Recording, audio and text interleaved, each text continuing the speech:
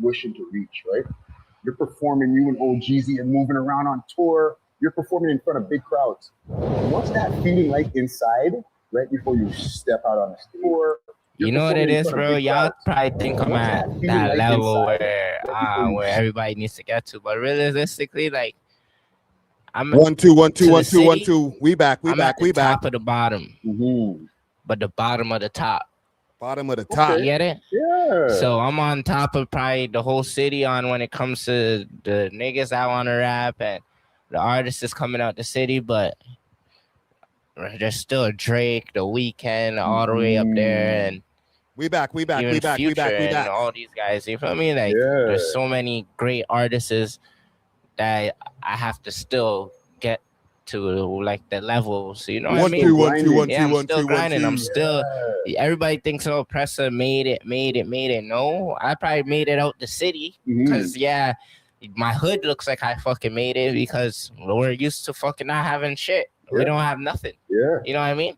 So when they see me with my rollie, they see me 300 in jewelry, they feel like a nigga made it. Nah, that's not what it is. Smash that like button. Smash that like button. I'm trying to. There's sometimes. Yo, big salute to Pressa. Okay, this is an interview from Rolling Loud 2022.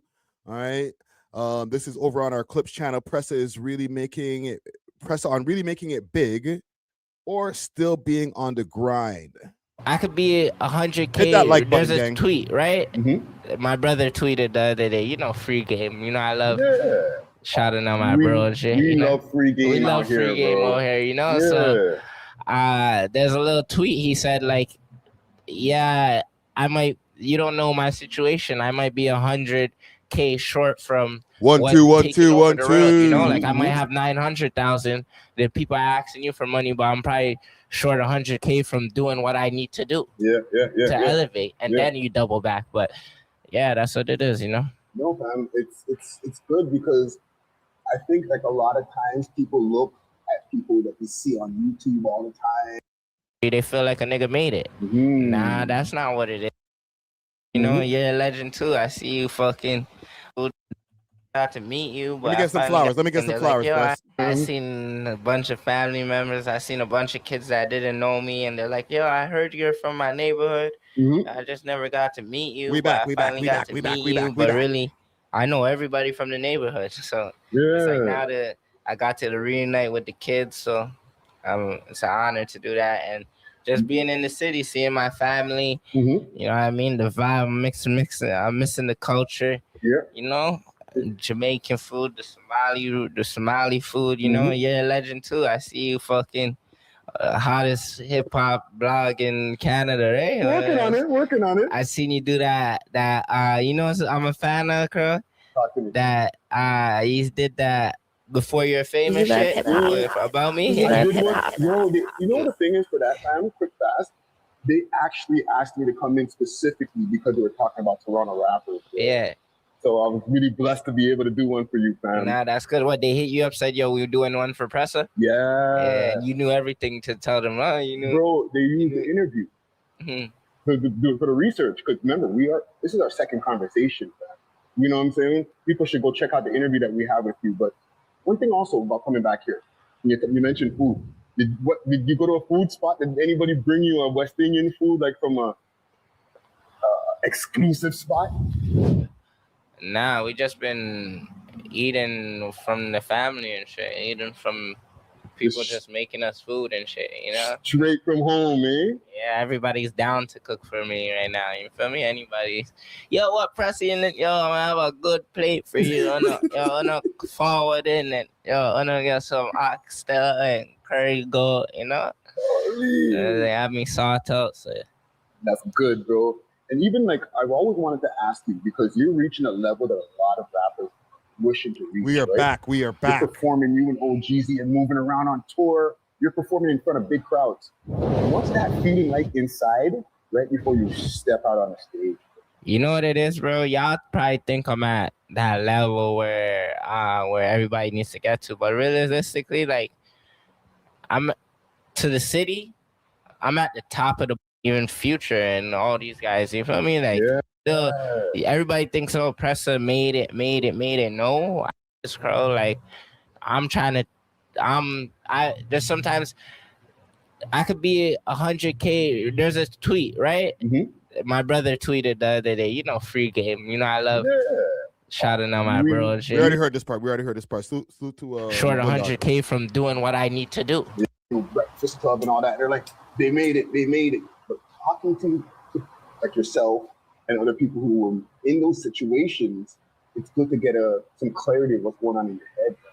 You know what I'm saying? And even with tonight, what do you intro with? Like, what's the intro song you're coming with? Novocaine. Novocaine. Press. Or Damiano. Which one you think I should come out to? Bro, me personally, Canada Goose always gets me hyped, but I know you need to save that toward the end, bro. I'm gonna be acting a fucking fool when that comes out. You know what I'm saying? But like, even Blame Me, like, with that being a new tune that you have, like, where do you place it, or like, do you have your team help you place where to place the song for the show orders and shit like that? All right. I think we can get to it. We got a nice crowd in here. Let me put my overlay up in here for this shit. Sorry. We back, man. We back. All right. Saturday Night Live. Okay. It's June 27th. I should go on my phone, but do my Instagram stuff. But F it, man. We are live on YouTube. We are live on Twitch. We are live on Kick. Y'all make sure to hit that like button. It's about to go down. Big salute to everybody who's popping up into the chat, man. All right, let's share this live out to as many places as we can share it. All right, let me do some quick shares right now while we getting started. I'm sharing it on Facebook right now. Pow. I'm sharing it on the Reddits right now. Pow. All right, and I'm sharing it on X, okay, aka Elon Musk's Twitter. Let's get into the list of the topics that we got to get into today. We're definitely going to get into a Pressa update and what's going on with his incarceration.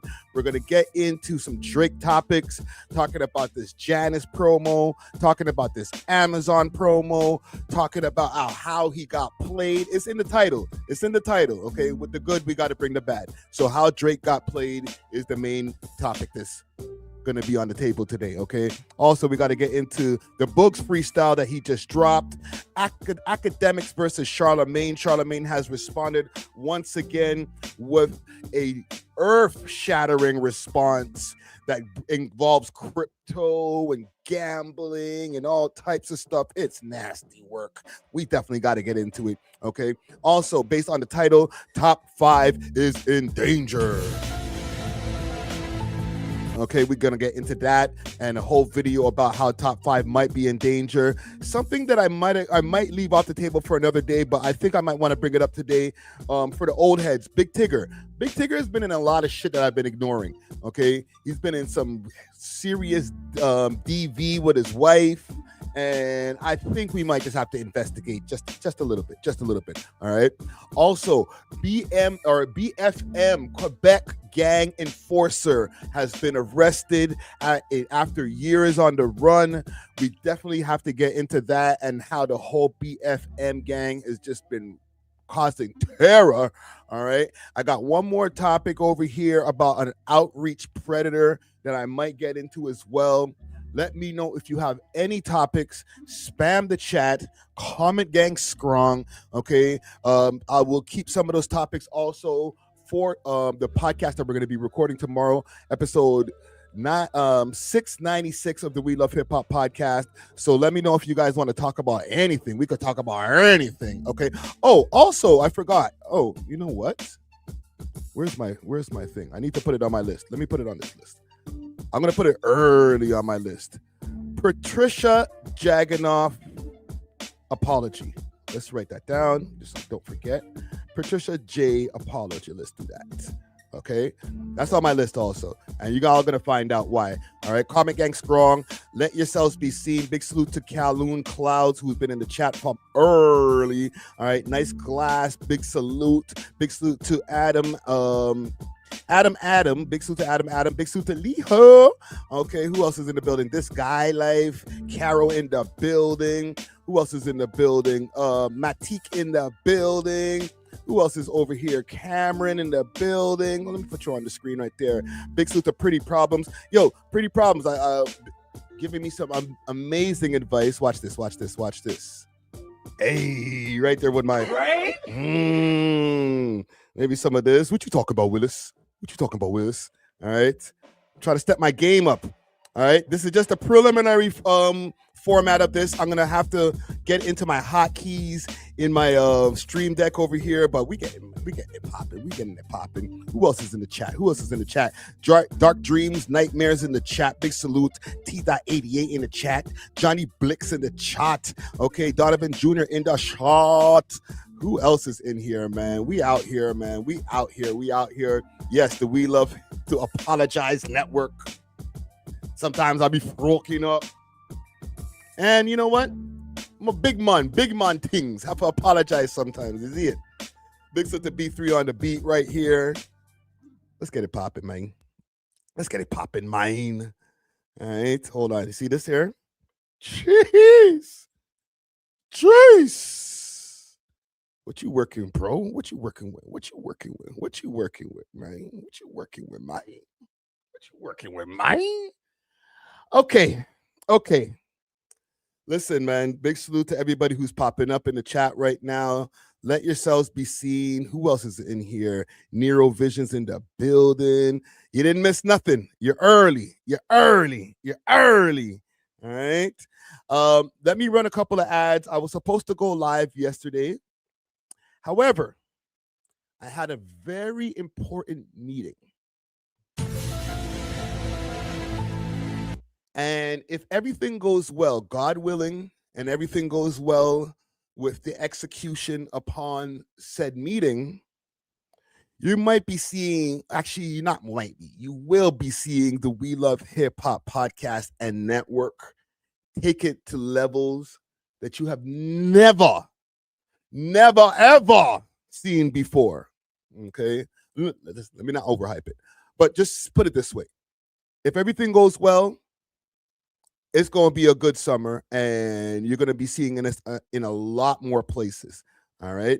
But big salute to the meeting that I had yesterday. I think it was very fruitful. But that's why we didn't do a live last night. What I will, so what I usually do with my Friday night lives, I got to run my ads. Okay.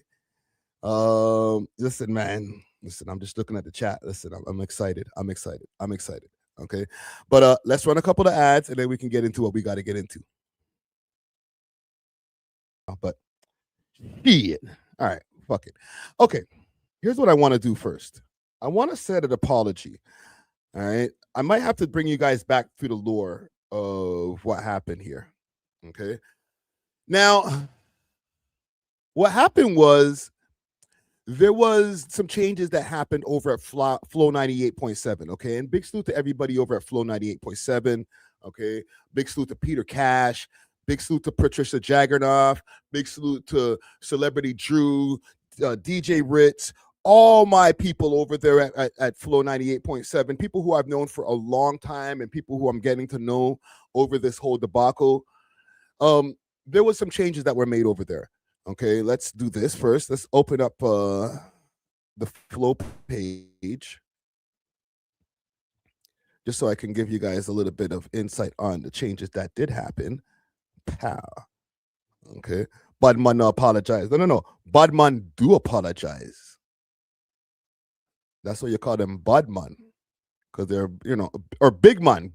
Badman don't apologize, but big man do. Is it?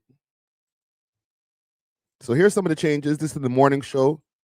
Shade towards LeBron James there. Why don't we talk a little bit about what's flowing in entertainment, shall we? All right, let's do it. So Drake has actually hit the airwaves once again, breaking the internet as him and Kevin Durant diss Anthony Edwards in this new shoe ad. And on Instagram, he went hard yesterday, channeling the Movers a bit, inspired by. Let's listen to this clip. Go ahead. Candyman, the baddest shoes in. All right, so they've made some changes over there. The Extra Gravy show is part of their mix. Okay, so now Extra Gravy show runs every Saturday directly from Flow. But once you see it's rammed every year, why would you even put your baby in that environment? Right. Salute to Marlon Palmer. Salute to Duke. I don't know your name, Shorty. Marlon's sister, who's also one of the hosts of the show. My apology. I don't know your name, but salute to you as well. People are smoking everywhere. Cigarettes, kush. Yeah, people are injecting themselves in alleyways. People are drinking all over the place. People are fighting. It's madness. And it was like 9. I was still seeing strollers, babies, like, bro. Right. So now this show that they have on their, platforms or whatever, Spotify, anywhere else, you could also find it on Saturdays on Flow. All right. They made the announcements here. Extra Gravy will be on Flow 11 a.m. every Saturday. Okay. And the most contentious thing, right? And big salute to Celebrity Drew, evenings with Celebrity Drew, 7 p.m. to 11 p.m. And big salute to all the radio listeners, okay? Because we're not gonna act like radio is dead, okay? Let me ask you guys in the chat here: do you still listen? Because I know that some people, and myself included, to radio, have made comments about radio, whether it's Hot 97, whether it's whatever, saying, yo, the radio is dead. But it's not completely dead. Okay, there's a lot of people, hundreds of thousands, millions of people, when you're thinking about North America, who are still listening to radio stations on their way to work, on the way back from work, on the way to a bunch of different things. People who are coming into the city and they're like, yo, what's the move out here? What's the vibe out here? So they try to go to the local radio station to hear what's going on in the city, right? So a morning show is extremely important. And prior to that, they had, let's see if I can pull this up here. Flow 87 point. Sorry, Flow 98.7. My bad. Okay, because when you go to the images and you go to their morning show, originally it was Marlon and Ace. Okay, but then there was some changes over there, and then they put Patricia in there.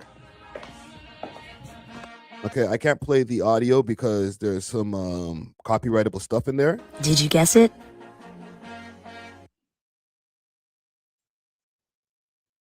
The new morning show host, Monday to Friday, 6 a.m. to 10 a.m.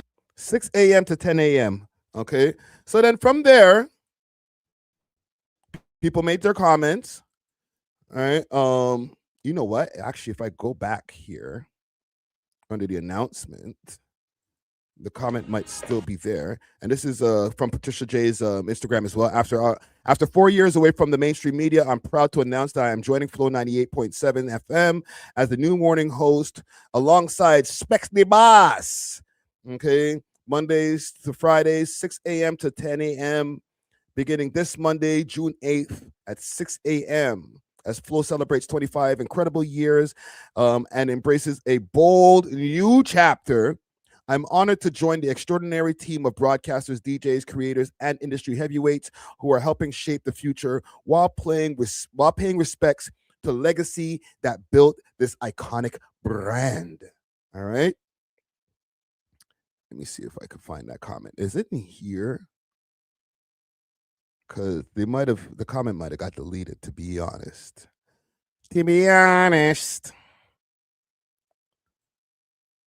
Because there was a comment from Mr. Lewin that was kind of on the negative side, but I probably won't find it in here. Anywho, so like I've showed you the changes over here.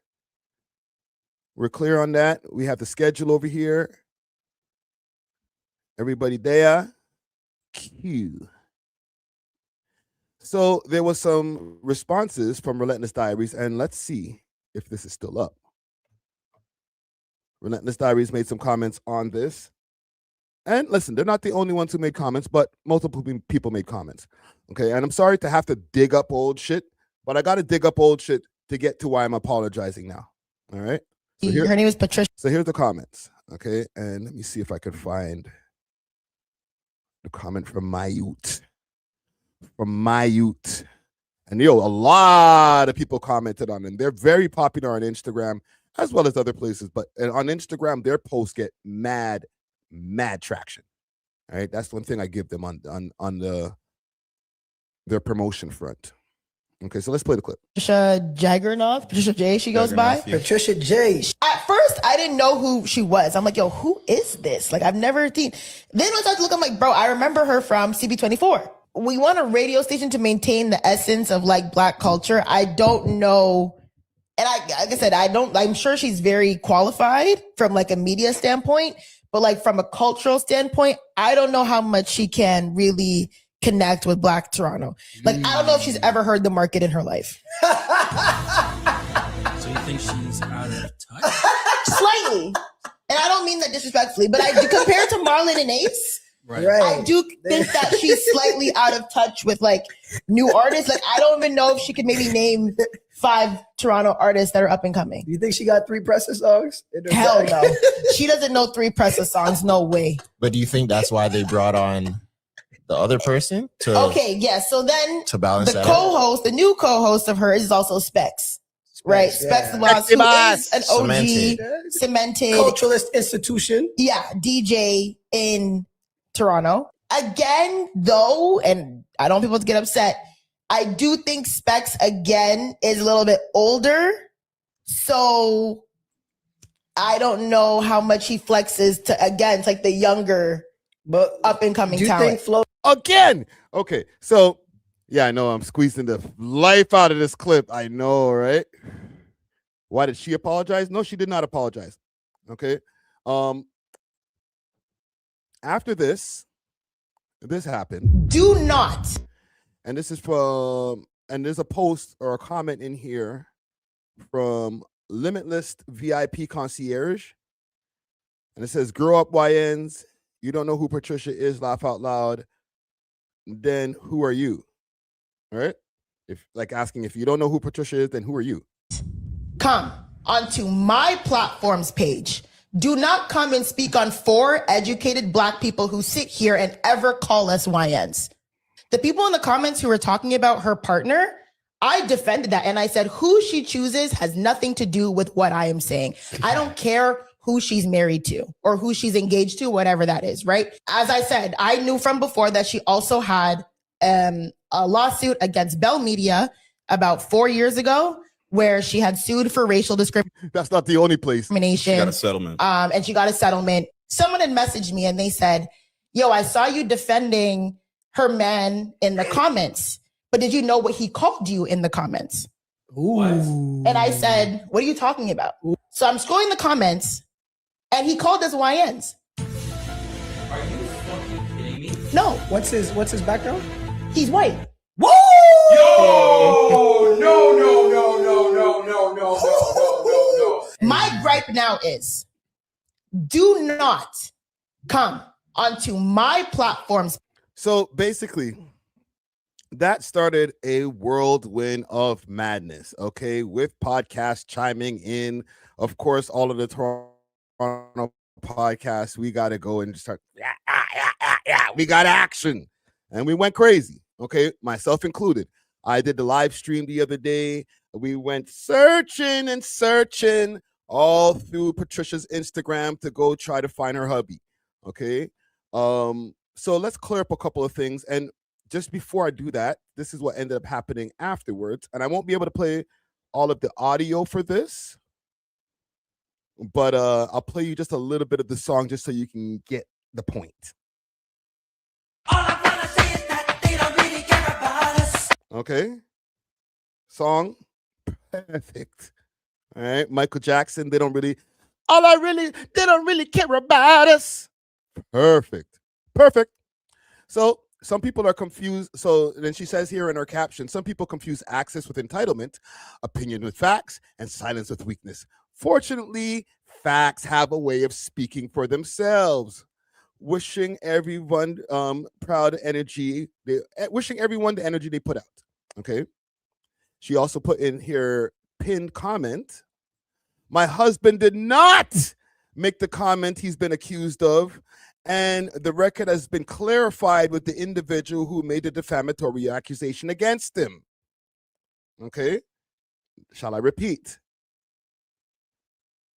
My husband did not make the comment that he has been accused of, and the record has already been clarified with the individual that made the defamatory accusation against him. Okay, so basically, I think you guys can see this. It's not the husband who did the comment, and I'll explain to you guys in a minute. But this was already communicated through the party involved, and I guess the party involved would be Zoe. I don't know if they're talking about the whole podcast or Zoe specifically, but the party involved, I would just assume, is Zoe. This was communicated to her that wasn't her husband, because her husband is technically not a white man. Okay, he's kind of like how Czar is. Okay, Czar's Turkish. Okay, and half Turkish. I forget the other half. Okay, sorry to you, Czar. If you're in the comments, let me know. Okay, but Czar is not white. He's not a caker, as they called him. And the same thing with Homeboy. He's Albanian. All right, so he's not a white man, but it doesn't necessarily mean that he can get away with saying YNs. Okay, but from what it's saying here, her husband did not make the comment. So I'll continue. She has been given opportunity to retract and apologize for her reckless accusations. I won't be commenting more, as this is now a legal process.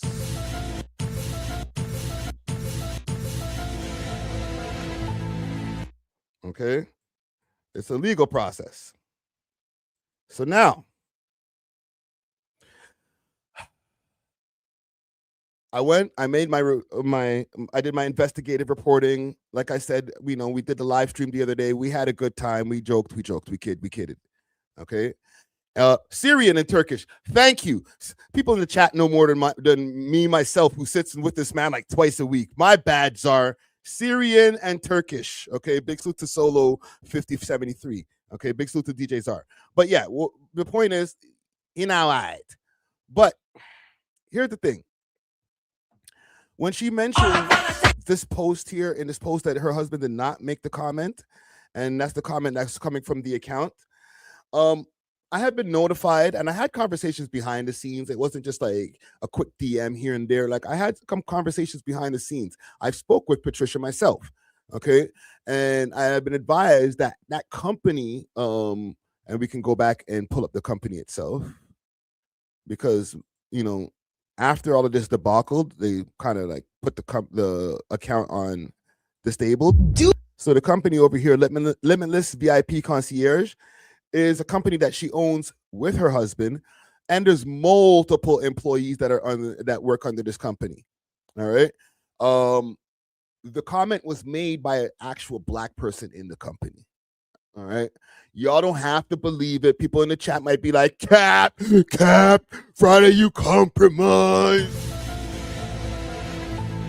But I'm going to go with, I believe that. Okay. That the comment was made by somebody from their staff trying to defend Patricia. Okay.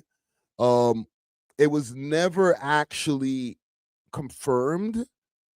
And listen, salute to my podcast people out here, okay? I feel like I'm in a rock and a hard place right now, because I'm about to apologize to Patricia, but I'm not trying to throw my podcast people under the bus, okay? I fuck with Zoe. I fuck with the whole Relentless team. Everybody over there from Time G, okay? And obviously, sometimes people make mistakes.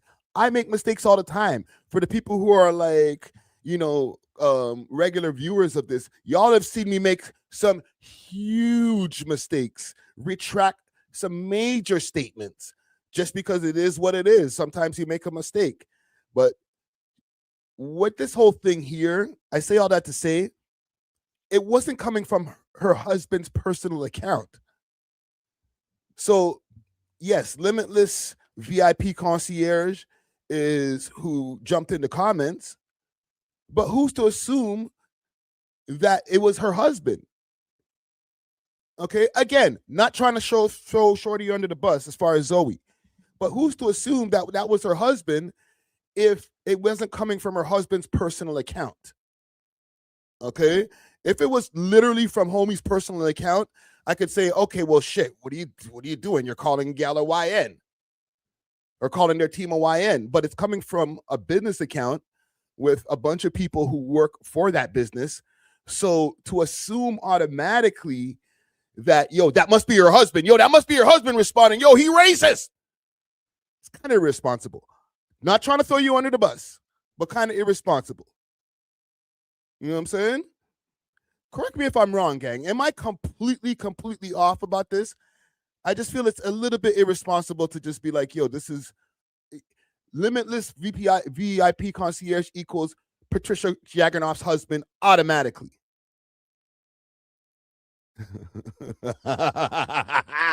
Yo, you guys are crazy. Oh. Okay.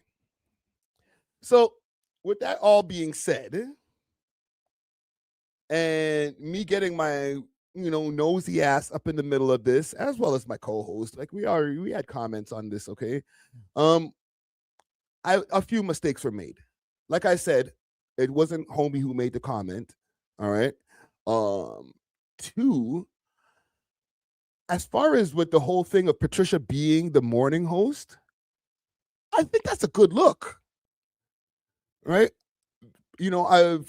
I got behind the scenes information of how the ratings were with Marta and Ace, and they weren't that great, okay? But even without that information, I would still say she's a great choice because of the tenure that she has in entertainment, the amount of equity that she has in our culture over here as far as our Black people in Toronto and being able to get things done. If they want to make Flow the destination place for everybody to go listen to stuff when they come into the city, then they're going to have to move some things around and get some big dogs in the building. Okay, so I'm going to show you guys my apology. All right,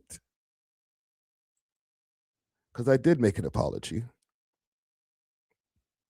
Sorry if y'all feel like I'm slow walking this shit, but it's important. You know what I'm saying? Sure. I want to formally apologize to @Patricia J for the recent reports and errors made while covering the story. Apologies to her husband for any misunderstandings. No harm was intended. End of the day, PJ is one of the GWOATs, all right, greatest women of all time, of Canadian media and deserves her respect. Where's my round of applause?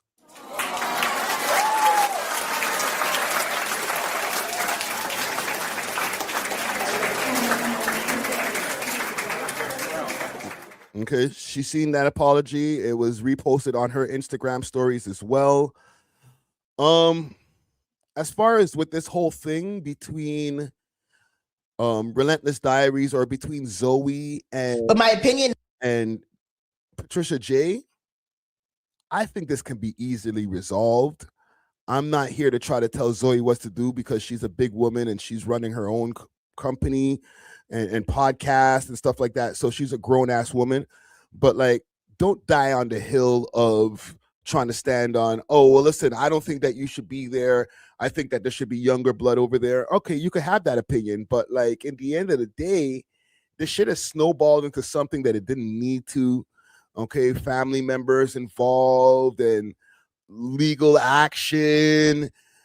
Like, I don't want no lawsuits, okay? And this is not why my apology's happening, okay?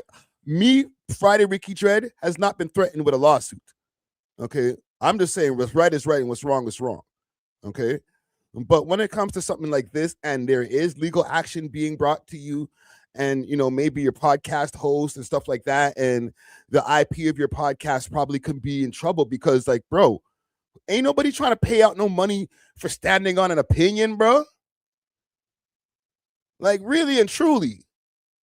Like, come on, bro. We've seen what happened to Cardi B trying to stand on, or with Tasha K trying to stand on the opinion that she had about Cardi B, and it was a defamation lawsuit that Cardi B had against her, okay? She cleaned her up. No matter how good that Tasha K looks like she's doing, a percentage of her money, probably a large percentage of her YouTube money, whatever they're trying to allocate or what gets what do you call it? Whatever they take the money from is going to Cardi B until that shit is paid off. So I'm just saying, as an OG, podcast OG, some advice: fall back, fam. There's a 72-hour news cycle. Like things get forgotten in 72 hours. We still here. I'm still talking about it because the shit keeps on snowballing. You still got to deal with it because it's a lawsuit that's on top of your head, and you don't want to have your co-host looking at you crazy like, yo, shorty, you trying to stand on this? Unless they support it, okay? But if you ain't sure that it's homeboy that, and I'm saying homeboy being Patricia Jaggernauth's husband that made the comment, if you're not sure and you don't really have that 100% thing to stand on, like you didn't see him send you a video saying, yo, calm down, YNs, like he sent you a video in the DMs like, calm down, YNs, then I don't know how much you're gonna win. And I'm still looking at the post. It's right here on my screen. To be honest, I shouldn't even be seeing the post no more. You know what I'm saying? I've fucked around and taken down a lot of YouTube videos, okay? Because I make clips. I've been telling y'all motherfuckers to make clips forever, but you don't. But that's a whole other story, okay? But I've taken down multiple clips because of the fact that, like, somebody was like, yo, fam, that's hot. Or like, bro, I got a lawsuit pending right now and I'm not trying to get my shit fucked up. So, hey, it is what it is. And sometimes I charge people to take it down. But I'm not going to charge somebody if they try to sue me. So that's all I got, okay? I apologize to Patricia Jaggernauth for the mix-up that I've got into this and some of the inconsistencies and errors that I made in my news reporting, because it's not even for her, just for me, myself. I got to make sure that I do my news reporting right, okay? So it is what it is. And hopefully you guys can figure that out between the two of you, the two parties over there. That feels good. That felt good. That felt good. Holy lawsuit. Let me see what y'all are saying in here in the chat. Well, that was something, right? That was a story. That was some story time shit I brought you, bro. You should still be somewhat responsible for what is posted from something you own and your name is attached to. Yes, definitely. I can understand that. And that's why they made the communications behind the scenes, right? They're like, yo, fam, that's not me. But from what I heard, they weren't trying to hear it. Okay. But we're not, it's not like the communications weren't made as far as even trying to correct it if it is some type of problem. The real left, right? Honcho might be here for Monday's episode. I'm not sure. Okay, I'm gonna double check to see if he's down to pull up for the Monday episode, but he's pulling up just now. Honcho is definitely overdue for another episode. YouTube is so behind. Hold on. Big salute to you, Nice Glass. Let's see here. Zoe and Relentless, get on your Rock Nation vibes and send the PIs over to We Love Hip Hop like Rock Nation did to Grand Wizard. Bro, no, I am not compromised. Bruh. And you know what? Even if I do sound a little bit compromised, if I was, who give a fuck? I'm trying to get a bag out here. Are you guys crazy? I ain't trying to burn bridges for people on another podcast that wouldn't burn a bridge for me. Are you sick? Or you think they're gonna stand on some shit that We Love Hip Hop said? You know how much shit that happens over at We Love Hip Hop that they don't even announce on their show. Okay? They're just like oblivious to it. They act like it didn't happen, but they heard the whole fucking episode. You feel me? So as far as like dying on the hill of something that Friday Ricky Dread fucked up on, which I've done multiple times, I ain't depending on any of these other podcasts. So if I got to die on the hill for something else another podcaster says, oh, hell no, I'm not doing it. And if it in any way interferes or comes between me and my team getting a bag, guess what? Guess who I'm going to pick every single time? Me and my team. Sorry. It's just reality. Right? Can I get a drop? Do you not forget? We the gangster podcast. They the Mesquite ones. Even though we the Mesquite ones too. Okay, but we the ones who like sit in front of killers and shit like that. They but never. So I ain't worried about nobody. And I ain't even got no beef with them. I'm just saying, don't stand on the hill for something and try to get sued for them shit. I ain't doing that, bro. I guess my integrity ain't that high. I'm sorry. I'm just not doing it, bro. I like money. I like freedom. The fuck? Anyhow. Do me a favor. Subscribe to our Clips channel. Let me go check y'all. Let's go. What's a Patricia J, man? Y'all YNs chill over there. I'm playing. I'm playing. My young niggas. Oh, I'm such a piece of shit. Yeah, go subscribe to our Clips channel. Okay, I gave it a new look. Or ChatGPT gave it a new look. Salute to ChatGPT, man. It's putting the graphic designers out of business, brother. Okay. Make sure to subscribe. All of the clips, probably 98% of the clips at this point are now been allocated over to the Clips channel. So if you're wondering, yo, why isn't We Love Hip Hop uploading like 5 times a day? We are. It's just over here on the We Love Hip Hop Clips channel. Okay, so make sure to subscribe. Okay. Let's see. What's next? We locked in for a minute, gang. I don't know if y'all are here for short form content, but we locked in, bro. I want to get into this Pressa stuff. Okay. I was playing a Pressa interview in the beginning. Salute to Pressa. You know, hold your head over there in the North County institution, if I'm not mistaken. We are actually the ones who broke that story about Pressa being incarcerated. I try to do a little bit more investigating on some other blogs, or not blogs, but like YouTube channels that might be talking about this. We actually the only ones, right? I'll pull up some stuff here on the screen, courtesy of Keep Six Solid. Okay. All right. So BFR Pressa is currently sitting in North County Correctional Facility, a maximum security prison in Los Angeles. He's serving a sentence for a misdemeanor, but the case is still unknown. He's set to be released on Canada Day. And here's the paperwork. All right. This is the same paperwork that I showed you guys on the podcast the other day. And obviously, when this happened, the Reddit started going crazy.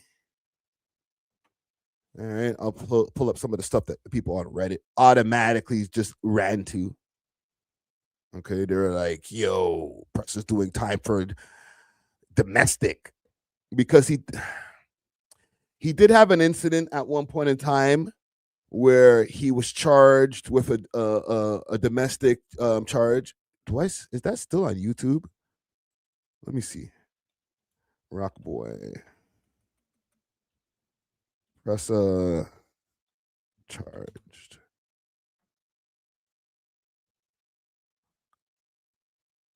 They might not have it here. Pressa harrowing kidnapper torture case. No, that's the old shit. See, there's not a lot of stuff on this. All right. Let's see what they're saying over here in the Reddit comments. They're just dissing. Says he's released July 1st. Grown men hitting women. You'd actually think they have more brains than at that age.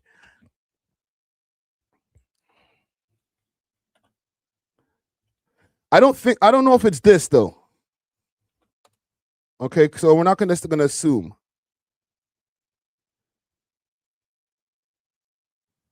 Press a girlfriend. We're not gonna just assume. We're not gonna assume. But there was something that happened a while back that people are trying to run to right away. So that's why you're seeing people talk about this here in the comments. Okay, I heard the same thing too. To be honest. Oh, and it was there was like a wild story. They were saying like there was bleach thrown on and all kind of stupid shit. Like, listen, it's hard to get confirmation on that story because a lot of that shit has been wiped off the internet. Press domestic.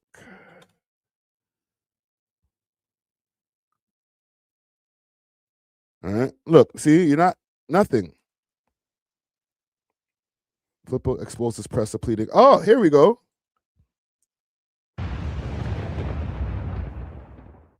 What's good, YouTube? Back with another one. Before we get into it, make sure you guys hit that like it, that subscribe, hit that notification bell. But let's get right into emoji. Back and forth between the GGG guys and the BFR guys is starting to get even more disrespectful as Flipper joins the conversation. Now, Flipper goes on to mention Pressa. He goes on to say, "You tranny looking goofy. Didn't you plead to a domestic assault on your ex-girl 2 weeks ago in LA?" Question with a bunch of emojis. He then posted a video that Pressa recently posted with his lawyer saying, "How you flex going to court to plead to a domestic?" Emojis. "You love assaulting. Don't talk to real gangsters." He then mentioned BFR Boondog saying, "Stop wearing those masks and go get a hat." Emoji. 32-year-old virgin. Emoji. Emoji. See our N-words are. There was no problem with BFR Boondog wearing a mask before, but now all of a sudden these guys are going back and forth. Boondog wearing a mask is a problem. Niggas are crazy, man. But I don't know what Flipper is talking about. Boondog doesn't need to go get no hats or whatever. He could remain a virgin, so to speak, because Boondog is getting money out here.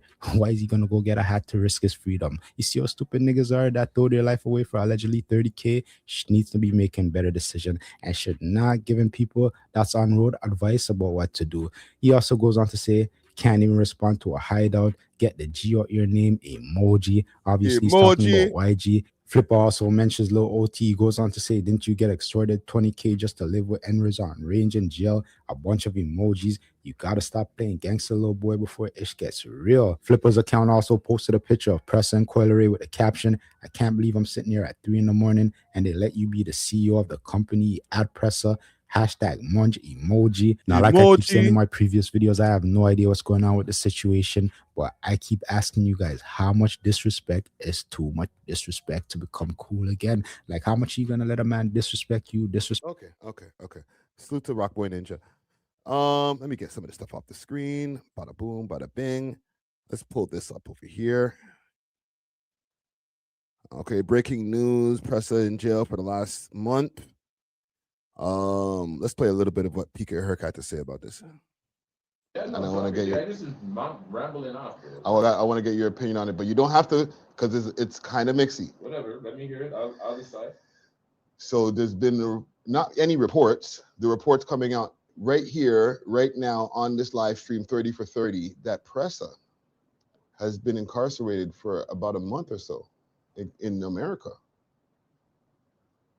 I wish I had my sound effects here, but I can't. Right? Like, bro, I went and found the paperwork of him over there. And what are the charges, though? Well, it just says a misdemeanor. It says misdemeanor on the thing. Okay. So I don't know. Remember, not to cut you. Yeah. Whatever, but remember before Mr. Lanes caught his fucking case, the one that he's sitting in jail for right yes. now. Remember, I was the one to say, "Yo, you niggas ain't from the States. So stop moving like you're born there. Like you can't get dipped. Yes, you're a celebrity. Yes, you have money. Yes, you have notoriety. You have all these things. But guess what? You're not a citizen. You might live there. You might be going to get your citizenship. Yep. But until you're a fucking landed dual citizenship, hold your corner, rude boy.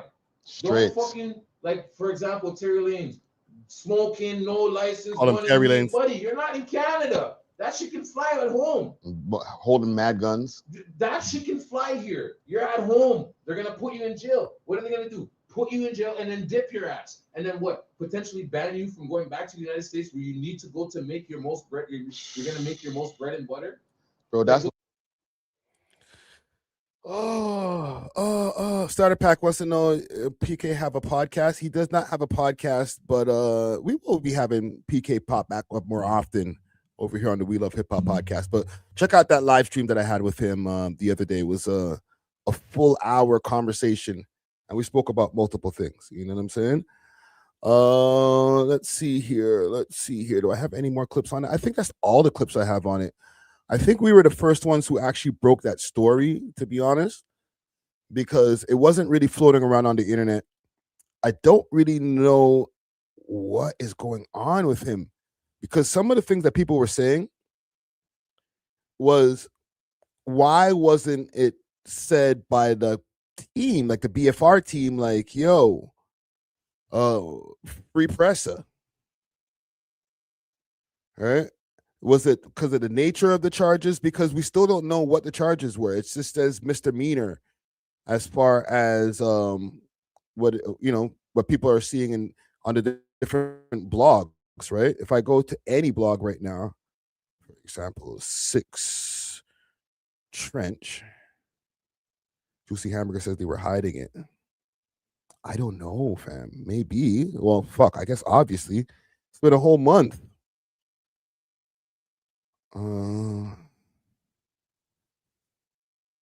Sorry, I was looking at that. YG speaks and says he has no ops. Has nothing to do with Pressa. You know, I'm here. I'm on BFR shows off $4.8 million in assets. the palm. Come on, say your name for the people. You know, it's Boondog straight out of Toronto, Jane and Finch. Come on, in Dubai with wasses and shit. Yo, tell your fit one by one, head to toe, with prices, everything. Start from, you tell me. Start from the scarf, man. Okay, you know the scarf right here. This is Hermie. Okay, come on. Come on, and then I got some Louis. I got some Louis glasses. Alright, sick. Jewels. The jewels, you know, I got probably like 500 in tennises, another 500 in Cubans, about. That's not even friggin' Boondog's voice.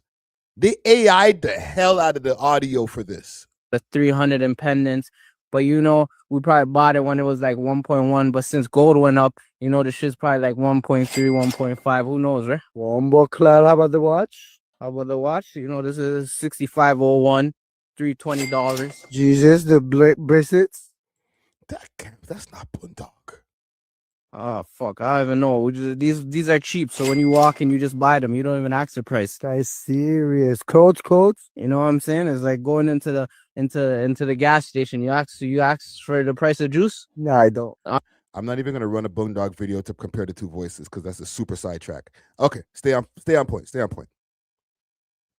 I'm just trying to see, like, okay, so I was still in Montreal when this happened. That's 6 days ago. They didn't even post about it. Low key. I don't even see a post from 6 Trench. That's irresponsible. Walk one, fam. Are the blogs being silenced? Not Keep 6 is the biggest blog, so like if it's on Keep 6, everybody knows about it. Let's go to this. I know. I feel like I seen it on T.TV. Yeah, here it is. Toronto rapper Pressa has been incarcerated in California maximum prison. It's a jail for the last month after getting arrested in Los Angeles. So he's set to be released July 1st. Details. Swipe right. Let me go through the comments here. They're just dissing the size. That's crazy. See, misdemeanor they have circled over there. What the hell does misdemeanor mean? Like for your, like that you're gone for like a month. His last post was May 10th. He made a post yesterday in his stories, but it wasn't like, that could be anybody who's working the stories for him. But yeah, that's pretty much the only thing. Like, trust me, when I do this, if I go do this, watch this. Emoji. Nothing.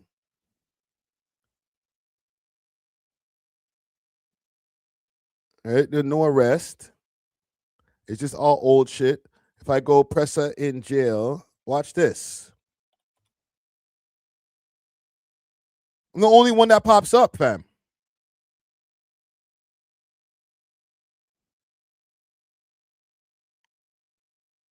So I don't know, man. This has been a very subdued story. Yeah, I am definitely not in their group chat. Misdemeanor is, and salute to Toxic, who's Toxic Red Flag, who's popping up over here from Kick. Said misdemeanor is a little shit like jaywalking.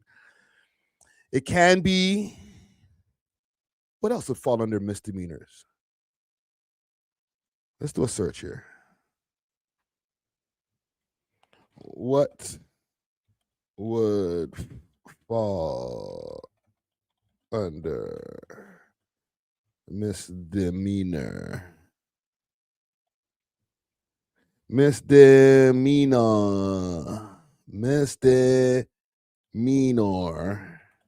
in, oh, no squiggly, California. Okay.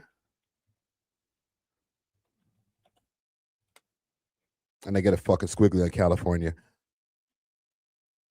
So let's see. In California, misdemeanor is a criminal offense that generally less serious than a felony, but more serious than an infraction, such as typical traffic tickets.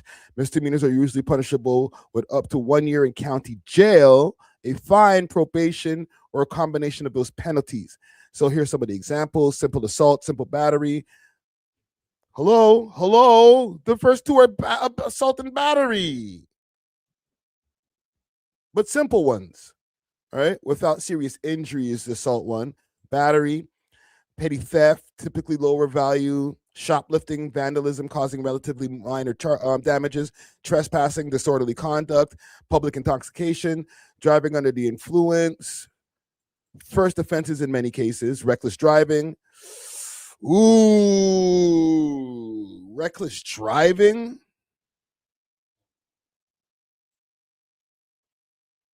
When last time y'all checked on Pressa's page? I wonder if it was for the reckless driving. Because there was a point in time he had showed off his whip. And I was like, God damn, bro. What'd you do to this shit? He was like crashing whips like once a month.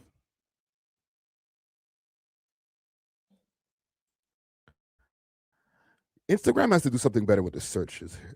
Instagram should be a search engine just like Twitter is.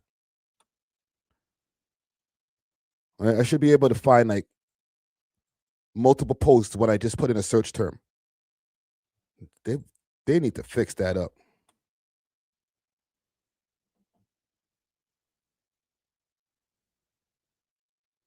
Look, they had no yo. How they got Pressa looking like friggin' super AI'd up, bro? What one?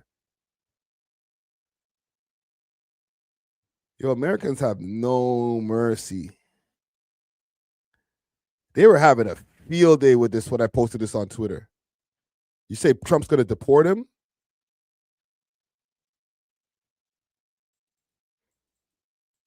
Let me see if I can find this on Reddit.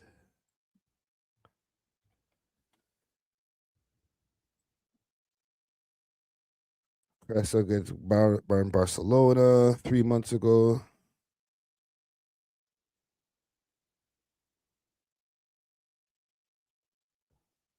I'm just trying to find the time where he crashed the whip. Look, this is like Pressa's 5th crash. Come the fuck on, brother. This is from 3 months ago. You got deported for PI for being a PI? Oh, damn. Pimping ain't easy.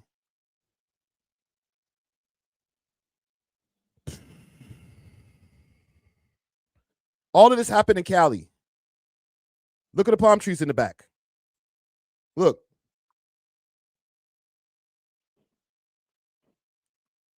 He ain't Somali. He's half he's Filipino and Jamaican, which don't help. He's not Black American. That's the point. All right. So, ugh. What else is in here? Reckless driving, driving with suspended license in some circumstances, domestic battery, depending on facts. Okay, so like the Reddit has been saying, that's a possibility. Possession of certain illegal weapons, depending on the weapon and circumstances. Resisting or obstructing a peace officer. So these are all like different misdemeanors or possibilities of why he could be gone. And he's been gone for a month. So my assumption, okay, big salute to AGB to Don popping up in the chat over here. My assumption here is it is not the domestic battery. Because if it's a domestic battery, I feel like if he was charged for that, like, or, not charged, but convicted for that after the lengthy court process, because as we can see, that's something that has been in existence from like last year. Okay. And let's say, okay, time finally comes around and he has to go to court for that and he gets convicted. He hasn't been like locked up doing dead time this whole time or something like that. Unless the conviction is like, okay, we'll just give you a month and then you'll be back on road. I don't think that's what it is. So I feel like it's safe to say that we can take this one out of the occasion, domestic battery. Okay. I know his ops and the Reddits and different people like that would love to run with that story, but I ain't buying it. Okay.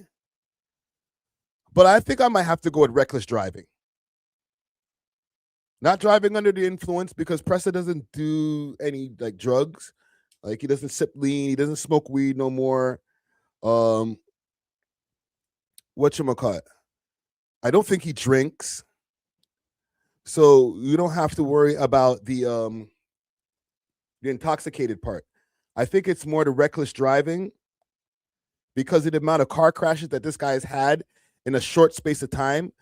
He's got to be on police radar where police are like, bro, like, are you even able to drive this? You're driving recklessly. The last few cars have been crashed. Your insurance is out the roof. You know, they might have hit him with like a speeding ticket on the and like a egregious speeding ticket. Like, I don't know, let's put it into American terms or whatever. He's driving like 100 in a 60.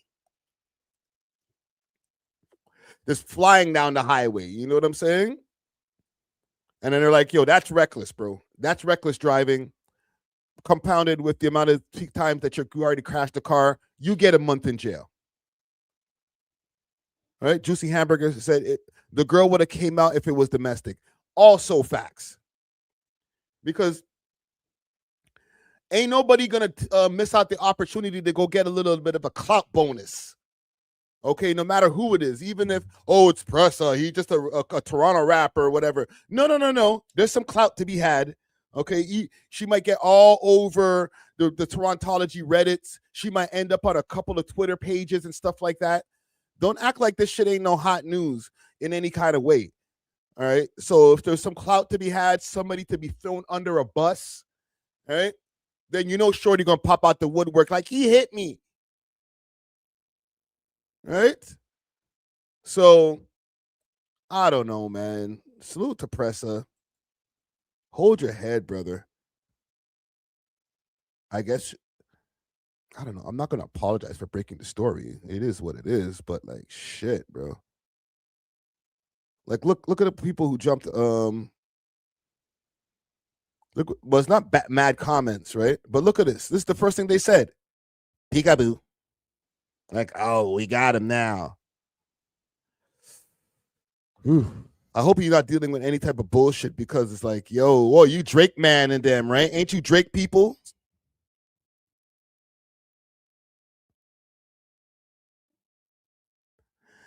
Pressa's dad is a bad man. Like, serious bad man. But like, when you're in America and you're in the jail over there, they already showed his frame. He's not too big, and not to say that he can't hold his own and all that type of shit, but like, there was all this not like us bullshit that came out. Kendrick and I'm gonna have it tough for Canadians popping up in an LA County jail type shit. You feel me?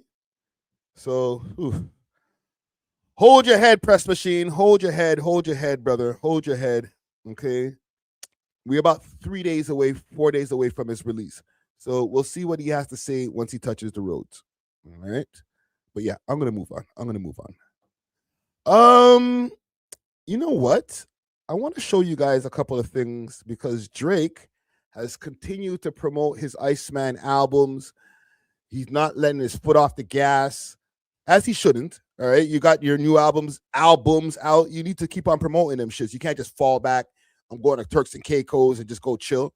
You know what I'm saying? So he's apparently doing like this big Janice promo, inviting a bunch of women out to a Janice party. I don't know. Hold on. Let me show you guys what the man posted in the stories. Okay. Beep, beep, baby. Okay, so there's the picture here. Kicking off this weekend. Or kicking off with these 3 Janices from Texas. All right, big salute to the boy. And then there's some more people that started talking about exactly what the details of said promo is. So let's pull that up. So Drake throwing a party in Toronto. This is going to be happening tomorrow, actually. Tomorrow. So look out. Any Janices in the chat? I know there's not that many women in here in the chat, but like if any of y'all are named Janice or you got a cousin named Janice, pull up. Drake is throwing a party in Toronto coming up this Sunday, but the only way that you can get into the party is if your name is Janice. Drake has a song that's called Janice STFU, which stands for which isn't the nicest. So as a formal apology to all the Janices in Toronto, he's throwing them a party at the Cactus Club on Sunday between 1 and 4, the Cactus Club on Adelaide. So of course, anyone named Janice is welcome to go, but you will have to show your ID at the door and prove that your first legal name is Janice. Drake is throwing a party in Toronto. Yo, I wonder if Drake's going to be at this party. Is that a W promo? But him doing this Janice party? Let me know. Guys, look what I just got in the mail. Look at this. Hey, Janice, we might have ruined your summer. Let's make it up to you. Sunday, June 28th, 1 p.m. to 4 p.m. for an afternoon of food and drinks. Drake's Houston. This is the Houston version. So he's doing this all over the place. Oh, that's kind of goated. Oh, I need to ask you guys this. Hold on. I need to ask you guys this. That's kind of a goated promo. I'm gonna ask all encompassing. Is Drake making W promo moves? Let's find that out. All right. Beep, beep, baby.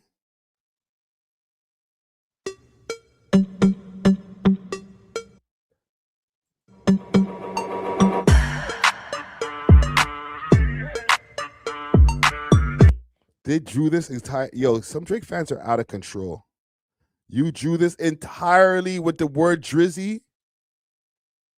You know what? I was gonna say get a job, but this is your job. This is insane. This is insane.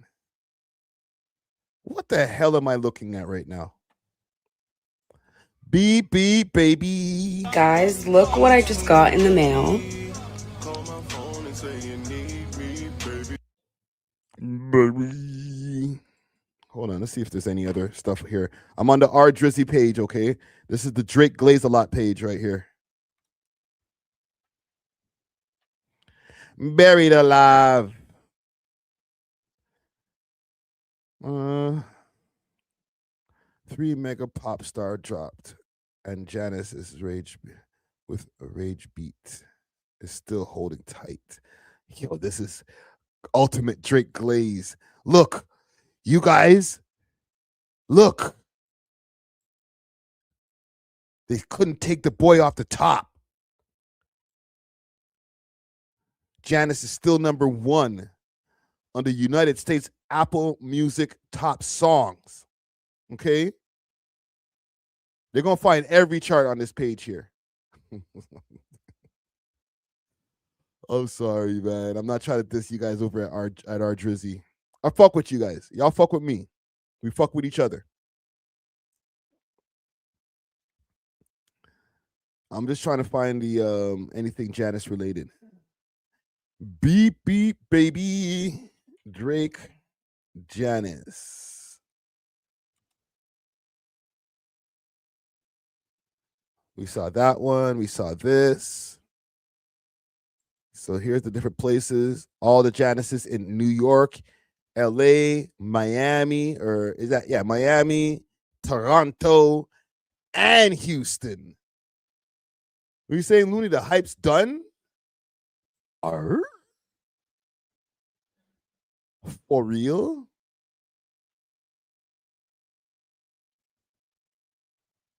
Is there any more posts about this? I don't see any other posts about this. Okay, so he's also done. Oh, let's see what this guy got to say. Drake is doing an apology party for his. The Drake Janice party is making people want to change the name. Let's get into it. As you may have heard, Drake is doing an apology party for his track Janice Shut the Up. For anyone legally named Janice in Houston, Miami, LA, New York, and in Toronto at the Cactus Club on Adelaide. Invitations were sent by mail across North America. However, as if Janices haven't been through enough, the internet is throwing some more shade. Some fans are saying it's finna be a lot of elders. Another fan said, take all the grandmas. What? Wait a minute. What are y'all saying? Wait. What are the people saying? Is there only older women that are named Janice? There's no young women. There's no young gal with the name Janice anymore. Is that an old school name? It's like a Barbara or Gertrude. How many Janices y'all know? And how old are they?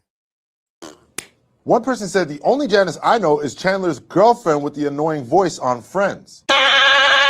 But let's see who's laughing on Sunday. This is Day Party Vibes, 1 to 4 p.m. We're not talking about drink tickets and paper plates with cookies. You know Drake is going to go over the top. Oh, for real? Hell nah. It's an old lady name. I ain't no one. For real? I didn't even book that for real. I never really heard. I haven't even heard of like an old school Janet in a long time. Like I haven't even met a 40-year-old Janet in a long time. Or Janice. Janet? Is Janet still out there too? It might be like an old school name for real. Drake's trying to get the MILFs out. That might have been the master plan the whole time.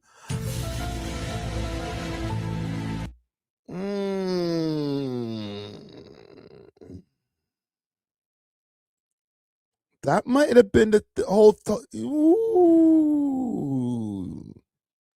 Drake playing 4D chess with us right now. Holy.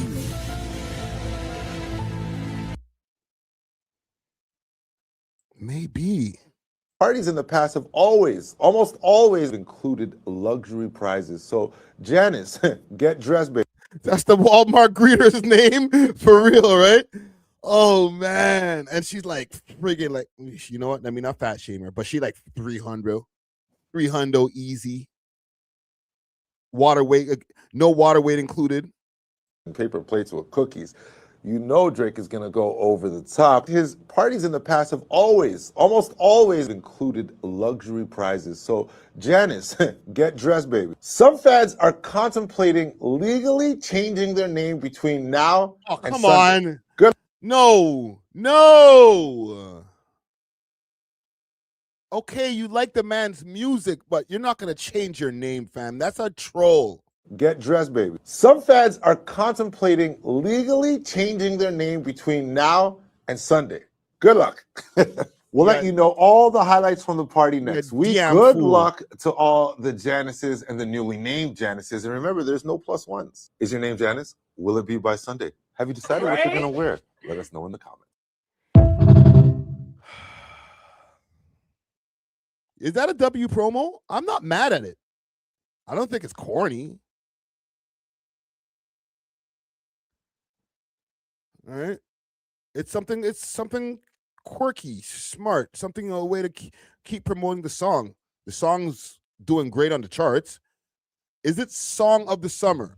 One in the chat if Janet STFU can be song of the summer. And I'm not even going to put in the top 3 songs of the summer. Just song of the summer, period. Like, even over that Young Miami bitch. Fuck her. Like, yo, it's all about Janice. Beat, baby. That's the song of the summer. There is no other contenders. Let me know. All right. Comic Gang strong. He's also doing some more promo. 2. I see 1. A two. Yo, it is that Young Miami track, though. I ain't even gonna lie to you. That Young Miami track is burning up the place. I'm sorry. I don't even go outside and I'm feeling that song. Spend that shit. Spend that shit. Spend that shit. Yeah, spend that shit. And I ain't even trying to spend that shit. Spend that shit. Spend that shit. Spend that shit. Yeah, spend that shit. Woo! Anyhow, let me keep my old ass inside. But yeah, Drake continues the promo. He continues the promo, the rollout. He has opened up the Amazon store. Okay, big salute to J. Roebuck. J. Roebuck breaks down Drake's Amazon deal, and he's playing. Says he playing chess? Let's see what J. Roebuck got to say. Drake and Amazon are up to something. He also might have been teasing Scary Hours 4. But before I talk about that, I gotta be honest. Drake followed me on Instagram. He followed me. So shout out to the boy again. Let me walk you through how that happened. So it's the middle of the night, right? I'm knocked out sleep, but I woke up, I don't know, it was out of my sleep for some reason. Of course, you start scrolling the phone. So I'm scrolling and I had a bunch of notifications because the NFR debate video has been going viral. Like, both of those clips are like over hundreds of thousands of views. I also have a video that was done by Drake Alond on Instagram. Shout out to him. He put out a video and tagged me. So that video is going viral also. So a bunch of notifications were there, but something told me go over to the verified tab. So I scrolled over. This might be like 5 in the morning, 4:30 in the morning. Respectfully, like, listen, brother. We here for the real shit, man. But look, congratulations to you, J. Roebuck, on the follow. Okay. How long did you spend on this? I was the first channel to really dive in deep into what he was doing. This nigga spent the first 2 minutes of this video like, nigga, I did that. It was me. Him and me. For last year, when the Drake and Amazon storefront officially released, I was the first channel to really dive in deep into what he was doing and what he could have been doing, from going direct to consumer, bundles, merchandise sales, collecting user information, and strengthening the bond with Amazon, a major player in not only the retail space, but also the technology space. And I was sold. I thought that he was really going to roll this out for Iceman. Keyword, I thought. I didn't say it was going to happen, but I thought this is like a partnership made in heaven. It's a win-win for everyone. But I guess that idea is still on ice. But yesterday, something happened. We have to go look at this storefront again because some things did change. Let's head over to the Drake. Hold on. Friday's little jealous. How am I jealous? I got 2 Drake follows. I got 2 Drakes. I ain't got nothing to be jealous about. I'm a friend that. Amazon storefront. So as we scroll around, you're going to notice a few things. Number one, you'll see the Pinocchio here. You'll see the ATV. This was actually in the plot twist video. You can look over, you see the Ariel 29 Rolls Royce that Drake has for the strip club that he owns. But then you're also going to notice some new merch. Now we can click on this and see. You have the Iceman official record holder t-shirt. Not only is this the album cover, but he's calling it the record holder because he now holds the record for most number one singles. You can also I remember when What's the Dirt was breaking this down too. This was like, there was nothing that you can click on the page for this year. So see here, you got the Habibti t-shirt. We can keep going. You got the Iceman Lebanese shirt. And what's this one here? Maid of Honor, right? That's the Maid of Honor long sleeve. Crazy. Now, this one right here is actually the George Gervin, right? The original Iceman from the NBA. That's his shirt. That's why it's number 44 on there in black and white, because he played for the San Antonio Spurs. And there are some other things. Obviously, the bot farm that was in the outro of the video. But there is some hidden messages, I believe. So we're going to hold off on looking at the other t-shirts for right now. But I just wanted you to get a chance to look around and see that the storefront was updated recently. Hold on. Two Drake's Friday sounding like DJ Khaled. Don't jinx me, bro. Remember what happened to Khaled. You'd be like, who? Drake Bell? Unfollow. Fuck this nigga. And I believe that there could be a reason why. Let's walk through it. For everyone out there who says, oh, you only say good things about Drake, you spin narrative, shut up. I've been consistent in all my critiques of him and also all my celebrations of his achievements. But if there's one thing that I'm going to be upset about is if Drake doesn't take advantage of this, because I think he's leaving some major things on the table by not fully utilizing this Amazon store to his advantage. Talk about it. You got to finish your breakfast, finish your meal. If it's out in front of you, clean the table. And the first thing he's leaving on the table is the ability to do bundles. Iceman did 460,000 first week. Now, if he would have done some bundles with either merch or physical sales, I think he could have done 750,000 or even more. But once I listened to the album, I think it was abundantly clear that he's not going to do that. Listen to this. All the numbers are final, no t-shirts, no vinyl. And I get it. You don't want to rely on these things, or people say, oh, the numbers are inflated because you did bundles, and that makes sense. But again, when you have the ability to use these things, I would use it to my advantage. And I think there's some other key things that Drake is missing out on by not fully leaning into these partnerships with Amazon. Let's go through them. The first thing he's missing out on is sheerly just the numbers, right? You could easily dominate the market even more than you are. Blow everybody else out the water. There is no competition. So destroy the enemy completely. Don't make it a conversation. Jesus Christ. On top of that, there's destroy the enemy completely. Holy. The lower barrier to fan connection when you use Amazon. Amazon removes this barrier that it takes to find an artist's website, to find the merch, to find the music, to find the content. All of those things could live inside the Amazon ecosystem, and it can be done with one click of a button. If anybody's ever shopped on Amazon, you know how easy it is to buy something sometimes when you're not even looking. So without doing the rerouting, without doing the separate apps, lean into the partnership. Number 3, Drake can collect customer data, but also lean on the data that Amazon has that they have acquired over the years. If they Drake's gonna hire this guy as a marketing in his marketing department. Okay, I call this in my interview that I had with him. Big salute to Jay Roebuck. We had an interview a while back, and I said Drake needs to hire you because your marketing and the different types of plans that you have are impeccable. Okay, and now he got the Drake follow, so you never know. Go through Amazon ecosystem, Drake gains access to the richest consumer data set on earth. Pretty much everyone uses Amazon for shipping. It knows behavioral patterns, tracking patterns, what your location is, what your other locations are. He can use the data to, number 1, help himself think about where he's going to tour. Number 2, ship out merch easily. Number 3, think about the strategies that he's using. And number 4, he can connectly direct to the fans to an email list. And not only should she rely on Amazon for this, he should also collect the data for himself, because listen, all record labels are right now are data companies. Having as much information as you can on your customers is very valuable. And number 4, the Amazon partnerships. Think about Amazon Music and all the live streaming events that they do. Think about the documentaries that happen on Amazon Prime. Think about the fulfillment centers that Amazon has. Think about the logistical things that it can unlock, being able to ship things quickly. This is the best logistical company in the world when it comes to domestic shipping. And then OVO gains multiple infrastructure channels that they can use, right? You can touch into the music, the merch, the lifestyle. This guy made this himself, right? OVO Amazon analysis, what Drake is missing. This is not some shit that just popped up like on friggin' the internet somewhere. Like, I think he put this together himself. Salute to friggin' Jay Roebuck, yo. Operating systems. Marketing and working with Amazon is about as good as it can get. So if that partnership is on the table, I don't see why they won't utilize it to the best of their ability. Is there any reason I could think of that Drake isn't leaning into this? There's a few, and I'm going to go through them. If you ever been in a relationship, you don't show all your tricks in the first week or the first day, because then how do you follow it up? Think about that in this situation where Drake is in terms of his deal with his label. He's trying to get out of the deal or maybe re-sign for his desired dollar amount.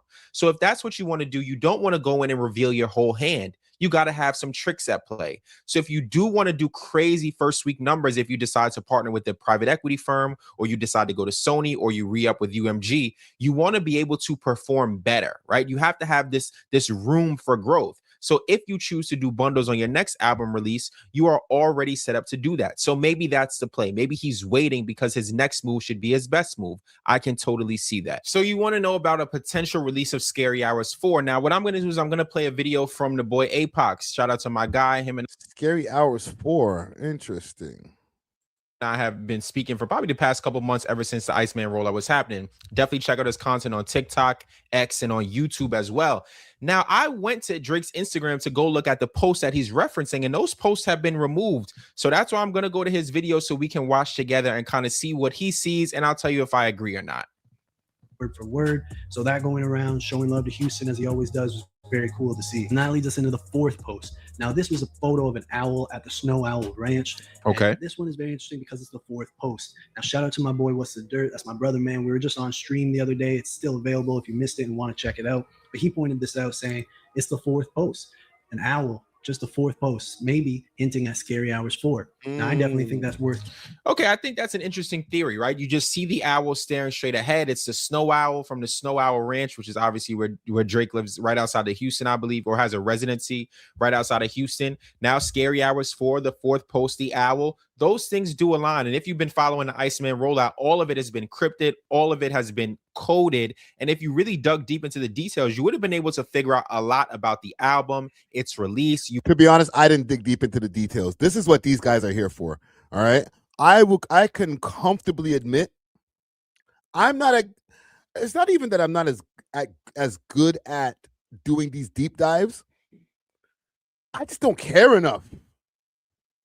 To take time out of my day, re-listen, rewatch every Drake video, slow it down, zoom in, right? What is that? Is that diamond teeth? Hold on. Like, I just don't care enough. I can't say I don't have the time. This is all I do for a living. I make content. Okay. I do other things, but 98% of my life is making content. I just don't care enough. I'm sorry. Drake and Kendrick, both of y'all, I'm not deep diving and going through your videos. I'm watching these niggas' videos and reacting to that. You could look at the zine. All those things have been laid out for us. So sometimes it's good to put the conspiracy hat on because it may reveal the answers. We'll watch one other clip because I think this one is interesting as well. Now we have a fourth cryptic Iceman post, and it's on a t-shirt. And even more interesting than all of that is that there's a parental advisory explicit lyrics logo at the bottom of it. So, nigga, where did they find this shit? Sorry to keep on stopping the video, but like, I'm like, Drake probably like, get out of my head. But you know, he's laying these things out there for them. But like, bro, like, you just got to be spending like 24/7. Like, Drake, what does it mean? What's he trying to say right here? You know what I'm saying? Like, it's a lot. They reveal the answers. We'll watch one other clip because I think this one is interesting as well. Now we have a fourth cryptic Iceman post, and it's on a t-shirt. And even more interesting than all of that is that there's a parental advisory explicit lyrics logo at the bottom of it. So to me, this is indicating that there is another project that this is referencing. Now, I could definitely be wrong, and this could just be, you know, another piece to the Iceman puzzle. But I think the fact that it's a brand new aesthetic to it and a brand new, you know, like almost lyrical succession of phrases and lines I think this is something that is definitely referencing another project coming on the way, the fourth project that, again, a lot of people have been speculating about for a minute now. So basically what he's saying is that these lyrics aren't from any of the albums, so he believes it could be something from the next one. And Drake has been known to put captions out that include lyrics that he will use sometimes on throwaways, sometimes unreleased, or sometimes even be on the album. And then obviously the parental advisory stickers, which is something that goes on physical copies. So listen, plausible. I do think we will get another project this year, whether it's an album, whether it's an EP, whether, you know, one of the scary hours. I think we will get more music because Drake and his team have said 2026 is their year. You know, Iceman dropped in May. There's a lot more to go before we get to December. So I think that's on the way. But before we even get there, here are some things we haven't heard about. We haven't heard about the tour. I mean, there's been whispers of it. There was an email that went out through Live Nation. A couple people have reached out to me, not related to Drake or his team in any way. This was months ago, and said that they have already begun planning a tour and they're thinking about certain dates, locations, and venues. I'll leave it at that.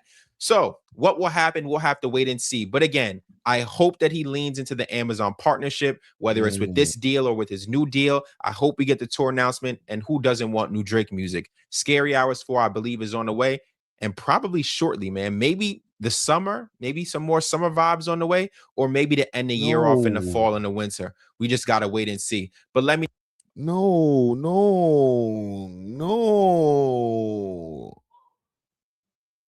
Maybe I'm just a contrarian. Why do you guys need a Scary Hours 4 right now? The man dropped 3 albums. Everybody keeps on saying on Twitter, 43 songs. Like, y'all niggas counted the songs. Okay, so yeah, we over that. Can we get some more? What? Why are you guys even like, yo, he might give us more music? Aren't you guys happy sitting with the music that you have? Iceman has like 17 songs on it. Relax. What the hell is going on here? This is the fucking problem, bro. Yo, I hope he drops Scary Hours 4. No, I hope he runs the course of this album campaign right here. Y'all saying the songs were mid? No, because niggas wasn't saying that shit like friggin' a month ago or May 15th. They're like, oh my God, the GOAT, our GOAT is back. Okay, so chill. The songs are burning up the freaking charts. Niggas is making bare TikTok and freaking reels about the shit.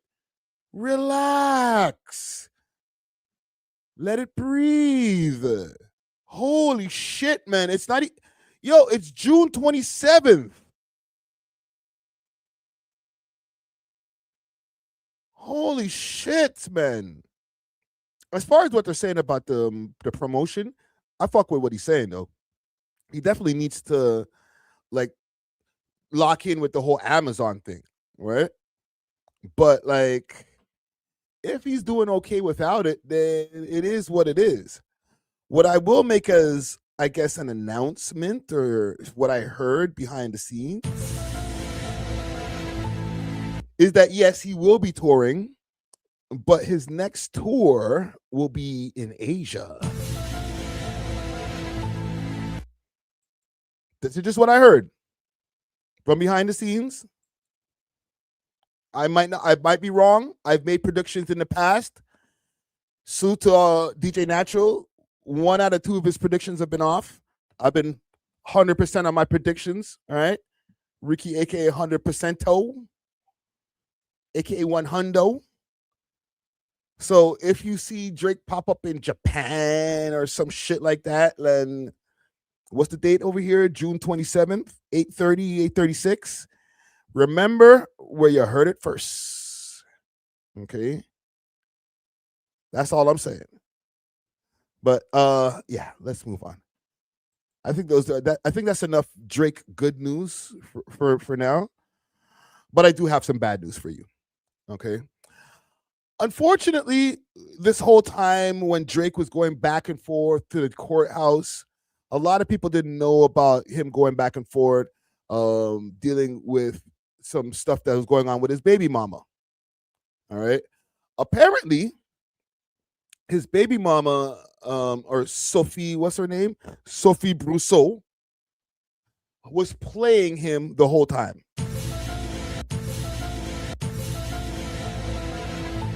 All right, I'm going to pull up something. This is off of Reddit, but I will do a little bit of a deeper dive, pause, because I saw this first on Vlad TV, and it started moving around so much. Give me a second. Where's my cursor? It started moving around so much that it just was like, damn. So it says over here, and I want to find this interview. Drake's baby mama, Sophie Brousseau, breaks the internet, claiming she never wanted Drake romantically and only wanted a baby with him, saying she now earns $700,000 a month in child support while happily married to the man she truly loves. I never wanted Drake. I wanted a child. And everything worked out perfect. We gotta go deep dive this shit. Drake, Sophie. I'm sure I'm gonna find Vlad TV. Look at this. Marriage. This is the new boo. I can't play the audio. Yeah, I know MMA. Shorty got a mean kick, fam. Watch this. Yo, this shit is beautiful. Like the wedding. This is very elegant shit. That's the guy. That's the guy. Hold on.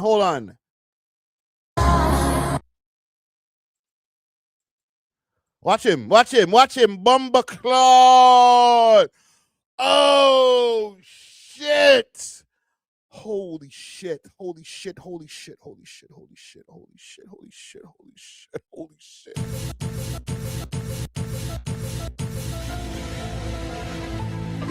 Drake.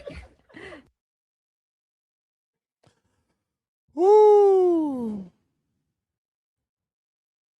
This nigga went and stole Drake's girl. I don't know if he stole his girl because I don't know he was Chubbs got this. Chubbs. PV Gucci. Right? Watch this video back. Watch him. You get a good look right here. Let me make the screen bigger. Drake. Watch him now. Okay, hold on. Let me start a poll here. I'm distracted. Did Sophie play Drake? This nigga's brother.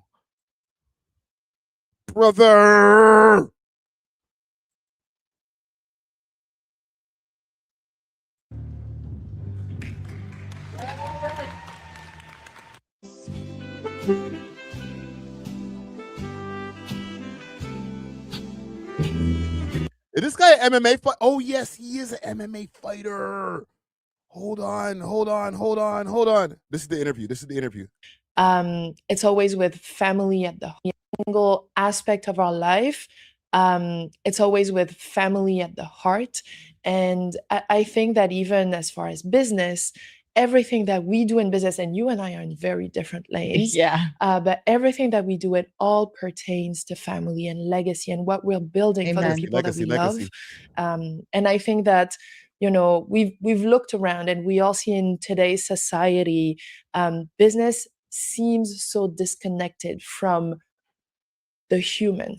And we're trying to just open everybody's eyes on how business is first and foremost a human affair and human values. And we're really trying to uncover what was the human feeling, the human.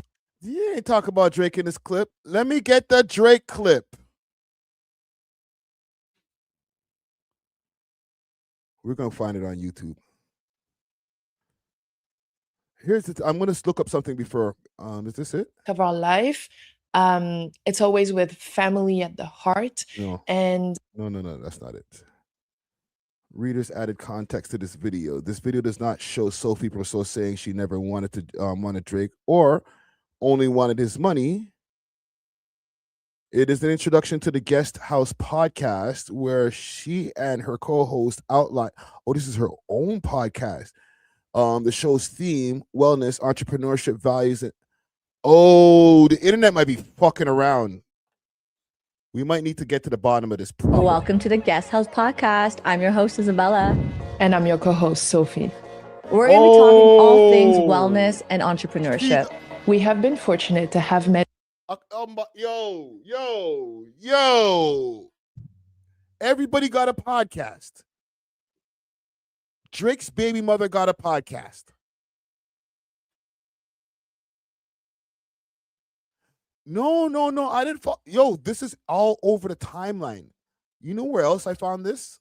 Look where I originally found this. Look at this. Let's go to Glad. What up, Glad? Actually, no, we go to Vlad TV. What up, Glad? Glad TV. Glad TV. I'm going to find this.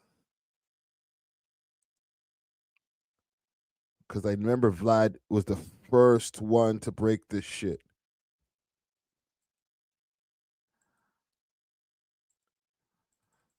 Vlad TV, Drake, Sophie.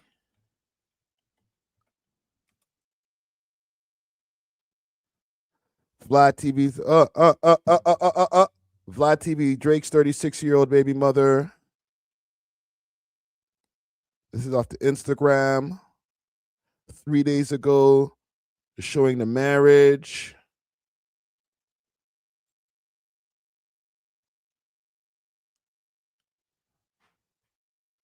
Oh, he might have deleted that shit. Let me go to his personal page.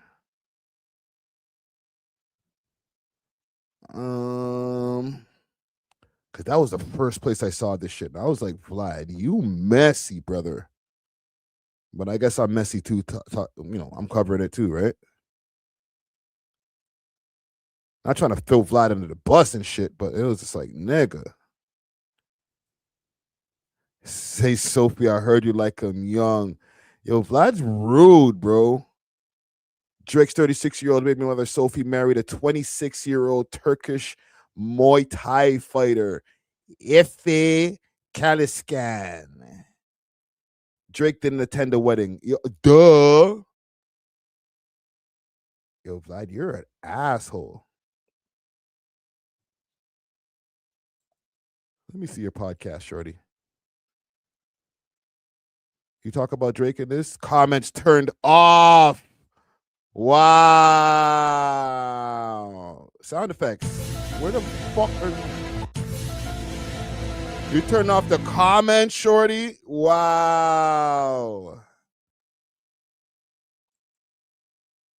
I bet you should have mentioned Drake one time in here. Watch this. Drake? Where is it? Not one Drake mention. They capping. This is the beginning. Inspire me every single day, and they're entrepreneurs. They're so business savvy. And my mom is a health freak. Natural relationship between mind, body, and heart that we really wanted to bring it all and package it all together and share it with you. Yeah, and it's all in time. That was beautiful. That was an amazing trip. I agree. Okay, I'll give you. Who's counting? Suman, are you counting? Jordan with the sexy arms. Are you counting back there? Let's go. Okay, so next question. Who would I talk to with everything about in my life? Me. My mom. Nora. Yes. Sorry. I bet You're just they like, don't mention me?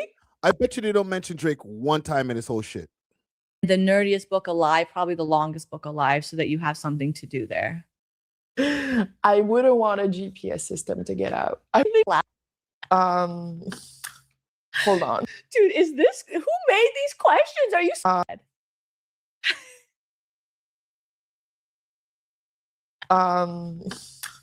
Hold on. Dude, is this who made these questions? Are you setting us up to fail?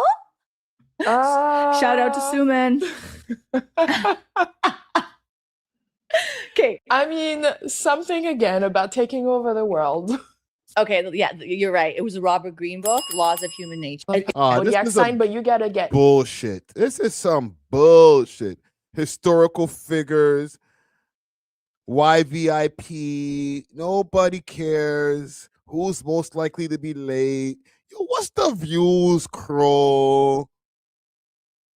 August 1st, the shit dropped. Yo, they faked the yo, fam. I'm gonna dash something at the friggin' TV, bro. Don't make me break my monitor, Twitter. Yo. Who put this story out there into the ether, fam? Okay? Friday the debunker over here to save the day. OVO lawyer. Let's go, man. Hold on. Break. Who put this story out into the ether? Because this is new Twitter post. But this is an old ass interview. I got played. Kind of, sort of. You kind of get played until you actually do a little bit more research. That's what I'm here for. You know what I'm saying? I saw the post. I'm like, okay, I'm gonna do a deep dive on the live stream and get to the bottom of this. Okay, I was gonna find the video and see what actually was said. And now that I found the video, this is some August 2025. Whoop! Look at this. Let me put this back in the search engine here. Look, I could raw dog Twitter now. Elon cleaned it up. Okay, look at this. That's the first clip I see. Look, Drake Sophie, June 24 for the 22nd. Oh, it's because she got married. So now they're trying to throw this back into the internet.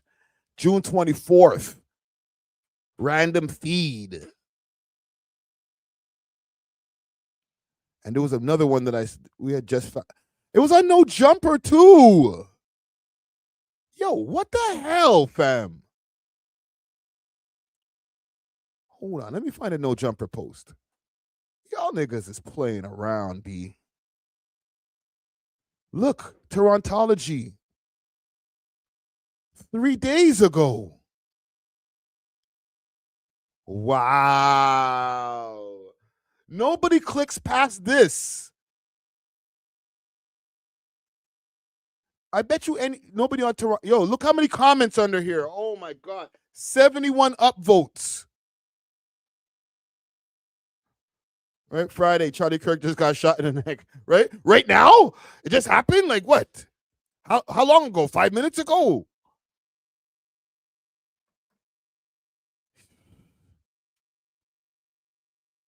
Pressa posted 22 minutes ago. Hold on. We're staying on the story, but we'll be back. We'll be back. We'll be back. Let's see. This is May 10th.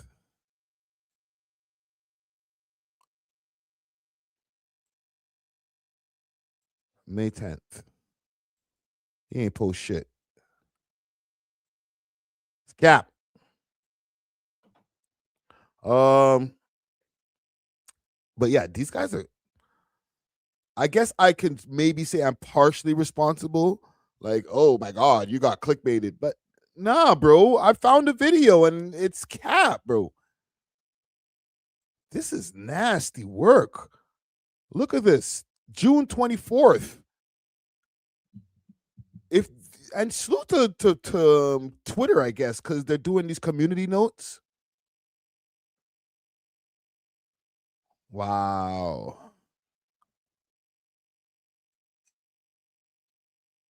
Look at this nigga.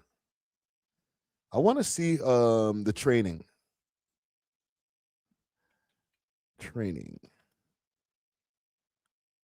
She has some mean kicks.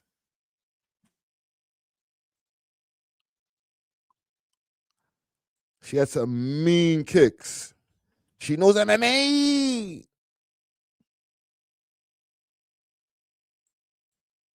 Let me take Drake's name out of there. Sophie, MMA training. They keep. Oh, here we go.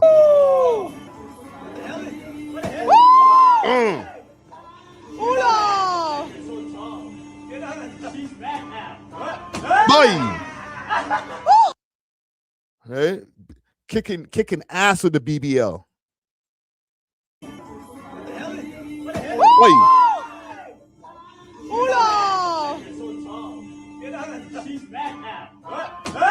Hey.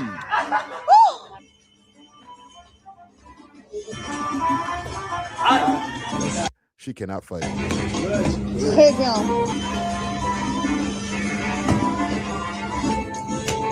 Ah oui. Encore.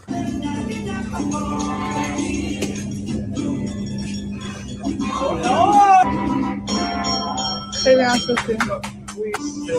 Très bien. Ouh! Très bien. Okay, all right. I guess we found out. All right, we got to the bottom of this, gang. It is fake news. 700K a month is crazy. All right, you guys are nuts. Drake, Sophie, Court.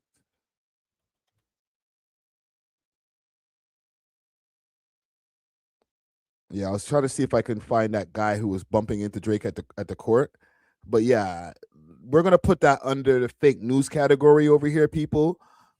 Drake, for what we know right now, is not paying his baby mother's child support of $700,000 a month. Okay, that's just freaking insane. And two, there's no report of her in an interview saying, "Oh, I played Drake. I just wanted to have his kid." All right, fake news. All right, we're gonna move on. That's egregious fake news. I'm not gonna lie, bro. That is nasty. Holy shit, man. Hey, I guess all publicity is good publicity. I want to react here quickly to Booggz' new freestyle. I complained. I said, drop some music. I guess we sort of got some music because he dropped a freestyle. We reacted to a part of the freestyle because a portion of it was released on his Instagram page, but he didn't release the whole thing. Now the whole thing is out. It's 5 minutes and 44 seconds. Courtesy of Studio of Legends, Big Stu's Studio of Legends. Okay. They just dropped it about 2 days ago. Let me know what y'all think. Okay, we'll do a reaction to this together. For the people who are watching this on the replay, you might have to go back and go check this out on your own because it probably will get cut out. Let's see.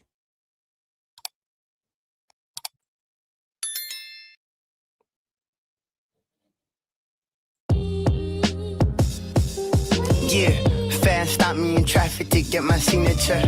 Yeah, I got you, bro. I got you, little bro. Yeah, Daddy asked about comas and what I did for her. What I do for her? Huh? Yeah, nothing more than put her on a boat like Christopher. Then I took her to a foreign country and she cursed me. And y'all asked me what I did to her. Mexico, Monaco, caught me kissing her. Yeah, for real though, 6 buzz. She caught me slipping, try to fix my shirt.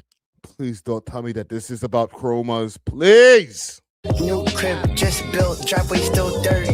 I cried my first night in my mansion. Yeah, cause luxury really hurt. My mom gone and this the day she gave birth. Fact. I fuck with Doug, but they call me Pluto, cause I don't wear skirts. Yeah, nigga. Chanel bags, yeah. I'm at the track for the purse. I talked to Smiley yesterday. Yeah. I swear, gang, I'm an introvert. But, you know, the past, and it don't really hurt. I get it, it's business, it's why we go to work. Top 5 trying to get me on 3-way like Booggz. How this shit gonna work? How this shit gonna work, gang? I try not to diss the dads cause my moms went to church. Her twin stole 50K from me. Yeah, 50 racks, yeah. It's the blood that makes it worse. How y'all feeling about this so far? 1 in the chat if you're feeling this, 2 in the chat if you're not feeling this right now. We're about 1 minute and 49 seconds in.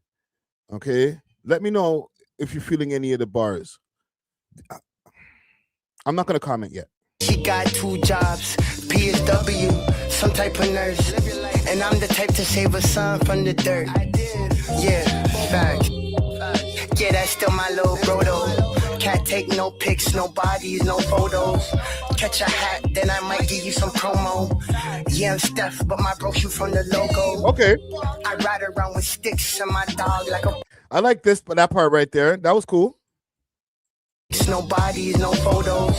Catch a hat, then I might give you some promo. Yeah, I'm Steph, but my bro shoot from the logo. I ride around with sticks. There you go, there you go. And my dog like a pogo. Yeah, you know the vibes. I'm with the cartel, listening to go-go. I told her, bro, hop off the car and go. I'm off the drink, but I ain't really slow-mo. I left Camille, she still got love for her bro, though. Yeah, no homo. Bad's mad cause I'm on Instagram and she tryna stay low. She outside, but ain't really a hoe, though. Miami calling, but she love me too much to go, though.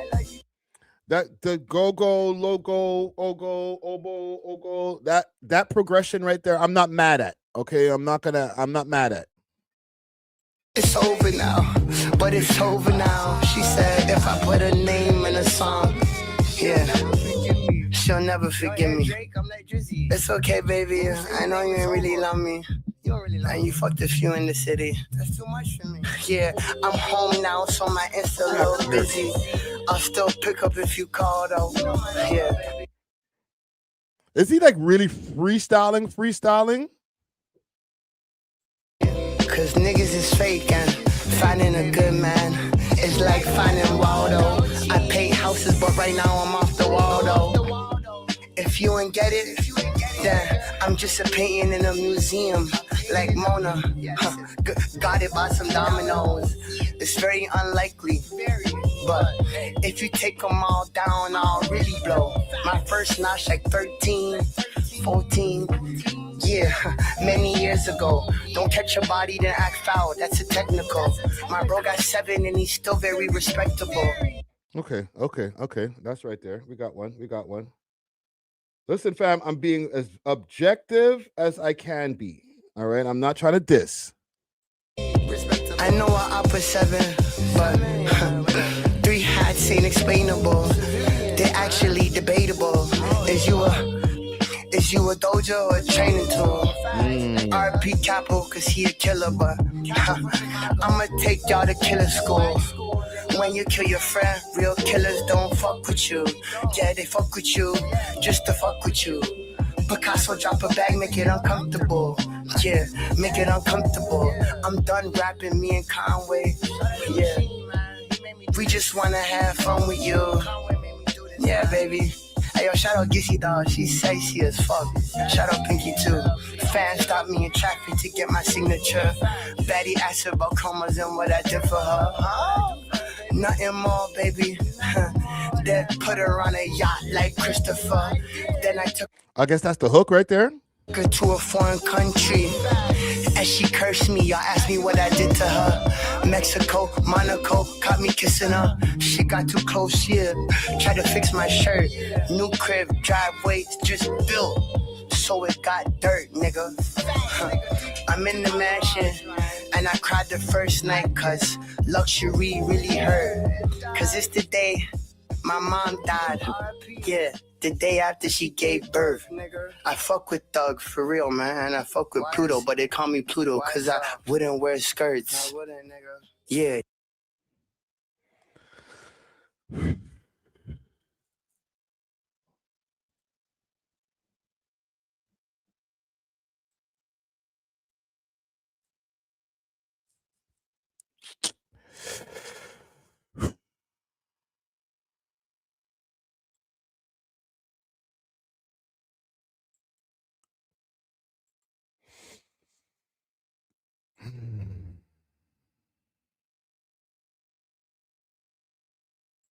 I don't know how to feel about this, man.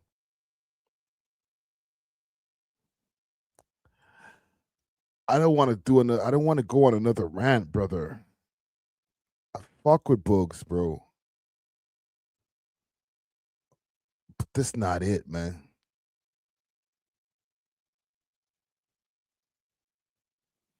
I don't know if we can get these rappers back to where they need to be, bro.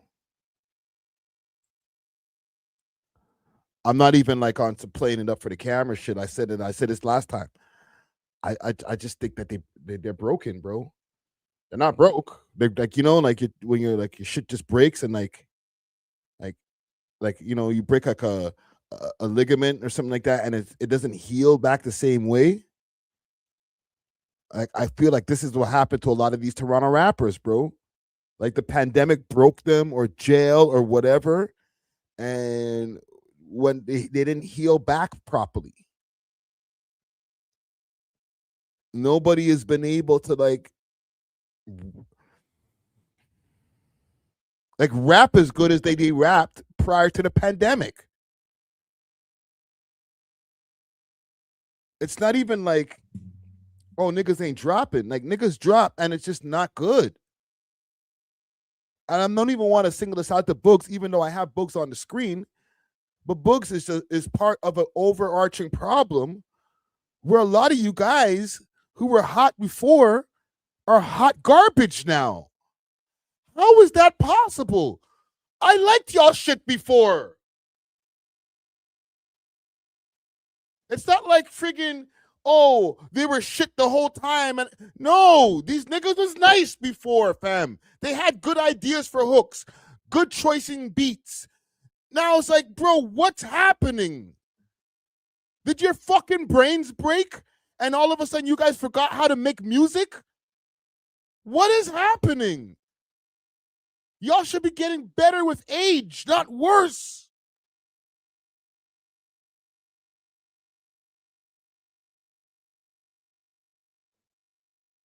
I don't know how to feel, man. Like Drake is an elite level lyricist, no matter how you feel about him. So if you're gonna jump on this beat right here, you better body this shit. It was not bodied.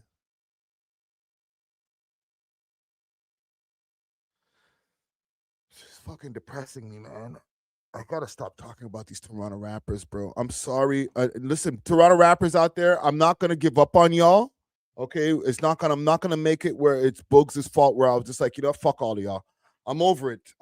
Like I can't hear bad music anymore. But like as far as like y'all street rappers, I'm over y'all niggas, bro. Y'all are fucking garbage. Toronto street rappers? What?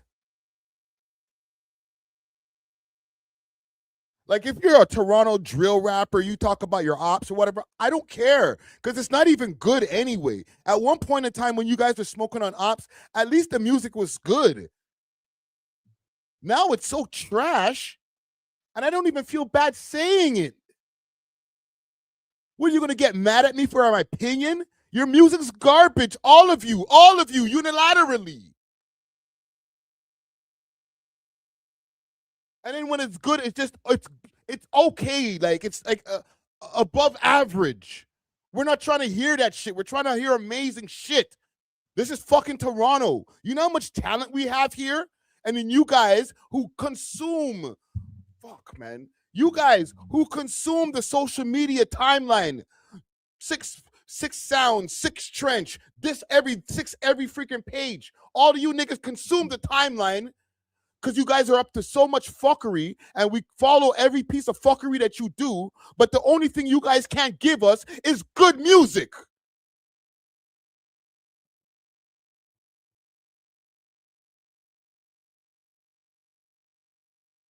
Why should I feel bad about saying it at this point? None of you guys pull up on me anyway, and why would I want you to? You're not making good enough shit for me to present you to the fucking world. Fucking embarrassing. Am I supposed to be presenting this shit to record labels who watch my fucking podcast? Am I supposed to be presenting this to people in America and people in the UK and people in Jamaica who watch this network? No, I'm not going to fucking do it.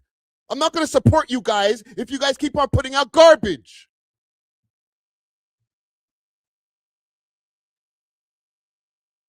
I'll talk about when you guys trip and fucking break your fucking toenail, but I'm not going to put out your shit garbage music no more. Fuck all of you all.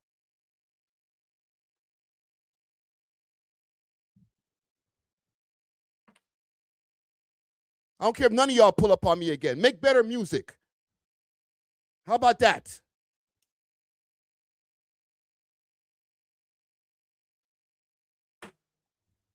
Me and my co-hosts are more popping than y'all niggas anyway, so why the fuck should I care?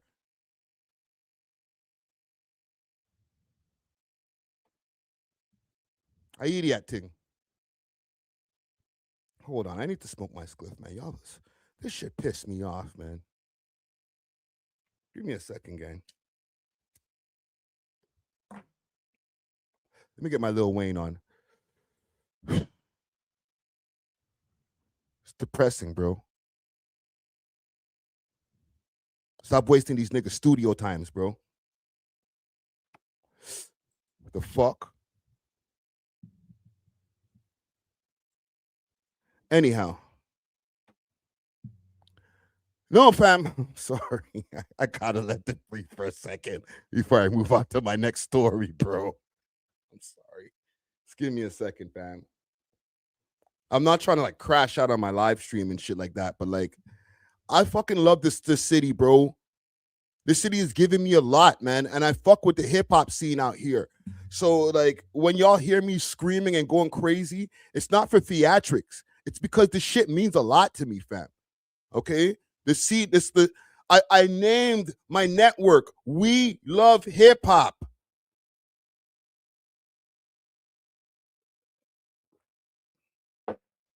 But I haven't had a lot to love these days. You feel me? Not from my own city. I love a lot of hip hop that I hear coming out of other places. And I do love a lot of the shit that I hear coming from here. But as a man who's been on roads, who's been a street nigga, who can relate to the street rappers, you guys are not giving me shit that I can freaking promote to the world, bro. And it's actually tragic, fam, because this network, for the most part, like it or not, was built up off of a lot of street niggas pulling up on this shit and showing like, yo, we talented, bro. Yes, we got crazy backstories and stuff like that, but our music, fire. Now, all you guys have is backstory and no good music.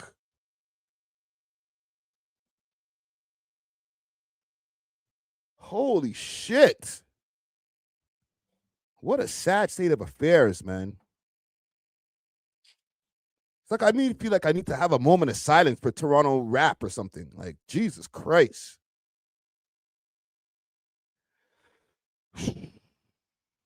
Let's move on. Let's move on.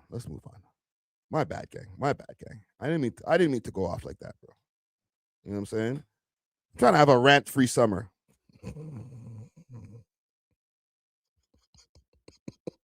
I didn't even believe my own self. All right. Let's move on to people who are actually freaking making real money out here. I want to talk about this Akademiks versus Charlamagne thing. Okay. I'm sorry. We got to get back into it. I'm sorry. They ain't leaving it alone, so I ain't leaving it alone. Okay. Charlamagne has responded to DJ Akademiks with a lengthy friggin' response to what Akademiks had to say about him. All right, so I'm gonna show you guys what Akademiks said about him first, and then we can get into Charlamagne's response. But they need to, I don't know what the hell is going on over here, bro. So let me go down here. This is on Akademiks' main page. Okay. Akademiks is currently on vacation. And Charlamagne, after the episode that he dropped yesterday, if I'm not mistaken, I listened to it last night. So I think they dropped it yesterday. Okay.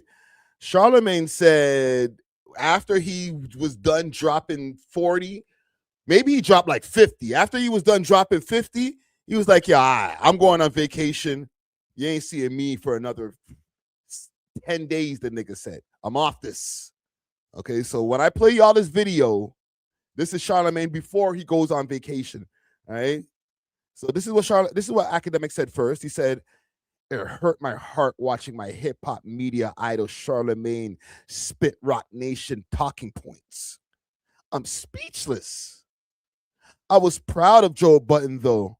At least he ain't on script, even though he definitely love him some Hove. The rest of y'all shills. I don't care. Y'all voices ain't loud enough.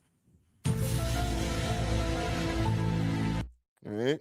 So this right here was also in response to Charlamagne talking about Grand Wizard and how Grand Wizard might be getting exposed for a bunch of things involving crypto. Yep.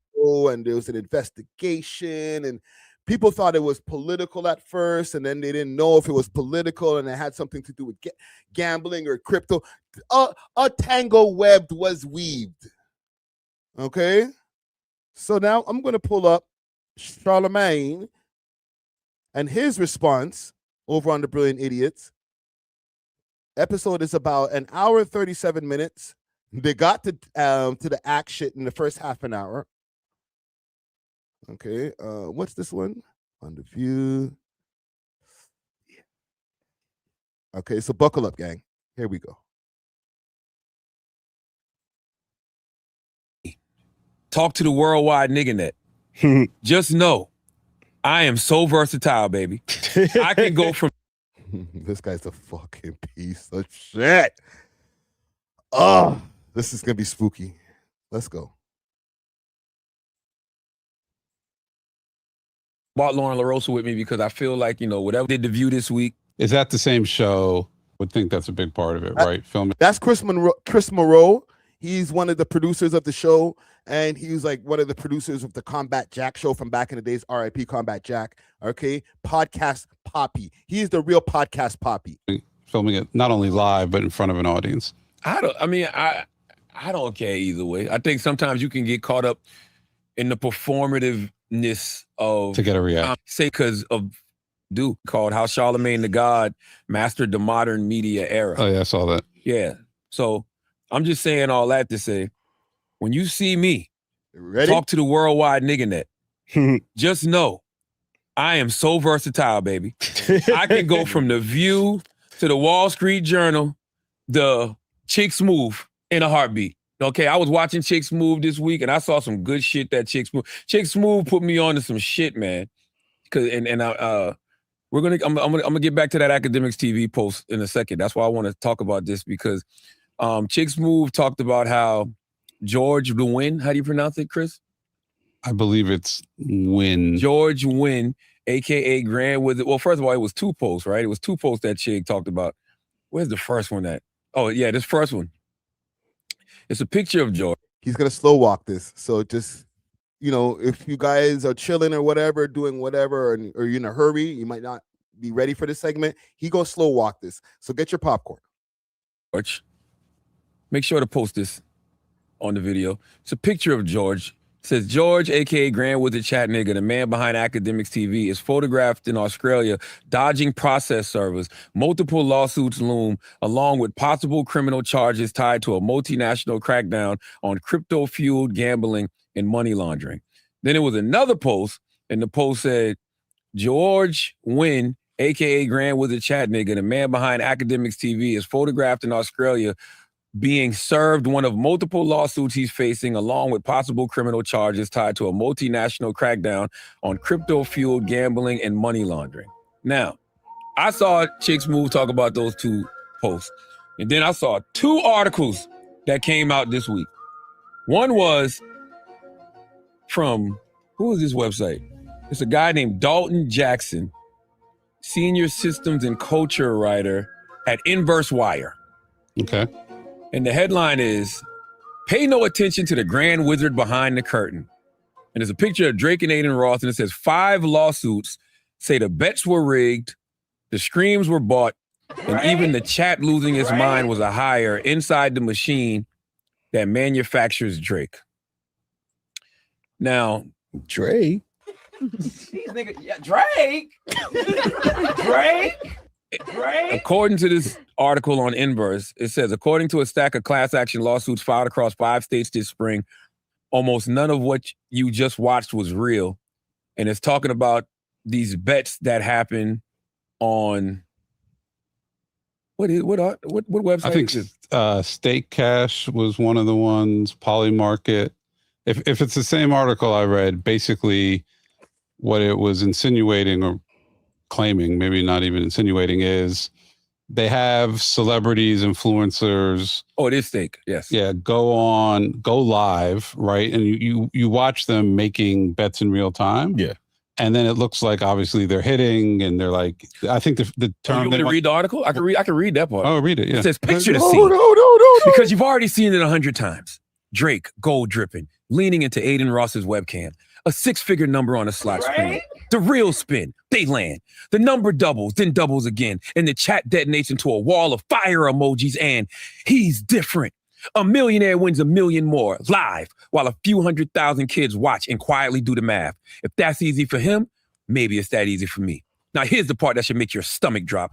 According to a stack of class action lawsuits filed across 5 states this spring, almost none of what you just watched was real. Low-key, I was listening to the audio of this, and they had like some spooky music playing. They took the spooky music out of the YouTube video, this motherfucker. But when I was listening to the audio, I was walking last night, and I was like, yo, what is this music they're playing while he's reading this article? Oh my God, this nigga is not playing fair. Real. Not the bet, not the win. Now, here's the part that should make your stomach drop. According to a stack of class action lawsuits filed across 5 states this spring, almost none of what you just watched was real. Not the bet, not the win, not even the chat losing its mind. The whole thing, the single most successful gambling marketing engine of the decade, may have been an elaborate piece of theater put on by a betting company whose signature trick is that it doesn't actually bet. It says, the screen you're sold on is stake.us, and stake.us is not a casino in the way you think. It's a sweepstakes platform, a legal costume that lets a gambling company operate in states where real money online gambling is flatly illegal. The mechanism is a shell game of 2 fake currencies. There are gold coins, which you can buy in bundles, but which are worth nothing and can never be cashed out just for fun. And there's state cash, which you're technically only ever given for free, a single state cash on a daily login bonus, and which can be redeemed for real money at $1 a piece. The legal magic word is no purchase necessary. You don't buy the gambling, you buy the worthless coins, and the valuable coins come free, in air quotes, on the side, wink. So this is my question with this whole situation is, okay, let's say you want to bet with a casino on an NBA game, right? Mm-hmm. In theory, let that breathe for a second, gang. Is Charlamagne cooking right now? Like, these niggas, I think Charlamagne trying to get these niggas locked up, bro. What the fuck? You know a nigga not playing fair when it's like, yo, nigga, you're making the block hot, bro. What? You're making the block hot, my nigga. Oh my God. If that is what's happening over there, like, which I don't think is happening over. Okay, salute to Axe, salute to the rest of the man. I don't think any of that shit is happening over there. But like, if it is, like, Charlamagne just like, yo, what about this? What about that? What about this in the article? Nigga, Charlamagne's hella famous. I be telling these niggas, yo, the mic, our mics are loud. It's nowhere as loud as Charlamagne the God's microphone. I'm just saying. Like, nigga, you making the block super hot, bro. Wow. Vegas has set a line for that game and all these other sporting events based on what a panel of experts or observers have, we think the Knicks are, going to win by 3. And there's not a lot of variability, right? Like maybe, I don't really bet, but like between different casino sites, maybe a little fluctuation, but it's pretty solid based on what everyone's opinion is. So the example they're using in this article is what was Drake's album called? Iceman? Iceman. When's Iceman going to come out, right? I'm listening. What happened? No, I'm listening. Okay. So my thing is like, who's determining what the actual odds are, right? There's not a panel of, if you're betting an NBA game, you're like, well, historically this team has performed this well in this setting and this person's injured and this person's playing. And when they're on the road, I don't know what the term is. There's no sort of information to quantify a bet like that against. Yes. And I want you to hold that thought, Chris. Right. They have a part in this article that says how the trap is baited for kids specific. Sorry. He is just starting to put the food on the stove. Okay. He's not cooking yet. He has just finished cutting the vegetables. Now the food is now on the stove. Stay tuned. It says, this is the part worth being angry about because it isn't subtle. The audience for these screams skew young and male. Aiden Ross's core demographic is teenagers and early 20-somethings, and the machinery is tuned to that audience's exact psychology. It runs on parasocial trust. A kid doesn't believe a banner ad, but he believes Drake, and he believes the screamer he's watched for 1,000 hours, and runs on live scream immediacy. It's happening right now on camera. You can't fake that, which is precisely the instinct the staging exploits. It runs on giveaways, the screamer flinging free state cash into the chat to get a first taste in the door, and it runs through that sweepstake loophole that lets the whole thing skate past the age gates and state bans a real sports book would slam into.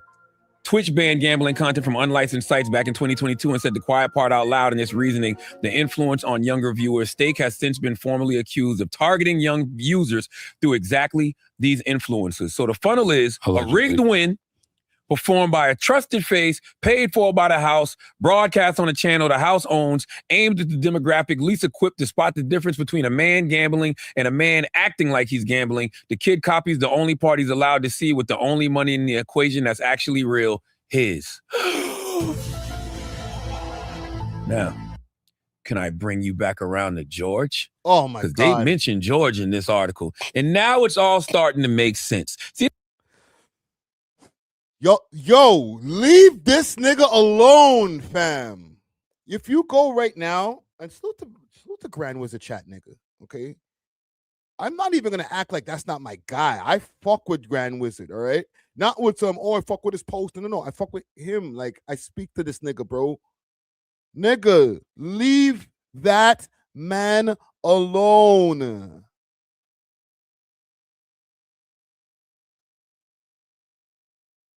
Hold on. Let me show y'all something.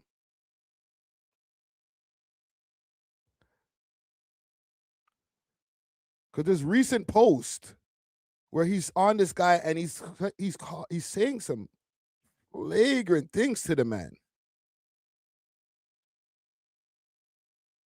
This is an hour ago. Akademiks says he couldn't believe the evidence that fed Pusheisty. Okay, I don't care about that. And I'm going to play Akademiks' response in a second. It could be on, it's right here. Akademiks speaks on alleged Rock Nation mouthpiece with insane R-word allegations to his name. Look it up. Charlamagne the God moving the goalpost on his investigation and says Rock Nation officers must be panicking. I got to take this word off the screen, bro. Like he's still hard body in the paint. Like, yo, fuck it. Yo, that guy, Lesser Charge Leonard. Like he's at his neck still. Like there's nothing he's doing to back down off of this. Go watch City Nash video, and then you will see the American perspective of this Akademiks versus Charlamagne. I will. Where were we? Here's what I don't understand about you, George. You, George, when I gave Akademiks some information that you had got cornered by investigators and you were, telling investigators you get your marching orders from Ak and Drake, I ain't know nothing about none of this shit. My intel was completely off. They told me that it was him taking money from politicians or some shit like that. When you sent that message to whoever you sent that message to, and you said, could you please not post my picture, because Charlamagne's mentioning crypto and I don't want to get my house raided. I wondered why crypto had you so goddamn spooked. And now it makes all the sense in the world. It says right here, and the winnings paid for the applause. Here's where the loop closes on itself and gets genuinely strange. The lawsuits allege those rigged casino winnings weren't only for show, they were a laundering rail.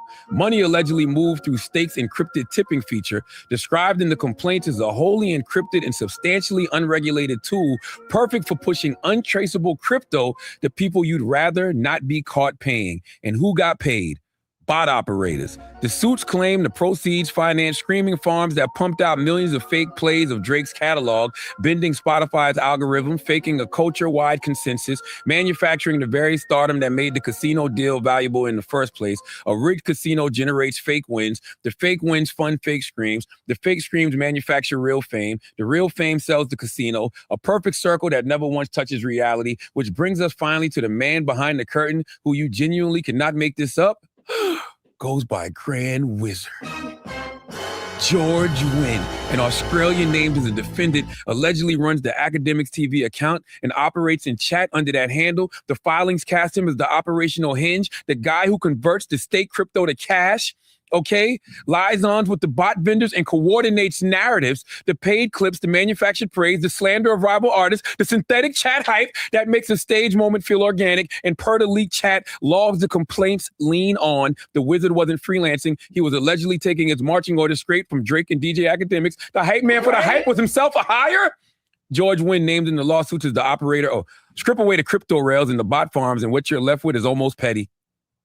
Two grown famous men allegedly running a burner, offense to the Akademiks TV account, and the Grand Wizard handle function per the filing and the leaked logs as a deniable sock puppet, a back room where the biggest artists alive and one of rap media's loudest voices could manufacture their own applause, seed their own talking points, and quietly knife rival artists without ever putting their names on the knife. Sit with that image for a second.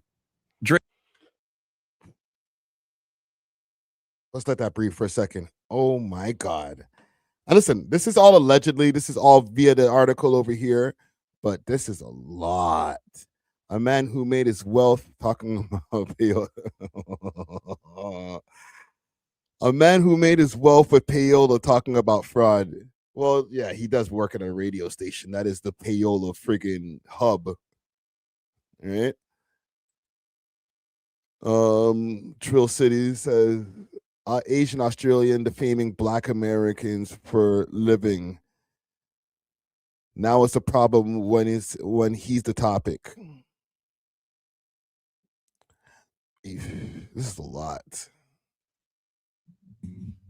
Because the way that they're talking about this feedback loop that's being created, you know what I'm saying? Where like bots are, like they're saying that there's bots in the comments that are freaking pushing a narrative. And then that narrative is being responded to by other bots, and then creating like a what do you call it? Basically like a snowball effect that we get to see as something that's already a post with a lot of traction on it and a narrative that's being painted, and all of these different things that can be painted through these narratives, like, oh, Kendrick is this, and Drake is the best, and all of these different charts that we've been seeing over the last year or so, 2 years. Oh, Drake just broke this record. He just broke that record. He's the highest charting person on this and that and that and that. Like, this is all narrative building. I'm not saying that it's nefarious activity, but some of it is. We're not going to act dumb. Okay? But as far as like with this over here, like it's a very tangled web. I don't even know how to feel about it. I don't know who's telling the truth. Because Charlamagne is good at what he does. And he's laying out an article. It's not like he's making this up out of his own mind. He's not reading a script. He's reading an article. Drake allegedly paying a guy in Australia to run his hate account, seed their own talking points, and quietly knife rival artists without ever putting their names on the knife. Sit with that image for a second. Drake allegedly paying a guy in Australia to run his hate account. That isn't a power move. It's a confession about how thin the real thing must feel from the inside, that the most successful artists of his generation would rather rent a crowd than risk finding out he doesn't have one. Now, Drake definitely has a crowd now. And that's where I feel like this article sounded like a hit piece. Because he's like Drake has a crowd. Like people are in real life organically listening to his music. Not because like the bots told him to. It's because they like his shit. You know what I'm saying? Like to the point where like some of these Drake glazers are just a little out of hand. But they're real humans. They're not bots. But what they're saying is like it's a fabricated audience to make it seem, and I feel like Drake's not the only person, like if this is true, okay, I think the whole music industry is guilty of that, creating an audience that looks like they're loving this shit, and in all actuality, it's an inflated thing that make us look at it like everything's already hype. You take that away, and you get Lizzo doing like freaking 1,200 or 2,000 copies in the first week. Let's not get crazy. Yeah, I don't. He definitely has. He wouldn't have to resort to that. I don't know if he did or he didn't, but he definitely has an audience. Is this just what everything's going to look like in the future? That all the information we get is going to be basically an artificial loop? Maybe. You know, that article is Inverse Wire by Dalton Jackson, senior systems and culture writer. Don't get mad at Charlamagne. Okay, that article is out there, and it actually exists. But that's not it, guys. That is not fucking. That's not it. Okay. Come on. No, that is not it. There was an article that came out this week also in the Wall Street not get on Charlotte's Journal. bad side. It's like, nobody's on my bad side. just saying. I promise you nobody's on my bad side. Right. I'm just proving a point. And the point is, I told y'all motherfuckers a couple weeks ago, I told Ak a couple weeks ago, this shit was coming down the pipe. I didn't know it was all of this shit though. Yeah. I didn't know nothing about none of this shit. Some of this worries me because a lot of these streamers, they gamble at the same time while they're on stream. Well, so like I'm wondering, yeah, like they're always like, they'll roll the roulette or they're playing 21 or something like that while they're streaming the whole time. So it's like, I'm wondering, are these real sites that they're I have no idea gambling on? Can you get in trouble for that? According, this is some white collar crime. What's the crime? You got just the money laundering and all of that. No. I'm talking about like if you are pretending that you're gambling, but on just like a dummy site. I'm sure. I'm sure. I'm not the legal scholar here. I'm just reading the articles, man. The Wall Street Journal has first of all, this article is by Catherine Long, Caitlin Ostroff, Neil Mehta, and Brenna T. Smith, right? This is in the Wall Street Journal. And this is why y'all don't be knowing nothing and y'all be thinking people be sounding crazy because y'all don't read. I literally saw a motherfucker. Don't do that. Don't do that. Don't do that about Gamdon Rico incoming. We clean over at Gamdon. Say, if you put it in an article, Charlamagne will believe it. No, if you put it in an article, Charlamagne will read it and he'll take in information. The reason y'all don't know shit is because y'all don't read. Read a little bit. This article, the headline is, this is on Wall Street Journal. They looked like they were getting rich on Polymarket, but none of it was real. Okay, we're gonna get into the Polymarket stuff. Don't worry about the online gambling stuff no more. And you know what? New changes on the way. Oh yeah. The prediction market has flooded social media with deceptive videos by paid creators, according to a Wall Street Journal investigation. Bro, what? This guy looks like he just won $6,000. Except he didn't. This is not a real bet. Neither is this one or this one. The people who made those videos were paid by Polymarket to promote fake bets and fake wins to make it seem like anyone can make money on their website. We analyzed over 1,000 videos like these and found that the bets shown in all of them were faked.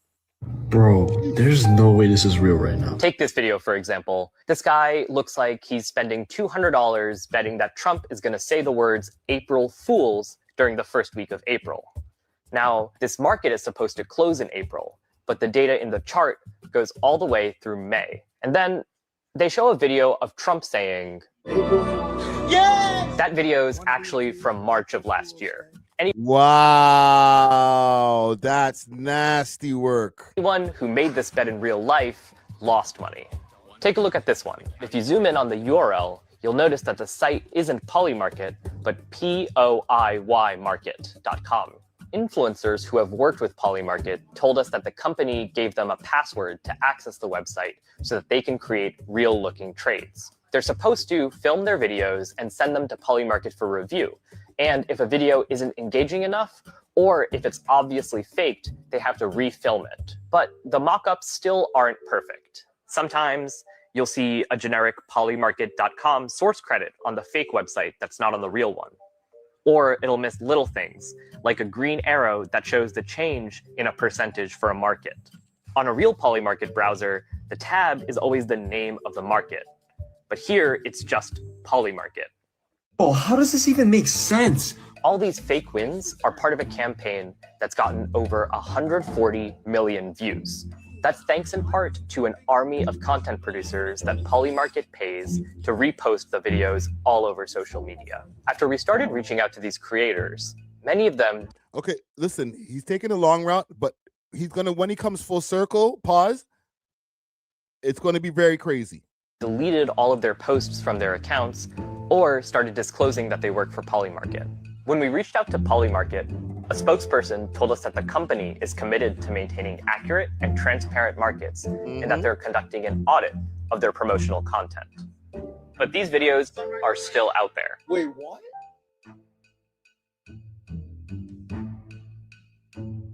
Now, mind you, that stuff that I just basically what I read in the inverse article is in the Wall Street Journal article, but this is what I found interesting. It says they have a section where it says insider influencers, Polymarket and virality is the Clipper site, right? Yeah. Targeted dozens of videos by Aiden Ross, a 25-year-old manosphere phenom with millions of followers for promotion. Ross has a multi-million-dollar deal with Polymarket, according to a person familiar with the negotiations, and he averages a half hour per week on his live stream, scrolling through Polymarket and commenting on potential trades. In at least 5 of the videos, Ross identified ways he could use inside information to trade on the platform. In one video targeted for promotion, Ross said he could easily use inside information to trade on the release date of a forthcoming album from the hip-hop artist Drake, who is Ross's acquaintance. Right, that's what I read. Representatives for Ross and Drake declined to comment. Smart men. Very smart men. People, George, you can learn a lot from Drake and Aiden Ross. It is okay to shut the fuck up, all right? Internal materials show that Polymarket and virality promote videos showing how easy it is to conduct insider trades on the platform. Polymarket has paid clippers to promote at least 19 videos discussing opportunities to use inside information or other tactics to manipulate markets. Polymarket said it prohibits trading based on stolen information. Illegal tips are information obtained in breach of a duty of trust, confidentiality, or other legal obligation. It added that Polymarket's market integrity framework includes trade monitoring, on-chain transparency, reporting channels, and escalation processes to detect, review, and respond to suspicious activity. Where appropriate, we engage with regulators and law enforcement to support the integrity of our markets. Why did I read all of that? Why? I read all of that because... You're petty. No, it came to my attention on Shebang. Okay, you know Shebang, where everybody's hot, wiping themselves off. Okay, maybe they're sweating because the heat is on, right? I don't know. But in Shebang, Drake says, shorty keep asking to date. She's trying to finesse Polymarket for bread. Now I want you to think about everything I just read, Wall Street Journal and everything, and then connect the dots to that verse. And this is not... Shorty keep asking to date. She trying to finesse Polymarket for bread. Interesting. What do you mean by that?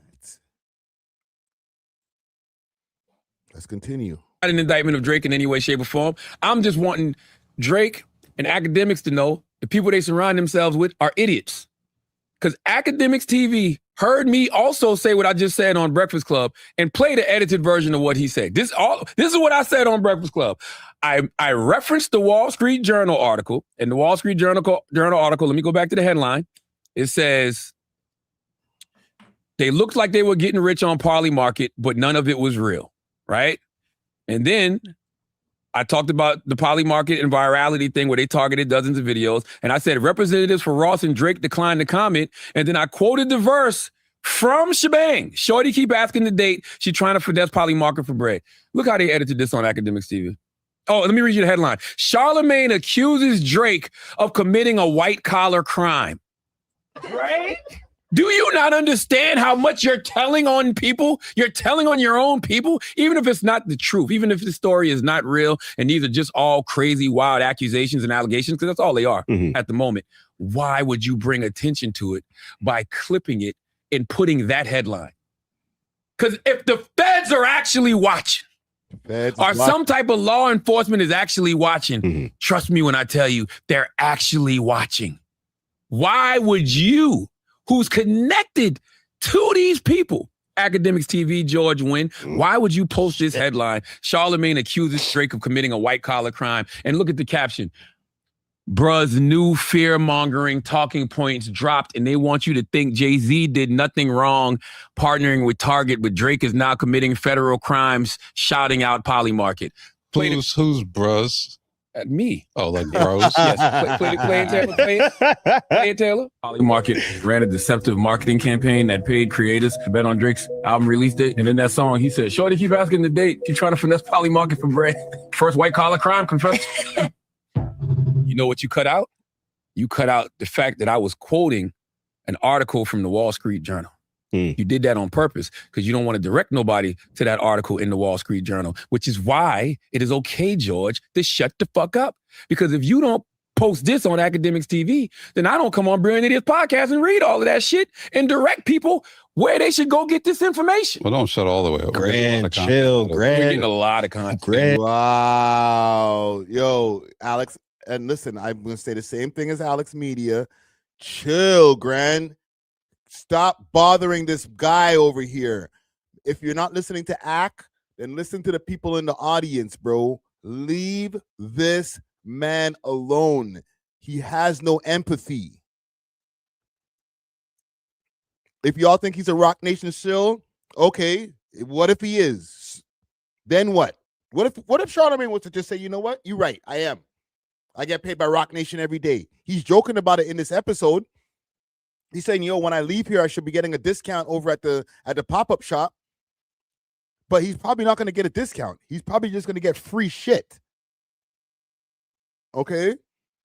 So just leave him alone, fam. I think he's compromised too. But what you going to do about it? Just keep on calling it out and then he's going to just keep on dragging y'all shit through the mud? Nah. Go back to your respective corners and do what you do and do it out of each other's way. Don't even report on each other. You're giving me content. I'm good. You helped me build up the Clips channel with this shit. But bruh, this is nasty work. He gave his future wife a Spanish fly to take her V card. Ugh. Gran, is that you? And chill, man. We're getting a lot of content out of this. I'm sorry if I'm mispronouncing your last name. But I don't have no issue with none of these people. I just keep wondering why the fuck my name. Friday, you're contributing to the problem. I know. Keep coming up. I don't know. I wonder the same thing. Why do they keep doing this? Why do they keep bringing my name up? Grand. Jay-Z, Billboard says Jay-Z got the number 7 song of the year. And I don't even agree with that. But because it's not a song. Yeah. It's not a song. Like I said, if they were talking. Okay. So, yeah, let me just play something just based on even what he was talking about there with the whole gambling and the youths, them. Is that what I have next? Yeah, that is what I have next. Let me just play this quickly. Actually, no, I'll play Akademiks' response first, and then we'll play this video that I found on online gambling, and then we'll end this segment here. His house. Let's pull this up. And this is courtesy of CY Shells, CY Seashells by the Seashore, CY Seashells by the Seashore, CY Seashells by the Seashore. Okay. Let's see what Akademiks got to say. I think he did a stream while on vacay. Ran up in somebody's house. Yeah, he did, because he's over at Fresh's house in Miami. Ran up in somebody's house and did whatever to try to get that bread from somebody else. You think they're not saying, all right, yo, good looks on giving us the blueprint to grand. Now, I know some people gonna be like, man, fuck that nigga, man, we don't care about it. But that was, I'm just giving you the explanation behind why he tried to ask a favor from Schultz or Alex Media. He's citing that. Obviously, I guess it's really war, because they probably looked at Grand and probably like, nigga, Grand, fuck you, nigga. We're rocking with Charlamagne, nigga, fuck out of here. So they passed it to Charlamagne. But now Charlamagne is with this bullshit ass angle. Like, Charlamagne is acting like having cryptocurrency is a crime. That's the thing. He's like, oh, it's a crypto thing. It ain't a crime to me, bro. I got paid in crypto the other day. So let's just chill on that, bro. Let's relax. Okay? It's not a crime to be paid in crypto. It would make sense if he's like, yo, Grand is doing X, Y, and Z with crypto. He can't even explain it.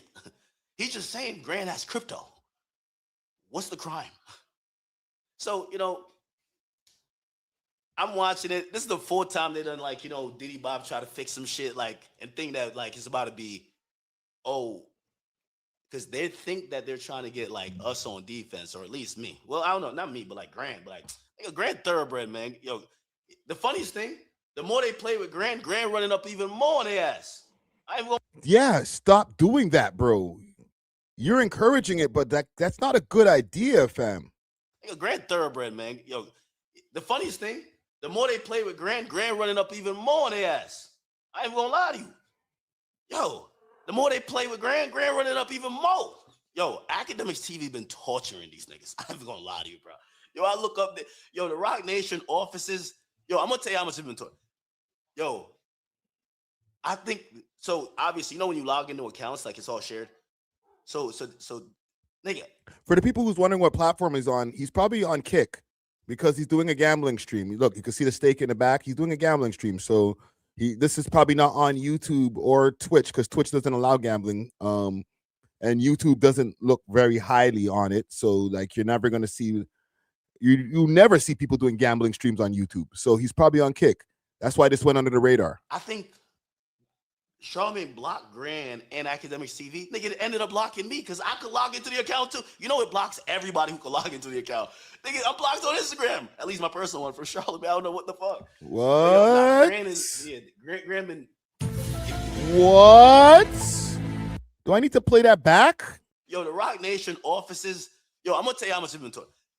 Yo, I think so. Obviously, you know when you log into accounts, like it's all shared.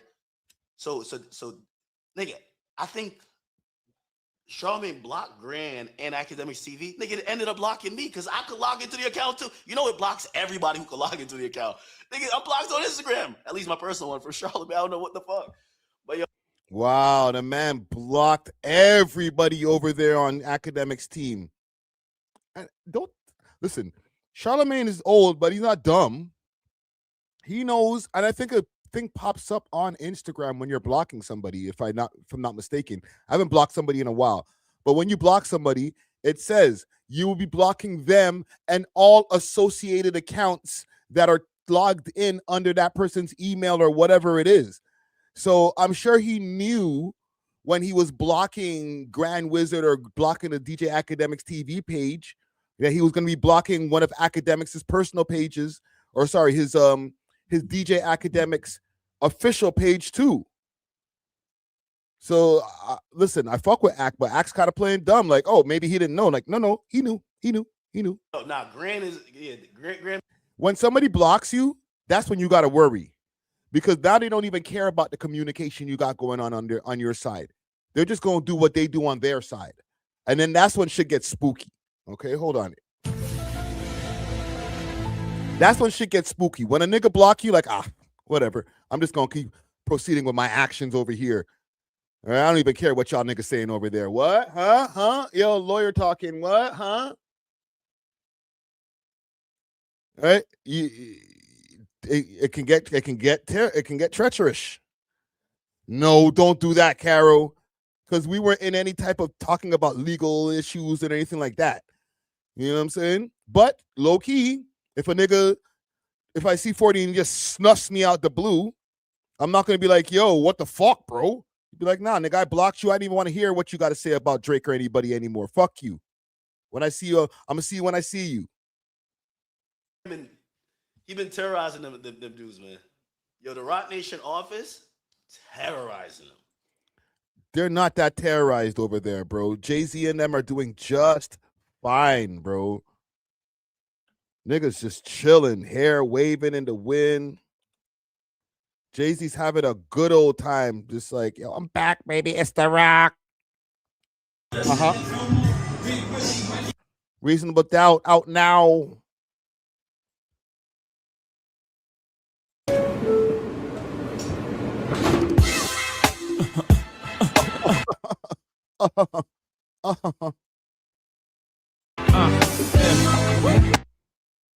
This nigga's having a ball. It's like, I run New York.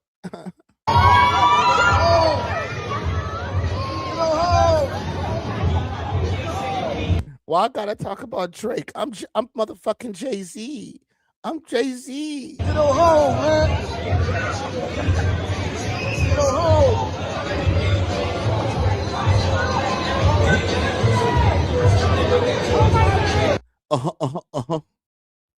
Turn my lights up. Yeah.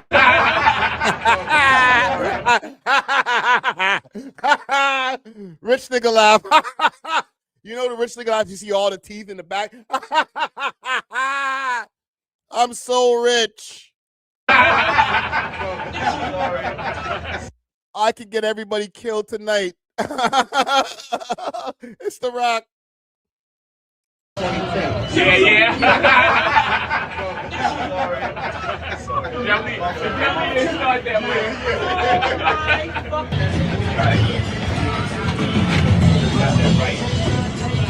Right, laying right. Oh, Akademiks, see that blogger nigga? All right.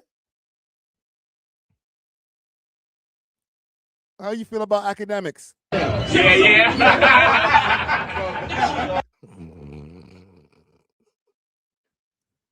JC, it's not like I'm not saying he ain't got time for them, because he put cease and desist, or like he put strikes on their shit. Like Rock Nation's working overtime. But stressed, I don't know about that there. I'm sorry, brother. I fucking fuck with you heavy. I support you, my brother. But them niggas is not stressed. Pressed, not one bit. All right. Oh, I don't know where we go from here, man. Did he post anything else? I know the man's been on vacay. Let's see if we can find Akademiks. I am Akademiks. Akademiks. They got me feeling like I'm Akademiks. Nigga been on vacay, just leaving the block empty, bro. No streams. He had to get that stream out so somebody can clip him. All right, what? You think I give a shit right now? Yes.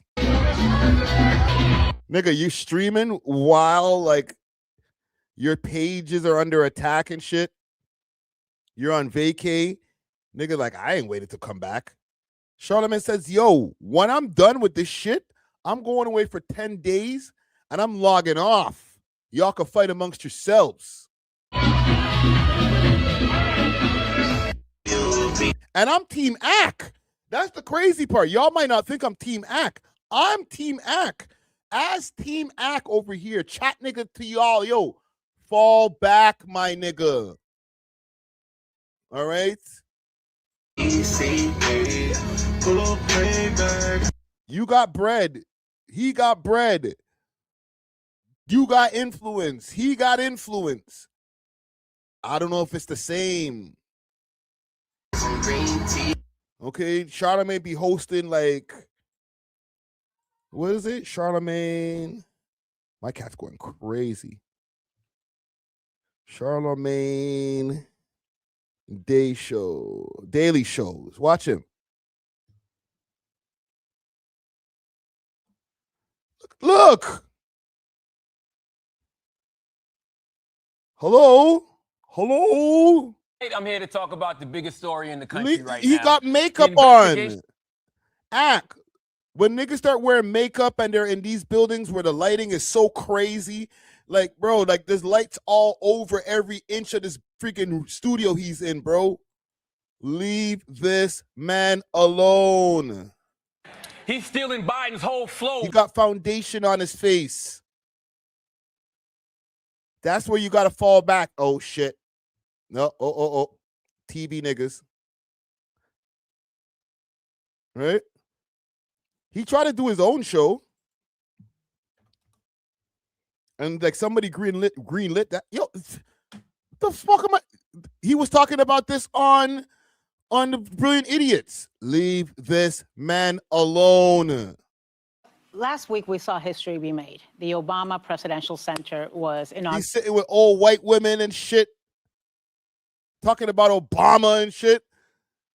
You little hip-hop nigglets. Like, leave this nigga alone. George W. Bush and his wife Laura there. We saw Bill Clinton and Hillary. We saw the Bidens there. Look at that. And we didn't see was, Look you at know, this. who was a Panning camera. The camera's just what we like to panning. call him. We didn't see Trump there. And but he spent the weekend tweeting against it, right? Like, with all due respect, Ak, I know you're getting bread out the wazoo. Niggas is on vacays. They're chilling. Like, life is good. Okay? Look at this. Look at it. Who is Look, it that look. Obama seems to live Look at that. rent-free in his head? Why are they always what? The screen's panning, brother. Brother. They got like oh my God. Like, look at the set. Ak, this is where they're inviting your op, bro. Leave him alone. Why is he always competing with Obama and losing? Because we're losing. He even bring Lauren with her. Yo, let me just throw you the alley-oop. I don't even need to be here by myself. I'm gonna throw it to you. All right, Lauren, stop. Like when that happens, and some people can't handle watching that be a thing. Like we celebrated watching the clip of Michelle Obama and Barack Obama coming in and looking at the portrait, and we remembered all of the little pieces, like the home in the background. Like I don't know, I think that there's just like a certain amount of covering that we give them, and that is way bigger than any of us. That once that happens, people don't know how to react to it, and that's what we're seeing. Yeah, I bet you Trump didn't even get the invite because He Michelle was did. like, "If Trump come, I'm not coming." It's been reported that he was. Bro, you hear what they're talking about? You see what they clipped? They didn't clip Charlamagne talks about Grand Wizard Chat nigga and Akademiks, DJ Akademiks hip hop nigga, and what his thoughts about that is. Like, no, Charlamagne the God, Lauren LaRosa on the next chapter of The Breakfast Club, The View, okay, the Netflix show. They're talking about politics. What do you think about Obama and what they did with Michelle Obama? They don't care about you little hip-hop niggas, bro. It's not invited. How's it been going, and why did you want to do this? Well, it's been going good, but Let me hear Charlamagne talk. right? You have a bold calling him. Yeah. This guy got so much makeup on, it's ridiculous. Yeah, no. Now, So that was projection. So Ak, I love you, my brother, but you got you got the new Ozempi body, you got a new braid up. Oh, look at that fresh braid up. Like, nigga, these niggas don't care about that shit outside of hip hop, nigga. Oh, you got a new OVO chain. Oh, I heard it's like at least 100 racks. Oh, I heard you got a new AP. Nigga, we don't care. I don't even know what this nigga's wearing right now. What you call this? What fabric is that? Look at this guy. Foundation on fleek. Brother, I'm not saying you're out of your league. When it comes to hip hop, totally not out of your league, okay? You and Charlamagne can have a war of words and get at each other about all this rap shit. And I'm not even saying that you're a dumb nigga, bro. You're a super smart nigga. You know how to fucking get into politics, but this nigga lives in that zone. If you think he's compromised, you are right. He is compromised. He lives in the political sphere. You niggas just talk about rap all day.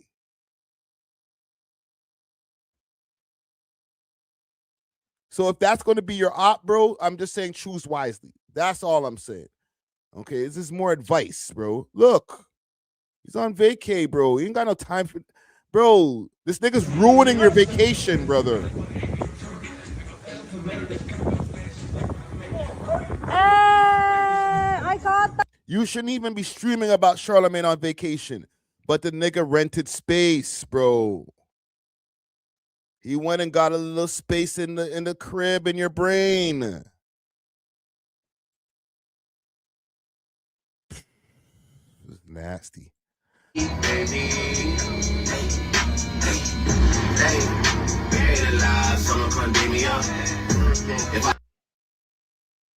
Bro, you don't look like you're enjoying the vacation, bro. Just make peace with this nigga and then just go on and go smash down the things and be like, you know, when I come home, I don't got to worry about no smoke, bro.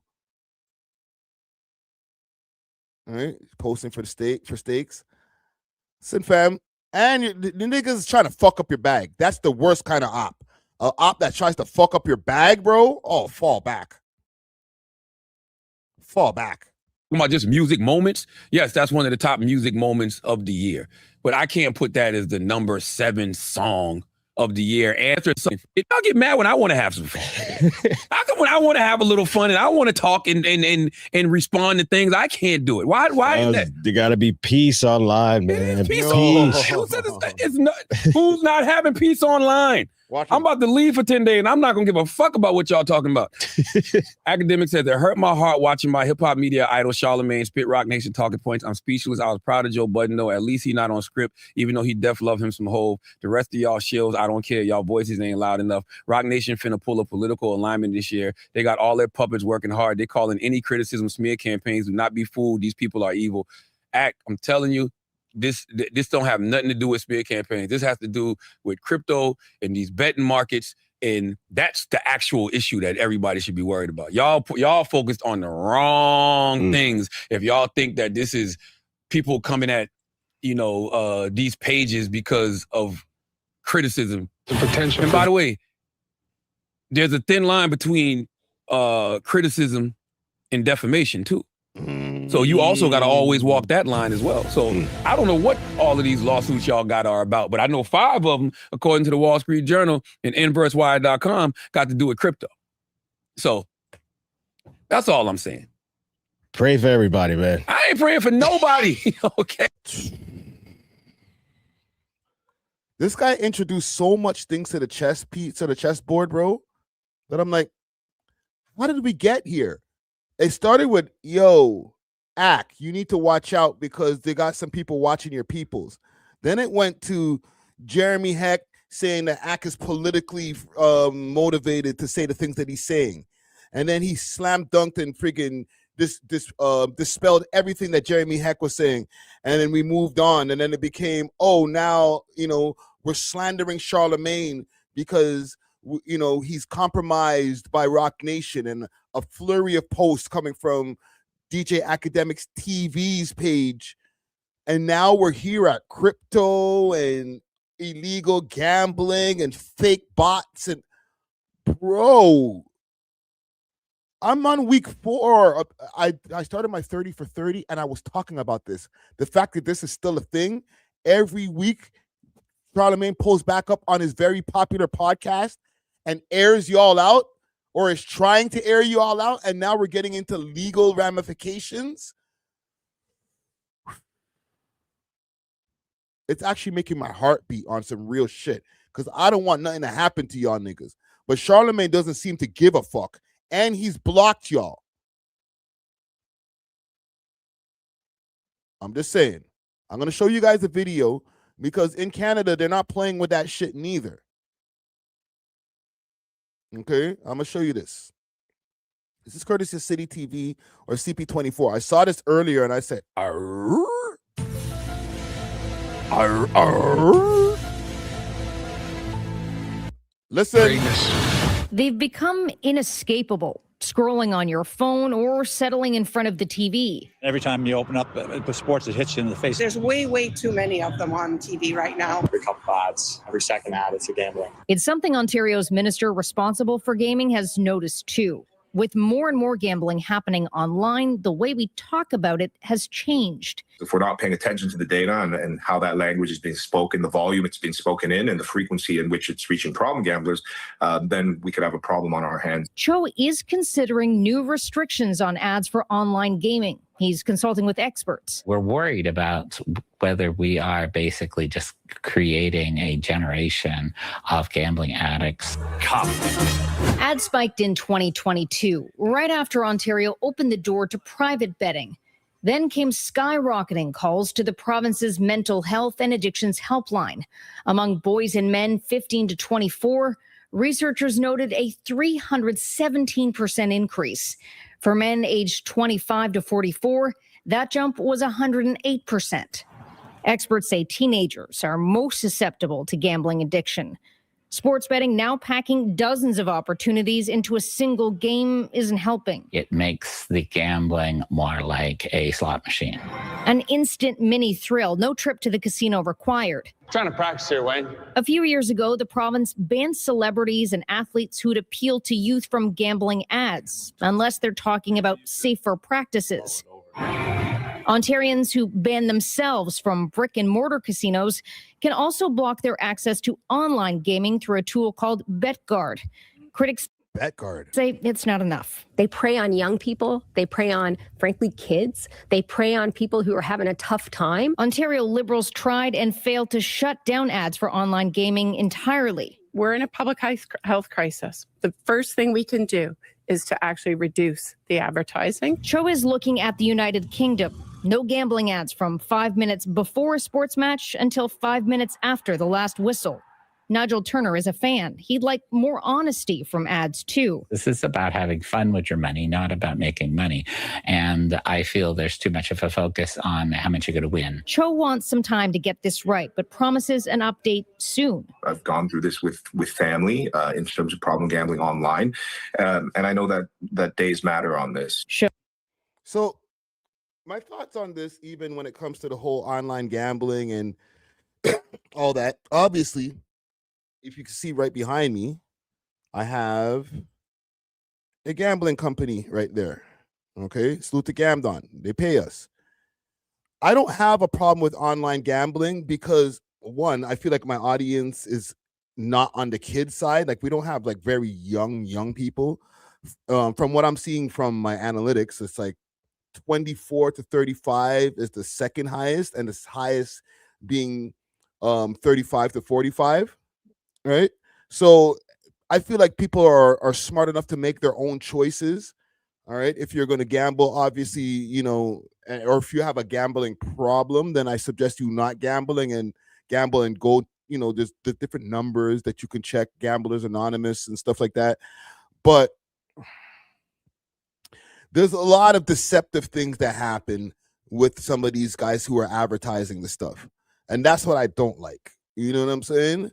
I'm very transparent with my advertising. If Gamdon was like something that wasn't producing, like if you're betting on a game and the site doesn't pay you out after your bet, then I'm not going to fuck with them no more. You know what I'm saying? But you know, as far as like people over on stakes and all these different places or all these things where people are betting absorbent amounts of money, if you're not disclosing that you're doing an ad or that the money is fake and stuff like that, then we can get into very touchy territories, okay? But as far as the audience member, because these guys are catering to a very young audience when it comes to like the Aiden Rosses of the world, Neon, all these different people, they don't know the difference. Okay, whether this person's betting real money, whether there's real people in the comments or not. Like a lot of them are just, not that they're dumb, they're just young. They're just like excited. Yo, it's Drake. He just freaking said he won $1 million, or Neon just said he won an extra freaking 100K off of this bet. Me too. All right, the quote unquote young impressionable mind.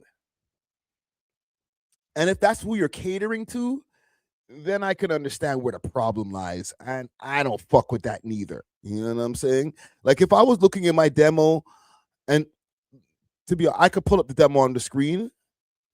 Like if I was to go look into my demo and I seen most of our audience, like the highest, like the bar on the audience was like 16, or what's the next one between 18 and 24? 13 to 18. Oh shit. I would probably not accept money from a gambling company knowing that most of the people who are watching this are not even old enough to gamble. And then once they get old enough, they're like, all right, cool. I learned from We Love Hip Hop. But if like a 35-year-old man and we have mostly men in the chat in our audience, if a 35-year-old man is like, oh my God, I got a gambling problem because I was watching We Love Hip Hop, man, you a fucking idiot. I'm sorry, bro. You had that problem before you watched us. Okay. So I don't have a problem myself as far as just a disclaimer for myself. But if this guy, Charlamagne the God, the guy with the makeup, is exposing any type of deceptive practices, and he's also able to get into rooms where I'm not sure if Akademiks is able to get into yet. My advice, again, and I will say this over and over again, and maybe this might be the last segment I do on this, fall the fuck back, Ak. The juice is not worth the squeeze. Yes, formidable op, but somebody who just plays way too dirty than what I think you're willing to play. Okay? So I will just leave that there. I think I've spent way too long on this topic here. But I you know, I get my bread too. But yeah, salute to all parties involved. Oh my God. Hold on. One more thing on this. I just want to see this video. Give me a second, gang. Let me pull this up on the screen. Oh my God. We all trying to eat, nigga. Let the streets eat. Look at this. Charlamagne should be ashamed of himself. This is pathetic. Another attempt to take down Akademiks on behalf of Rock Nation, but he failed miserably at it. And because he's really bad at what he does, I don't think Charlamagne the God is good at hit pieces. I think Charlamagne the God is a really great commentator. But when it comes to getting in the field and spreading a narrative or spreading an agenda or just outright lying on somebody, he's really bad at it, even though he keeps attempting it week after week. A couple of days ago, Akademiks publicly called out Charlamagne the God for being compromised. The tweet is currently on. Let's skip past all of the backstory. Because of not being out there, that Jay-Z, Rock Nation is trying to silence these people for posting things they don't like. Charlamagne now had to come back and correct the record. Let me remind you guys of what Charlamagne the God initially said. Now, I don't know if I texted him before this or after, but I do remember when I saw this, I said, oh, shoot, let me hear that. Because what came across our desk was the same information, but not that. It just was like this spreadsheet that was like, yo, DJ Akademiks campaigns. Y'all are terrible liars. Why is Charlamagne the God now saying that what's going on with Akademiks and Grand Wizard Chat Ninja has nothing to do with smear campaigns, have nothing to do with taking money to post things, have nothing to do with taking money to endorse political candidates? Why is he now saying that when he initially said that this magical spreadsheet just showed up on his desk? He don't know who put it on his desk, but this magical spreadsheet just showed up on his desk, and this spreadsheet said Akademiks was being investigated for taking money to run smear campaigns against people with the help of George Wynn, aka Grand Wizard Chat Ninja, and that they was taking money to endorse political candidates. He even says that he called DJ Akademiks to warn Akademiks that the people on his team was snitching on him to investigators and telling the investigators that they were taking their marching orders for all the posts they made from DJ Akademiks. Whatever. The reason I called that, and Ak said, I think that he... See, he went basically over everything I went over. I want to hear his opinion at the end. Back like Charlamagne, like, yo, Ak, yo, man. Side of Grand Wizard's house. All right, send the pictures to Charlamagne. Come on, bro. Like, yo, let's get, yo. And it's sad, bro, because you sit back like Charlamagne, like, yo, Ak, yo, mans, bro. Yo, act your homie, bruh. What you doing ain't cool. Like, what you doing ain't right. Like, it's not right, yo. Like, yo, you try to bust a play, you try to bust a move. The play ain't work. Let it go. Let it go. But you being both of y'all let it go. Grand Wizard literally just used the word that I might get my video demonetized that I had to put on the screen, and is still going at this guy. And listen, Poetic Flacco is super team act. They called him Baby Akademiks when he was coming up. Okay, I am team act too. As team act member, fall back, retreat. Upset that your manipulation and your plays ain't work, so now you're coming back. So now you're just now the creator of the narrative. You started off saying, hey, bro, I'm just warning you, bro. They told me, nah, bro. The play was to spook act, get act to kind of like cut off the Akademiks TV page and shut it down because they've been giving his homies hell, Rock Nation hell. So now you're now the creator of the narrative now. Now it went from, oh, these people told me this to, oh, yo, I read this lawsuit and this lawsuit and this lawsuit. And I think, man, all right, man, come on, bro. Yo, anybody who thinks that Charlamagne the God is giving any type of information that's useful in regards to Grand Wizard and Akademiks, you are just a fool as well. But this ain't cool, Charlamagne, bro. Like, you got to go to bed. I guess I'm a fool because it might not be spot on accurate information. He's reading an article, brother. It's not like I said this earlier in this segment. He's not making this up off the top of his head. He didn't write his own script and he's reading off the script. The man is literally reading an article. So he's not the problem. The investigators are the problem. He's the messenger. He's a bad messenger. Okay, you don't want this messenger on your head top, but he's reading what's already in existence. Niggas need to fall back. If that's all happening in the background, then you don't want somebody with a loud microphone like Charlamagne to be amplifying it at night, man. Like, you got to look yourself in that mirror, bro. Is this really worth it, homie? Like doing this to your homie, bro? Your homie? He obviously don't care. Yo, I don't know what type of ass. That's not his homie. This is what you guys got twisted. Charlamagne is not Act's homie. Yes, he called him and said, yo, heads up, yo, these niggas is looking at you and your homies and whatever. Akademiks has complained multiple times. Yo, I've gone on his show. I've gone on Breakfast Club. I go all of these, and Charlamagne calls me, I pop out. But when I call him, say, yo, can you be on my podcast? Crickets. All right? That's not your mans and them. So if he keeps on sending shots at you and rolling the bus over you and Grand Wizard's head, don't act surprised. Like, yo, I thought that was my mans. No, he's not your mans in them. Maybe you're the last one to find out. We can see it, and we're on the outside, my nigga. How the hell we can see it, and you talk to this? You guys have each other's phone number. I eat that thing. Anyhow, salute to Akademiks and salute to Charlamagne the God. Okay, like y'all.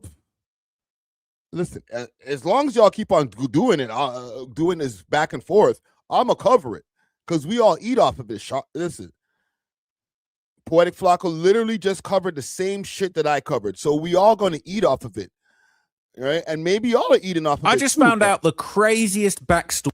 My bad. Maybe y'all are eating off of it too, but like at this point in time, bro, y'all are gonna destroy yourselves trying to win some kind of back and forth, or Charlamagne's just gonna just air everybody in your team out. All right, so that's all I got on this, man. Salute to everybody. In the title I have here, Top 5 in Danger. Right? Somebody brought this to my attention. They sent me a video courtesy of Trap Lord Ross. And from this video, it was saying that members of Ryan Wedding's gang or Ryan Wedding were at war with Top 5 or were trying to kill him at some point in time. Listen, I'm gonna play the video. Trap Lord Ross seems to have information that I wasn't aware of, and I'm here in Toronto, and I talked about Top 5. So let's hear what he has to say. story in the Toronto gang wars, because it turns out two of the most notorious...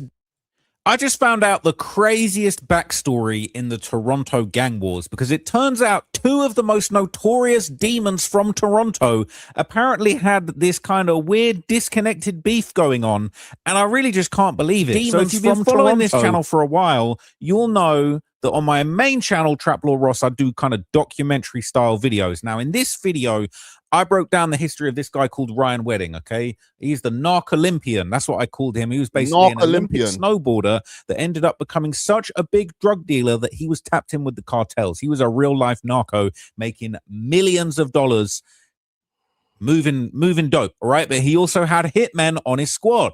Now, what's crazy is if you follow me long enough, you'll know that I've done videos about this Toronto demon, Top 5. He was allegedly Drake's shooter. Okay, he's been involved in a whole bunch of interesting murder cases. Rumor has it he got a few bodies. I discuss it in this video. But now come to find out that Ryan Wedding's alleged billion-dollar trafficking crew that had hitmen's on tap, they might well have been at war with Top 5's GGGs, the Go Get 'Em gang. There's actually genuinely a crossover going on, and I'm going to tell you all about it in this video. I couldn't believe it when I found this out. So basically, search warrant documents that have recently been unsealed by an Ontario court at the request of the CBC, the Canadian Broadcasting Corporation, a news network, and the Toronto Star of... CBC, what up? Now revealed there is actually a deep connection between Ryan Wedding's drug trafficking crew and Top 5's GGGs. So this is an article that's going around. It says Toronto gang war led police to a trove of evidence in the Ryan Wedding cocaine case, the court docs say. So it's pretty crazy. It's actually insane. New details of Malik Damian Cunningham's arrest revealed in a search warrants documents, okay? There's all the documents. They got a whole bunch of documents, and it's basically going to break everything down in here. It says when police approached a stolen SUV near the funeral of a suspected gang member in Vaughan, Ontario in April 2024, they couldn't have expected that it would help the FBI bring down a violent transnational cocaine empire tied to the Sinaloa cartel. Inside the 2023 Ford Explorer with heavily tinted windows, officers found Malik Damian Cunningham, an alleged rival gang member and hitman who U.S. prosecutors say had been hired, armed, and trained by Ryan Wedding's sprawling criminal enterprise. I've heard of demons and gangsters having hitmen, but I ain't heard of them hiring, arming, and training them. That's really some cartel shit. I'm not going to lie to you. That's out of control. So you guys remember anybody who is a long-time viewer over here on the live streams? We covered this gentleman over here, Cunningham, and them getting military-style training from Ryan Wedding's gang. Or I guess the training people or whatever, whoever handles the training over there. It's like, ooh. They put these guys back in Toronto after they bring them to Mexico, if I'm not mistaken. And then get them, you know, they go through all their military training over there, how to shoot, how to freaking dodge bullets, or whatever. I don't know what the hell the training entails of. But then they come back to Toronto as like super thugs, right? Salute to Nori. It says more than 2 years after Cunningham's arrest, new details about the circumstances of the police operation have emerged from search warrant documents recently unsealed by an Ontario court at the request of CBC News and the Toronto Star. What appears to have been a chance encounter with local police near the funeral in the city just north of Toronto led officers to seize an iPhone that court documents suggested later provided the FBI with a trove of insights into the inner workings of Wedding's network. So Ryan Wedding, who went by the alias Public Enemy and Giant, was arrested in Mexico earlier this year. A former Team Canada Olympic snowboarder, he's accused of leading the cartel-linked empire that smuggled truckloads of blow and fent across North America and carried out dozens of killings. That's why my video is called The Many Murders of Ryan Wedding. So if you want the whole story, go and check that out. Nobody's done a better breakdown than that video. Okay, this is actually insane. So he pled not guilty in California to charges relating to murder and drug trafficking and money laundering, but the allegations against Wedding and Cunningham have not been proven in court. But Cunningham's lawyer, Jassi Vamadivan, didn't respond to a request for comment by CBC News on Wednesday. So this is pretty crazy, all right? This is pretty crazy. So We're going to get to it. I'm going to keep reading this, but we're going to get to it because what I'm going to tell you later on in this video is absolutely insanity. It says the search warrant documents stem from a police Salute to Ross, but I want to just speed it up just a bit. Investigation into the April 1st, 2024 shooting death of 29-year-old Randy Fader in his Niagara Falls, Ontario driveway. Fader, described in court documents as an international drug trafficker, had met with Mexican cartel people and was shot in the head at the request of Wedding's top lieutenant, according to U.S. prosecutors. Cunningham, the alleged gunman, was nicknamed Mr. Perfect and is charged with murder in connection with Fader's killing. Police suspect the now 25-year-old Cunningham was getting ready to carry out another serious criminal act when they arrested him outside of a funeral in Vaughan. Okay, this is his second in command, Andrew Clark, that was captured by Mexican security forces. So basically, here's how it all ties together to Top 5. It says the newly unsealed documents revealed that the funeral back in April 2024 was for Ibrahim Ibdikarim, an alleged member of the GGG's Go Get 'Em gang based in Toronto's Lawrence Heights neighborhood, aka the Jungle. Basically, the 30-year-old was killed in an early morning triple shooting that remains unsolved.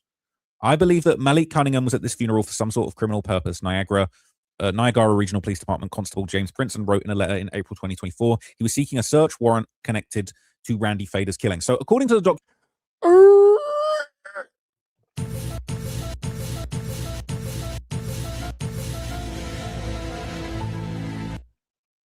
There's an explanation for this, actually. Because this Cunningham guy, the Malik Cunningham guy, if you guys remember the news story that they had about this Malik Cunningham guy, he was actually, okay, hold on. I'm not even going to say it. Comic Gang Strong. Where was Malik Cunningham from? Let me know. Let me roll up my thing quick, fast. Let me know. Comic Gang Strong. What Toronto name brand hood was Malik Cunningham from? Let me know. Okay, as we saying I'm in the parties and shit like that or whatever. Y'all let me know. All right, should I be playing some Jeopardy music for y'all? Let me know. We got enough people over here on the viewership. There's enough people. Nope, it's not. Nope, that's not it. Oh, we got one. Okay.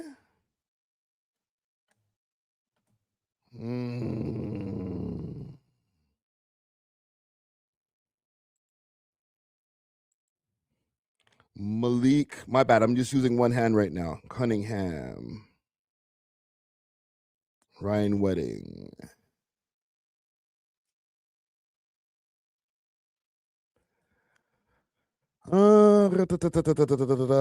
CBC report.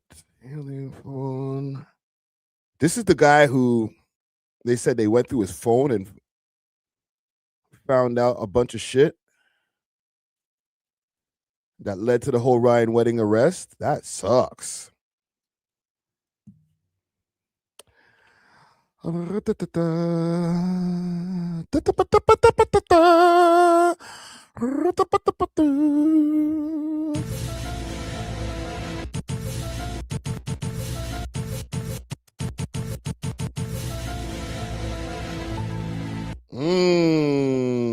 plot thickens.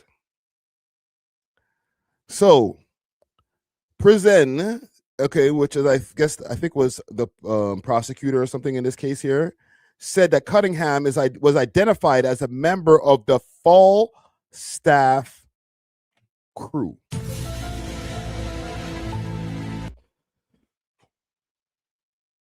Ooh, what a tangle web has been weaved. Documents, right? This Canadian assassin was working for Wedding's crew. He was called Mr. Perfect, real name Malik Cunningham, and apparently he was actually connected to both Wedding's crew and a Toronto-based gang from Falstaff Avenue, which is like a big, basically the news are calling them the Falstaff crew, and particularly before they've been known as the Falstaff Crips. So this is kind of just a Toronto gang map that I'll show you, right? And I've heard basically. I've heard people refer to, Falstaff as the staff. You got Jane and Finch Driftwood up here. Obviously, this is all kind of famous for Pressa and them lot, okay? But they're basically saying this is the staff, all right? And allegedly, Top 5 had spun through the staff a lot of times. He raps about the staff, full staff, spinning through there, and they got a whole bunch of Crips there, okay? It's You know, they have beef with nearby rivals from Bloodhoods, right? This is a serious hood, all right? This is a serious bunch of gangsters there from out there, okay? So this same gang, all right, the Top 5's GGG gang, basically like Top 5's gang, the GGGs, they're from Lawrence Heights, aka the Jungle, okay? And they were beefing heavily with Full Staff. There's a bunch, let me pull up some lyrics real quick. So look, Top 5 got hella lyrics where he's dissing the ops, right? But like, he's always saying, I'm in the staff smoking on that clutch pack. I'm in the town smoking on that sizzler. He's talking about all different people, okay? I shot him 5 times because he looked like A.W.O.L, all right? He's saying that he shot an innocent 5 times because he looked like A.W.O.L, a Full Staff 234 9 block member. They have a serious beef, okay? Hello? Hello? This A.W.O.L? See that?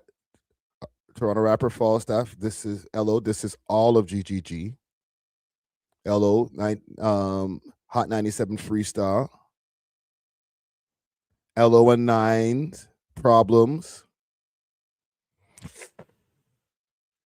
He's been pulling up. He's been spinning the staff. He's been spinning Full Staff, smoking on clutch pack nonstop. All right, that's just what's going on. I'm sorry, you call me a snitch all you want, but that's what was going on. So Top 5 basically, you know, was in this beef, and he basically allegedly was accused of this first-degree murder. He ended up getting freed. Rumor has it that Drake paid his lawyer fees, was one of the best lawyers in Toronto, and he was released in custody after spending 3 years in jail. This was allegedly the murder of a man named Hashim Omar Hashi, who lived in the high-rises located on Full Staff Avenue. Now, Top 5 beat these charges, and as you see from them lyrics, he's saying he shot him 5 times because he looked like A.W.O.L. And it turns out to be an innocent guy. So Top 5, he was charged with the first-degree murder in the shooting death of the 20-year-old man. He was freed Monday after the Crown stayed the charge. Thanks to Drake, thanks to the 6 God Drizzy Drake. He'd been charged with the death of Hashim Omar Hashi, an accounting student. He was shot multiple times, better not be 5 times, while trying to enter a parking garage near Jane Street and Full Staff Avenue shortly before 9 p.m. on January the 31st, 2021. According to Toronto Police, he died at the scene. Family and friends described him as a humble, hardworking kid. 2 weeks after the shooting, Top 5 was arrested in Windsor, Ontario in charge, and he was 3 years in custody and was just about to go on trial when the Crown suspended its case because they wouldn't allow his videos or social media posts, he'd be thanking God for that, to be used as evidence at trial. But the rumor was that the theory was that Top 5 was part of a gang that was rivaling another operating in the area, and they basically said that they was looking for people. They was looking for people that looked like A.W.O.L, allegedly, right? And Top 5 beat it. He said, I innocent man came home, RIP, I'm an innocent man, all right? Okay, sure, all right, sure. So here's the thing. So when we go back to the original reporting on this, all right, they're saying that basically Malik Cunningham, he was at a funeral ready to shoot the spot up. It says Brinson said Cunningham was identified as a member of the Full Staff crew. What? Yo, how did this get under my radar? This nigga was at a funeral ready to shoot. Wow. Y'all niggas got no heart, fam. You're gonna shoot up the funeral? Which was in conflict with gangs from the Lawrence Heights, the GGGs, the Jungle, okay? He'd been captured on video purchasing binoculars, gloves, and walkie-talkies. Now, look, if your ops are out here with the binoculars, the gloves, and the walkie-talkies, all right, they're not normal ops. That's a high level. No, this nigga was trained in Mexico on how to do that shit. Yo, that's the kind of ops you have, 5? Yo, military trained ops, fam? What? Oh my God. That's insane, bro. Because like we said, like we went through this whole video like months ago about how this guy was military trained, and you know, they send him to Mexico and they're probably running around through barbed wires and dirt, and you know all that shit that they do in the military training and shit like that. They're like crawling on the ground and shit, like, you know, how to hold a rifle while you're crawling on the ground, like wild shit. Like that's not the type of training that niggas in the hood have. Niggas go on top of the roof, shoot at some cans and shit. You know what I'm saying? Try to find a secluded area where, like, you know, they might. I ain't even gonna rat out the reserves and shit. You know what I'm saying? But like, night vision binos, fam. What hood nigga has night vision binoculars, brother? That's not just a regular hood, man. Like, yo, just any nigga's car, you pull them over. Oh shit, they got the burner. Oh, there goes the night vision binoculars. All all these niggas, why you guys always got that shit? Like, no, bro. I think that guy is the only one, fam. Him and whoever else was trained on Ryan Wedding's team. Y'all the only niggas in Toronto who got the freaking night vision binoculars for the drill. Everybody else is just like low-key squinting. One of the niggas, like, he don't even want to freaking show his friends that he needs to wear glasses. He just wants to stay cool in front of his friends. So his eyesight bad as fuck. Holding the gun sideways, trying to look cool. Bong, bong, bong, bong. You know, could barely see. That's why these niggas be like just hitting walls and innocence and shit. These niggas be like, they could barely see some of these niggas. Like, why you bring Tyrone on the freaking drill? Tyrone needs contacts. This nigga got night vision binoculars, brother. You got night vision binoculars? You about to go on a drill, King Philip? Or you just got them? Because, like, shit, like, it's okay to have them. But if you're a killer, then what the hell? These niggas are equipped. There was other things. Walkie-talkies? Huh? That is high-level drill, fam. A walkie-talkie, that means they're trying to really get off of the grid. The only people who can get onto that walkie-talkie feed is the other person on the other side. Ryan Wedding's people. Yo. Okay, are you at the site? You're at the funeral? All right. Like, what?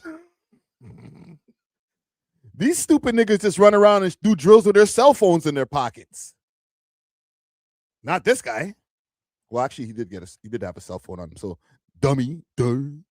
Actually, you know, let me not call you a dummy, because just because Ryan White is in jail doesn't mean everybody else is locked up. Right? What do you want me to look up? Night vision binoculars? Where you want me to look? Google? Night vision binos, Canada. Can we see some? Oh, let me go on Design. Are these night vision? Best value for hunting. No Wi-Fi needed. What the hell? Look at this. $50? Wow. That's it? Yo, I might need to cop me some of these, fam. These are fire. Why do you keep on saying for adults? Look at this. Low night vision. Lens/low night vision. Oh my God. 129, fam. I'm copping. I don't know why. I just want them now, bro. With the little green things on the end. Those are fire, bro. What? That's what the man them are rolling with? Full up. Outside Abdi Karim's funeral, the Explorer with tinted windows attracted attention when the occupant of the vehicle was moving from the front to the back of the vehicle without exiting. So they was apparently spinning a funeral and they got shooters from the full staff. Now I'm gonna move over a second, okay? I'm gonna touch back base with what's going on in these streets. Because basically, the police have been looking for this Mr. Perfect guy for a minute. They've been trying to track him down. They've been trying to get to the bottom of it, okay, ever since this murder happened. Because Mr. Perfect, a.k.a. Mr. Cunningham, all right, he was wanted for this murder in connection with the killing of Randy Fader. And this is Randy. Hold on, Mr. Perfect. You keep on saying this motherfucker there. I'm sorry to keep on stopping the video, but this is a reaction. Mr. Perfect.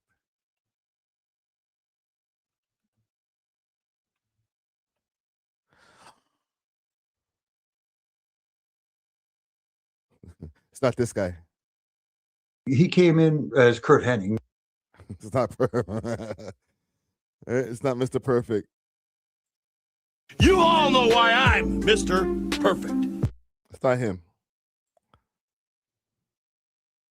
Remember when Mr. Perfect used to do like the freaking the feats, the sports feats?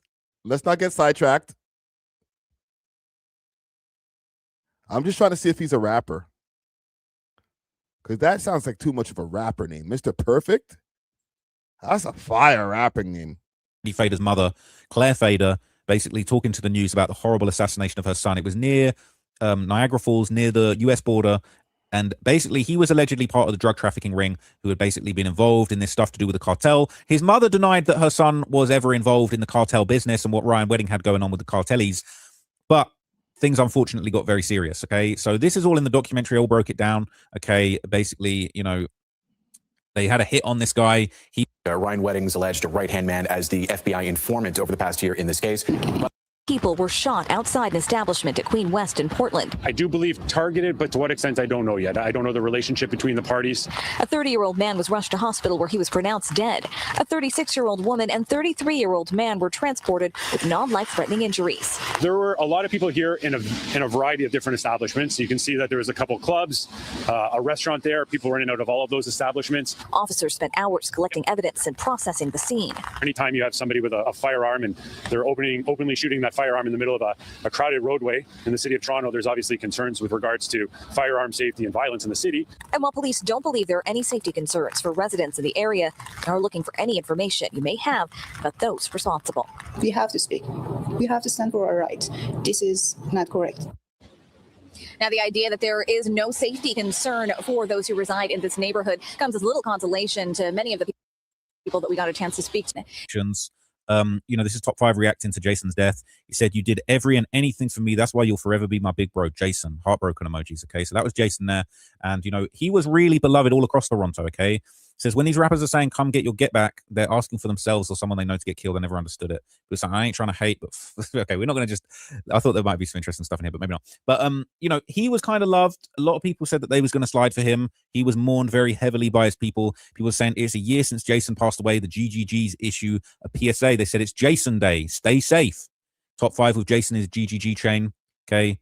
You know, there were more. Some of the most devious demons from the GGGs, Century GGG, one of the most dangerous GGs all out here. He was locked up for a murder. He posted a message about Jason, all right? He said, "I wake up thinking about you every day, big bro. You know how I'm of. You know, I got too much love for Jason to put a K behind GGG, even though he was beefing with Top 5 in the GGGs, all right? So Jason, aka AB, but blood. So he was beloved, okay? And based on these posts, it seems that Pressa, even after the falling out with Top 5 in the GGGs, he still had love for him. And now this is a crazy crossover because this is Buck Fiddy, a UK rapper that made his way to America. He caught a wild case. He allegedly was he was allegedly meeting dudes on Grindr and robbing them of their Bitcoin, allegedly, Whoa. right? But there's Buck Fiddy linked up with Pressa, and they taking shots. People were saying, were they taking shots at Jason, or are they still cool with Jason? Look at this. So that's him showing off the jewels. I think it was this next post or this part here. And assassinated in their driveway that ain't got no, they ain't recording no music. They ain't dissing, spinning the block, drilling. They got a real life cartel narco operation going on. Okay. Okay, let me see what his final thoughts are here. Brother, you really beefing with some grenade launching motherfuckers, bro. What are you doing out here, bro? Like, it's long What? Hold on, let me rewind this. Grill, this the I don't know, 2022, like this a brand new striker. You got the panoramic roof. You guys spinning in the panoramic roof with the Luger 9 and 150 racks cash. What kind of drillers are you? These guys are real life Canadian narcos. It's insane. Okay. So it says Clark's hit list also included a realtor in Van, some Arabs, and a Mexi who owned a restaurant and his wife. Wow. According to evidence from US prosecutors filed in a Toronto court as they were seeking to extradite several Canadians, including Cunningham. So they're trying to bring Mr. Perfect, who was, I don't know, maybe they'll find out that that's who killed Jason. I don't know, but they're trying to extradite him to the United States. U.S. authorities allege Clark arranged Cunningham to receive military training in Mexico. He's sending them to the cartels to get trained. Discuss procuring grenade launchers and firearms. Thank God that these are not your ops anymore, right? Top 5. I'm not going to lie. I rock with Top 5, but brother, you really beefing with some grenade launching motherfuckers, bro. What are you doing out here, bro? You hold on. Did he say, thank God those are not his ops anymore? This is where I got to step in as like the Toronto freaking guy. Ross, no. People don't just stop beefing with each other. Niggas be opping forever, generations. That's his ops currently, bro. Like, damn, nigga. Like, for real, though. Like, you got ops that, like, I don't know if this is something that is recent, okay, because we are just finding out about it in 2024. He received military training. So maybe it's more recent. Actually, it's showing that it's more recent, 2024. So maybe prior to that, because from what we know for online, right, all the stuff online, this beef has been going on probably since 2015, 2016, from what we can see online. It could have been going on from before that. I don't know. You feel me? But from like 2016 is when we knew that Top 5, maybe even 2017, that Top 5 had issues with Falstaff Block. Okay, it's documented in multiple YouTube videos. So this is like a 10-year-old beef. But what's concerning is over the 10 years, your ops might have been just as sloppy as shit might have been on the other side. Okay, because almost everybody in that crew of the GGGs have been locked up for some kind of murder. So your ops might have been used to be a sloppy ops, just running around with their cell phones in their pocket, doing drills, shooting sideways, all the shits that I mentioned before. But post 2024, some of them niggas got military training. And that doesn't mean because they got one guy that they got everybody. And that's where I'm saying it's concerning. Because if your ops are getting recruited by the likes of Ryan Wedding and different gangs, or not even gangs, but like higher ups, that's when shit can get spooky in the streets. All right? This nigga had what? Night vision goggles and gloves and walkie-talkies. Like, nigga, I'm so glad I'm not in the streets, bro. Let me know what y'all think about this in the comments, bro. Like, this is kind of spooky to me. Is Top 5 in danger from Ryan Wedding's gang? 80% of y'all are saying yes.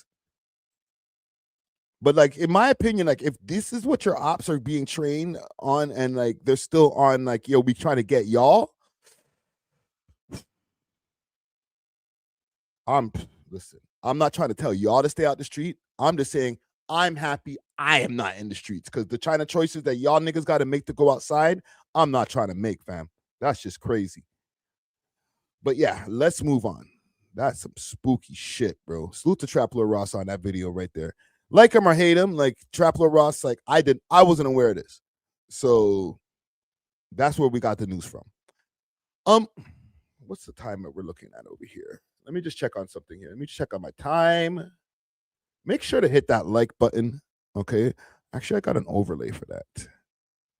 All right. Make sure to subscribe. Hit that subscribe button. Hit that like button for anybody who's watching. Once again, you could also get go watch all of the clips from this live stream later on the Clips channel. I'll be uploading them in order of the more time sensitive stories. So make sure to look out for that on the Clips channel. But we're about 3 hours 49 in.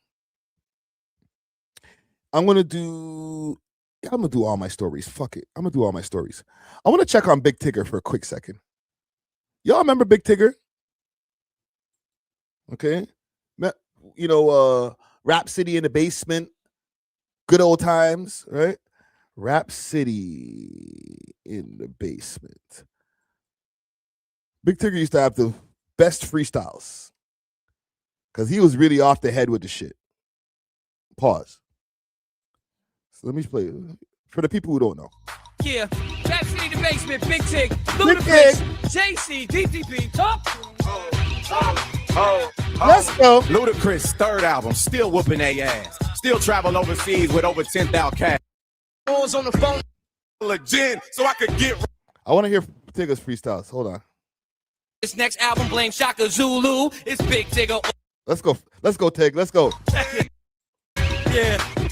Okay, Luda. There was one part of that freestyle I definitely wasn't feeling. Damn, a 10 grand, they better bring 10 million. It's Big Tigger putting it down on BET. Holding it down with my cousin Luda DTP. Hey, every time Tigger used to rap, He used to put in Big Tigger on BET, Rap City, I'm in the basement. Like he would always make sure to listen.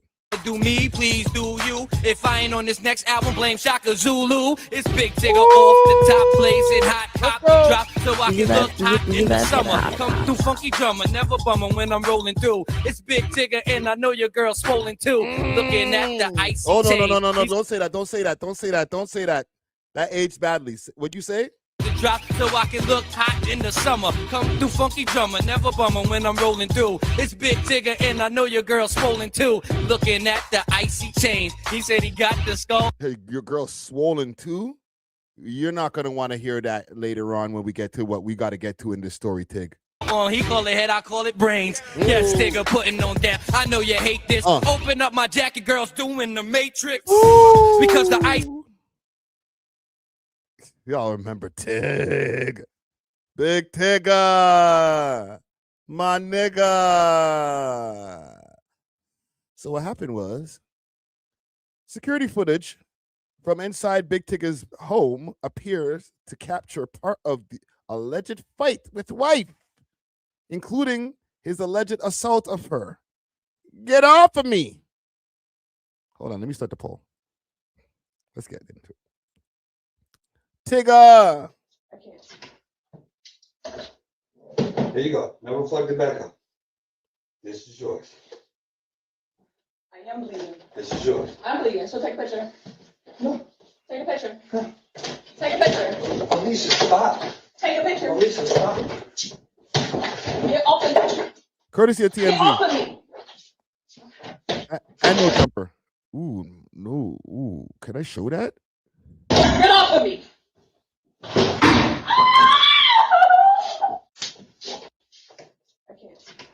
Tig. There you go. Never plug it back up. This is yours.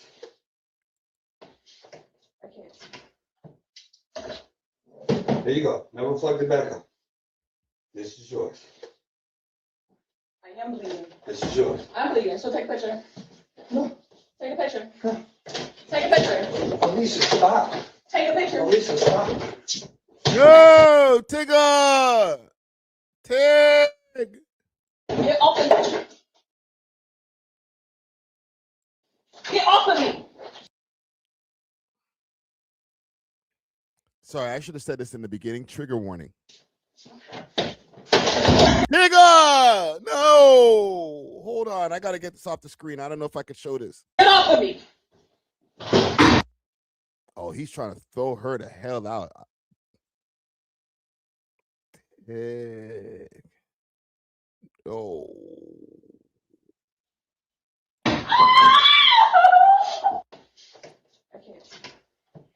I just made the hairs on my neck stand up. Tigger. My nigga. Tigger. He said something about this too, because I seen this floating around and I was like, no, Tigger. He said something about this a while back. I don't think it's on his page no more. Wait a minute, ain't you? That be me. Ain't you? That be me. No, Tig Star. Maybe he doesn't have it on this main feed. Hold on, I'm gonna find it.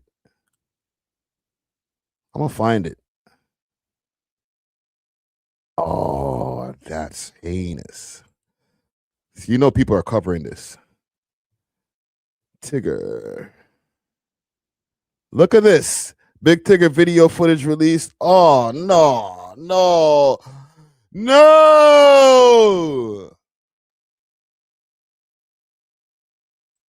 I remember, okay, this is what I saw earlier. I saw this like a week ago. I didn't say shit. 2 weeks ago. 2 weeks ago, I saw this. I said, nah, that ain't, not Tigger. Not Tigger. Breakfast Club covered this shit 2 weeks. Tig. Man, this Alicia Brown case is getting weirder and weirder by the day. Our DMs, they were flooded over the weekend. This is very scary. Big Tigger's wife posted a video showing a big scar over her eyes and also under her eyes is swollen. Alicia Brown is her name, soon to be ex-wife of media personality Big Tigger. We know him from 106 in Park, of course, and his popular radio show, The Big Tigger Morning Show out of Atlanta. He's been consistent. He stays out of the headlines for the most part, which is why nobody saw this coming. Alicia Brown with this disturbing video, crying with the caption, quote, "Someone asked my husband why my face happened." Then the hashtag Francesca Amaker, and other comments alluding to the fact that they are getting a divorce over his relationship with Francesca. Big Tigger's in the building. Yeah, and Francesca, I'm here. Now, for the record, Francesca Amaker, she just started as his co-host last month. She's a longtime award-winning journalist, and it was a pretty big deal when it was announced that she was returning to the A to join the Big Tigger Morning Show. It feels so good to be back in Atlanta, my hometown. Amaker, just on Tuesday, vehemently denied, quote, "The allegations being circulated about me are completely false and do not reflect who I am or how I conduct myself. I have never had an affair or cheated with a married man. I stand by my character, my integrity, and the truth." People are on the fence when it comes to Alicia's allegations because she has a lot of history. If you didn't know, there's something that happens with her young toddler where she left the child in the car for about 8 hours to go play gamble and things like that. Brown, she was arrested for leaving her 4-year-old daughter, Alea, in a car unattended for 8 hours while inside a This is the type of trash you're picking up, Tigger? Oh my God. Baltimore area casino. It was New Year's Eve 2013, which is a cold time of year in Maryland. According to CBS News, a security officer discovered the child alone in the car and crying.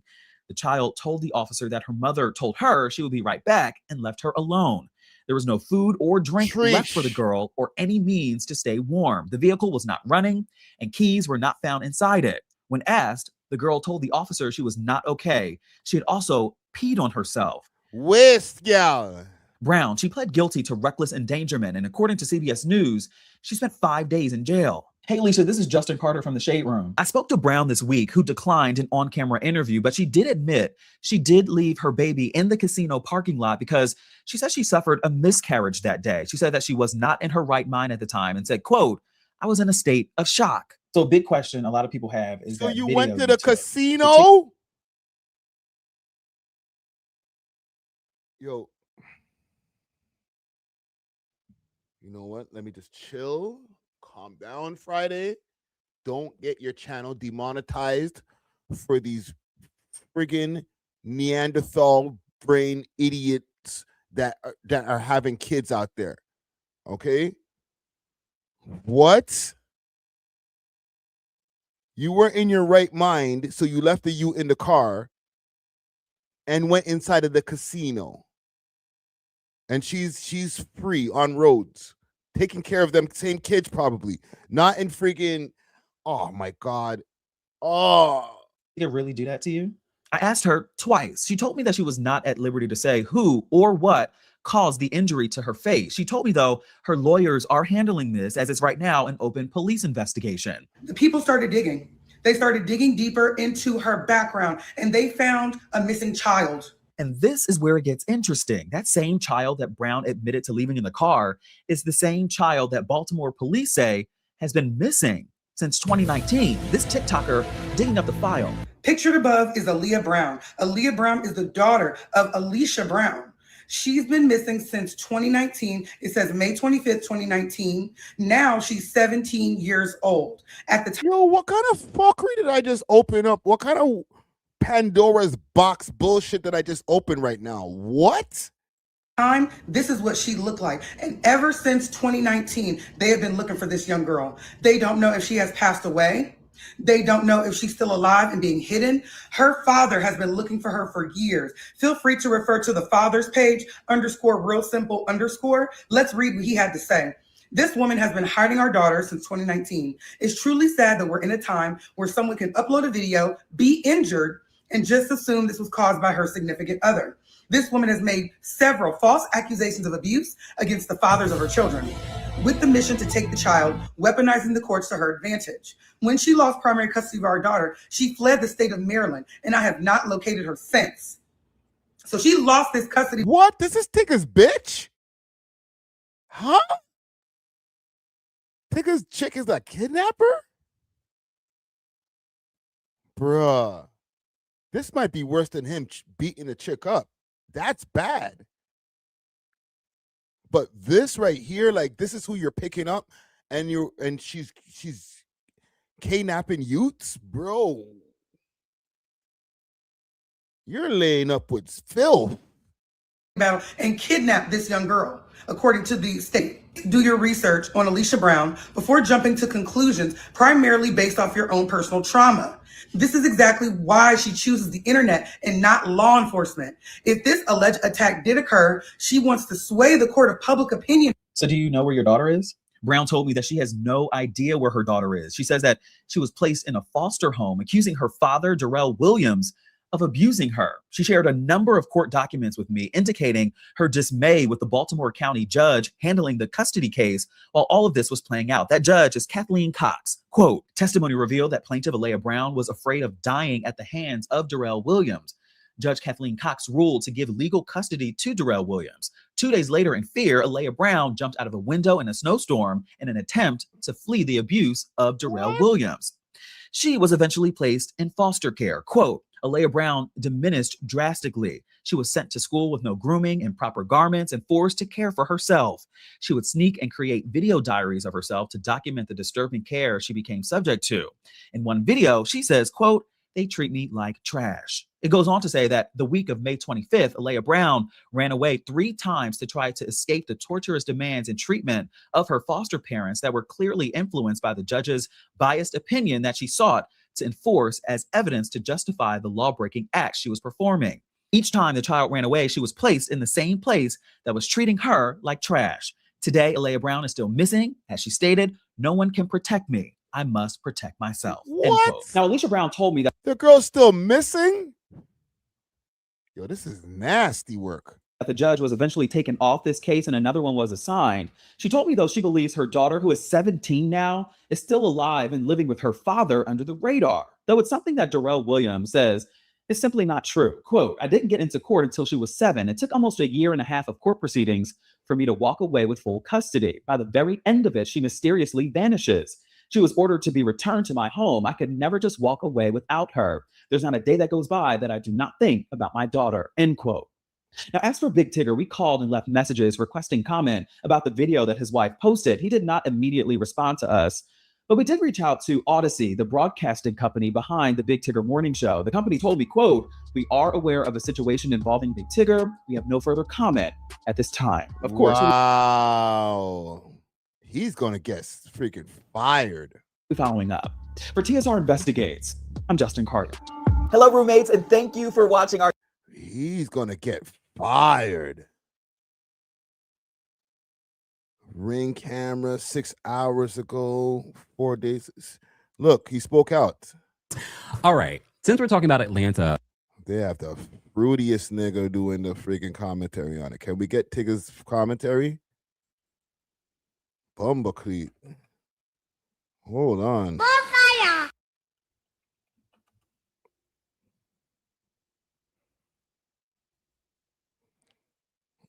Video footage released. This is like breaking right now. Big Tigger, his wife, heated altercation, caught on camera. Like, oh my God, Tigger. My nigga, you have taken over the timeline. Is this a video of him speaking on this shit? Can we get a video of Tigger speaking on this shit? What the fuck, man? Like, I'm a YouTuber too, but like, just show the video too, man. Holy.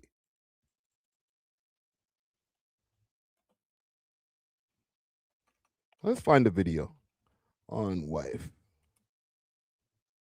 I'm sorry, gang. I ignored this for a while. I was like, this ain't true. All day.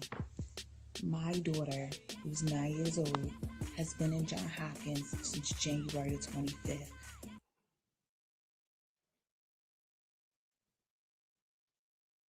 Because I remember he had jumped on his Instagram and said something, but he must have deleted that shit. That's crazy.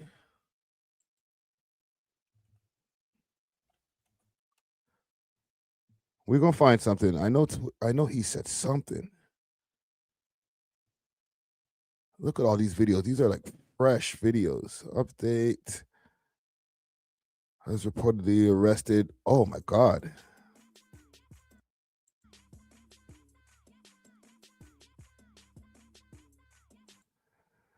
Okay, so I unequivocally, okay, here's the statement. And big salute to Tasha K. I unequivocally deny every allegation that has been made against me.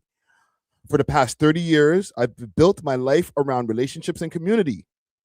Those who know me know the man, father, husband, and friend I have been through my life. Excuse me. Because this is an active legal matter, I am limited in what I can say. What I can say is that I have complete confidence in the fact in the legal process. I will continue to cooperate fully and trust the truth will come to light. Thank you to everyone who has reached out with support and encouragement. My family and I are deeply grateful. Big Tigger. Latoya Odom. Tasha K. Are you Jamal Bryant's? The is going on. All right, so yeah. Is Tigger cooked? These videos is like from 12 hours ago. They just keep on floating around. Hold on, let me get me a repost in there. Hold on, let me get in there. All right, bong. Damn, son. What do y'all think? Let me go check the polls over here. Is Tigger cooked? I asked, is Big Tigger done? 71% said yes. Are you all saying, and it's not many votes in here, but are y'all saying that based on, oh, he's washed, nobody care about Big Tigger no more?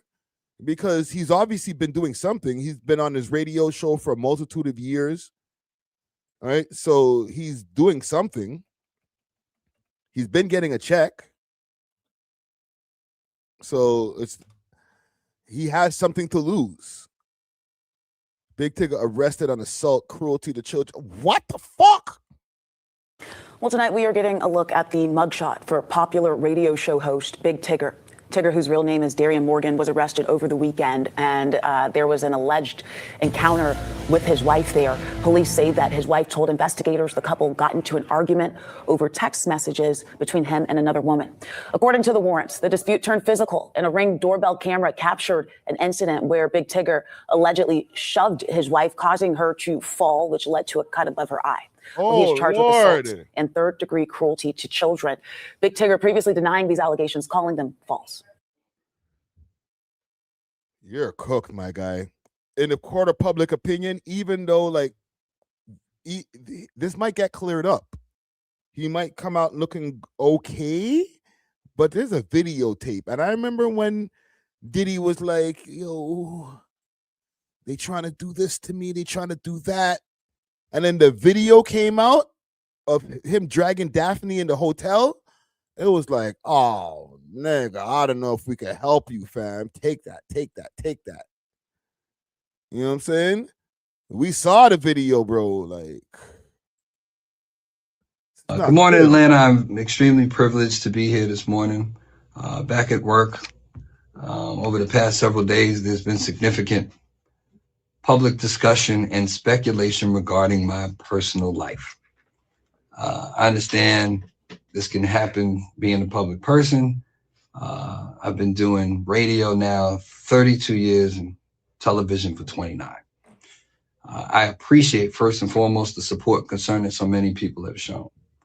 I want to say categorically, these allegations and accusations that have been circulating about me are false, untrue, not happening, didn't happen. Additionally, it's important to clarify that Francesca and I have never been anything more than friends and respected colleagues. I'd like to apologize to you, Francesca, for the impact of these last few days or this last week. I hope you accept my apology. Out of respect for everyone involved, I ask for grace, privacy, and restraint as my family navigates this difficult moment.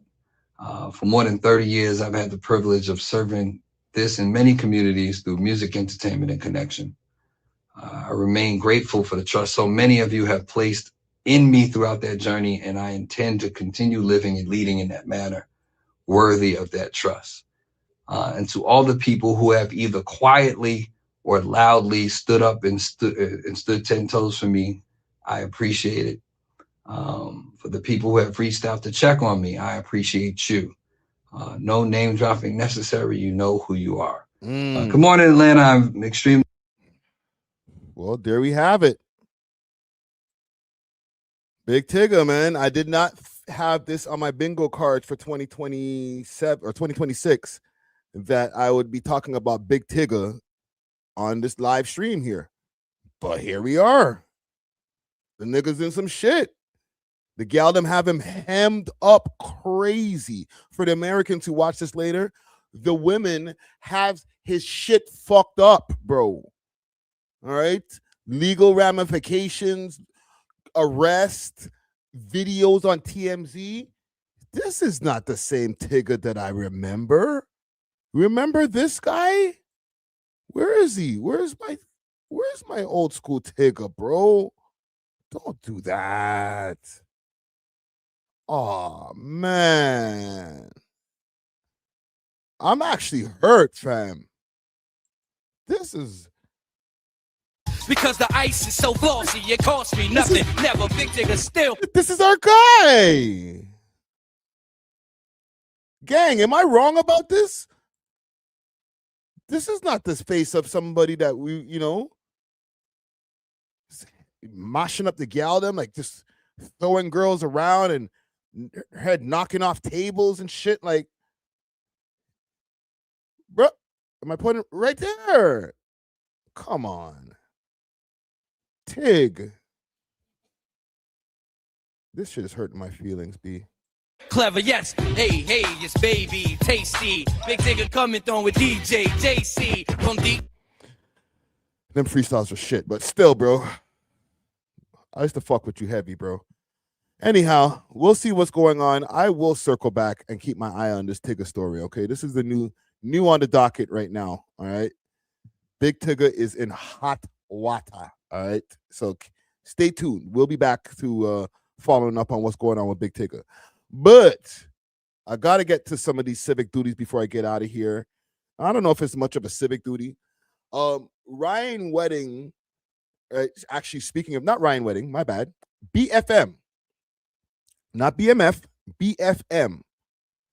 This is a Quebec gang that has been at war for a multitude of years. The war with the Hells Angels and different people.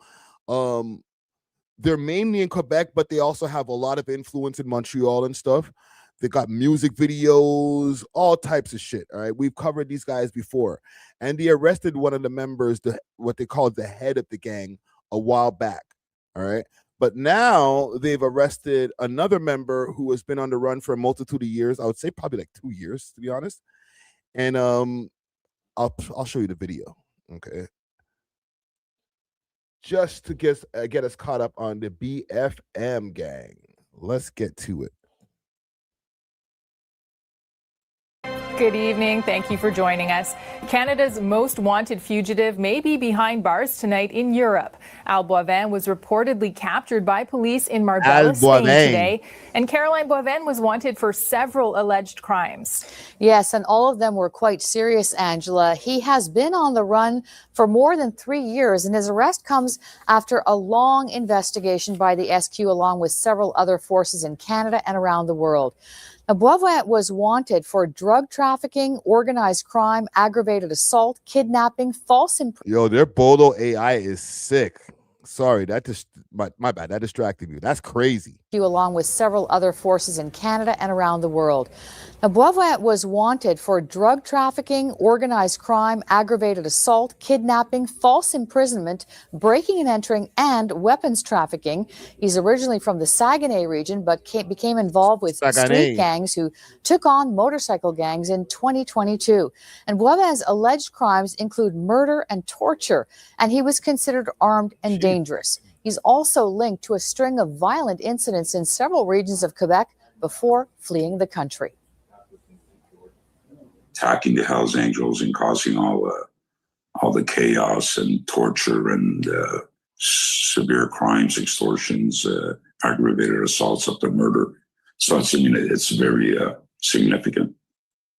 Now, Boivin was actually the #2 on the BOLO or Be on the Lookout for list until the arrest of a very close associate, Dave Pic Turmel, the alleged leader of the Blood family mafia. Turmel was arrested in Italy in 2025 and is now awaiting extradition there. Right, last year we covered this guy, and there's a video I'll show you guys in a second just to catch you up on who this gentleman is. Now, Boivin was actually the #2 on the BOLO or Be on the Lookout for list until the arrest of a very close associate, Dave Pic Turmel, the alleged leader of the Blood family mafia. Turmel was arrested in Italy in 2025 and is now awaiting extradition there.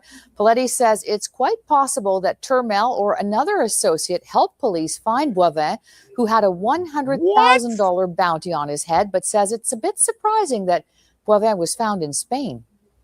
The old saying said it goes. That's dirty. If that's not true, they're trying to put this guy, they're trying to get this guy killed in jail right now. Bounty on his head, but says it's a bit surprising. He says it's quite possible that Turmel or another associate helped police find Boivin, who had a $100,000 bounty on his head, but says it's a bit surprising that Boivin was found in Spain. The old saying said it goes. You could run, but you can't hide. And we're not talking about here sophisticated organized crime. These two individuals are low-end thugs. These are the dangerous ones, but they tend to be very flashy, very, if it was traditional organized crime, it'd be a bit different. We've seen in the past people involved in the Cosa Nostra, traditional Ndrangheta, who've been, were sought for 20 years, 10 years. They wouldn't go to a place like Marbella, a high touristy area. They stay very low profile. Now, Paletti says Boivin's arrest is significant and a big victory for police. He says it also sends a message to the criminal underworld. The SQ today thanked the RCMP, Interpol, and Spanish police for their help. And this afternoon, Yann Lafrenière, Quebec's Minister of Domestic Security, also congratulated all police at all levels for their work. Angela. Woo! When we were watching videos about this whole BFM gang before, they would show a music video, and I never was able to find a music video until today when I was preparing for this live stream.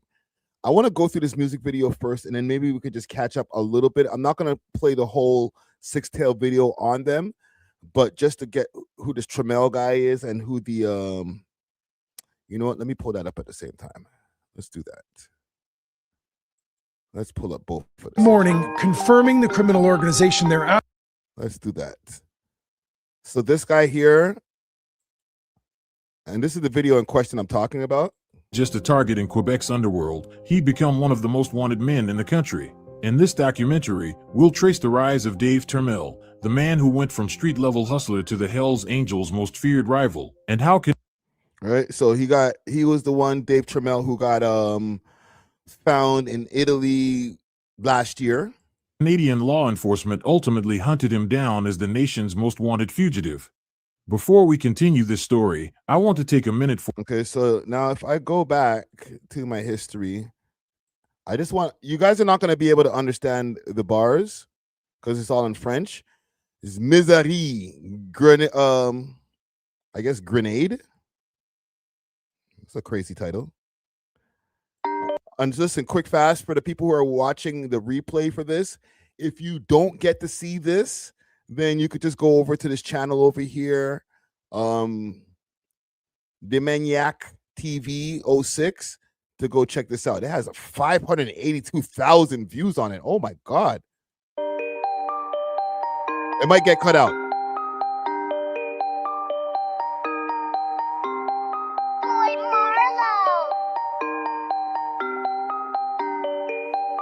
This is Quebec. Les pieds dans l'eau, au bord de la mer. Demain je drop, il faut une maison pour la mer. Faut battre le fer quand il est Le mer is murder. au bord de la mer. Demain je drop, il faut une maison pour la mer. Faut battre le fer quand il est chaud. Faut battre le frère quand il est faux. Plus chaud que le feu en enfer. Camper comme Donald Trump pour faire la guerre. Beaucoup de billets bruns de rouge et vert. J'quitte le stash, j'ai le sourire du Joker. When I'm watching this, I listen, and I can't translate this for you, gang. I could put some CCs on the screen, but it's gonna be in French. Auto-generated in French. See? My bad, gang. Click here for settings. Can I change it? These niggas is dangerous. Don't get that twisted. Holy. Voiture de luxe automatique. Glock 17 semi-automatique. J'te prends tout seul. Glock 17. C'était automatique. Right? He's got the freaking Glock 17. It's an automatic. He's got the freaking BMW automatic. Y'all don't, you don't get it. En équipe, sur les palettes, j'fais péter l'élastique. Donne-moi sur les bandes, j'ai put les élastiques. Y'all understand that, right? Come on, gang. de la poudre, j'fais de la roche. Donne-moi de la roche, j'fais du cash. C'est magique. Et j'fais tout ça sans laisser de trace. Tu vas crever. Okay, so just to give you guys just some context, because I could read this, right? Donne-moi de la roche. J'ai fait du cash. C'est magique, right? So in 2 months, he made his money.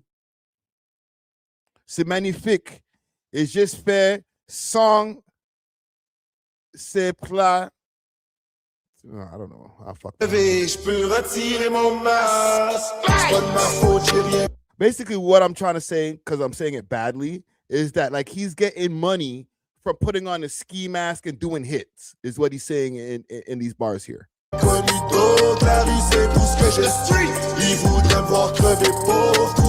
Shit like this. Va crever, je peux retirer mon masque. C'est pas de ma faute, j'ai rien connu. Like all these different. And this is the Dave Trammell guy that is currently detained in Italy. The thing that's scary when I watch this video back now, these guys are talking about all the hits and money and all that. Like, this is not like fake music videos with a bunch of fake rented cars and, you know, mans are freaking putting their stacks together to flex it on the camera and shit. Like, no, this nigga's in jail for freaking some serious shit, mad murders, mad freaking extortion and all types of shit. Like, everybody in the room's probably on some real shit. This is not some, you know, studio gangster niggas. Like that guy right there.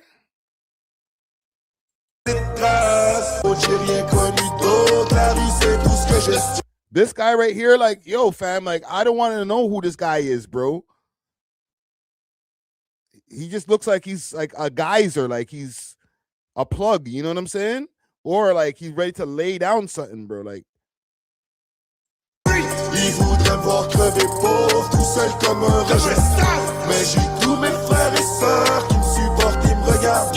Au pire, je ferais sauter le coffre de la banque avec une putain de grenade. yo, all these guys look fucking scary, bro. This nigga in the corner, everybody, bro. Like, everybody got a hat type shit. You know what I'm saying? Like, you can't be at the table unless you got a couple of hats. Like, for real. I'm not even trying. Like, these niggas, mans are in jail. I'm not even on some snitching shit. Like, welcome to the real deal. Pas de ma faute, j'ai rien connu d'autre. La rue, c'est tout ce que je suis. Ils voudraient me voir crever pauvre, tout seul comme un rejet. Mais j'ai tous mes frères et sœurs qui me supportent et me regardent. Au pire, je ferais sauter le coffre de la banque avec une putain de grenade. This just bumps, though. I ain't gonna lie.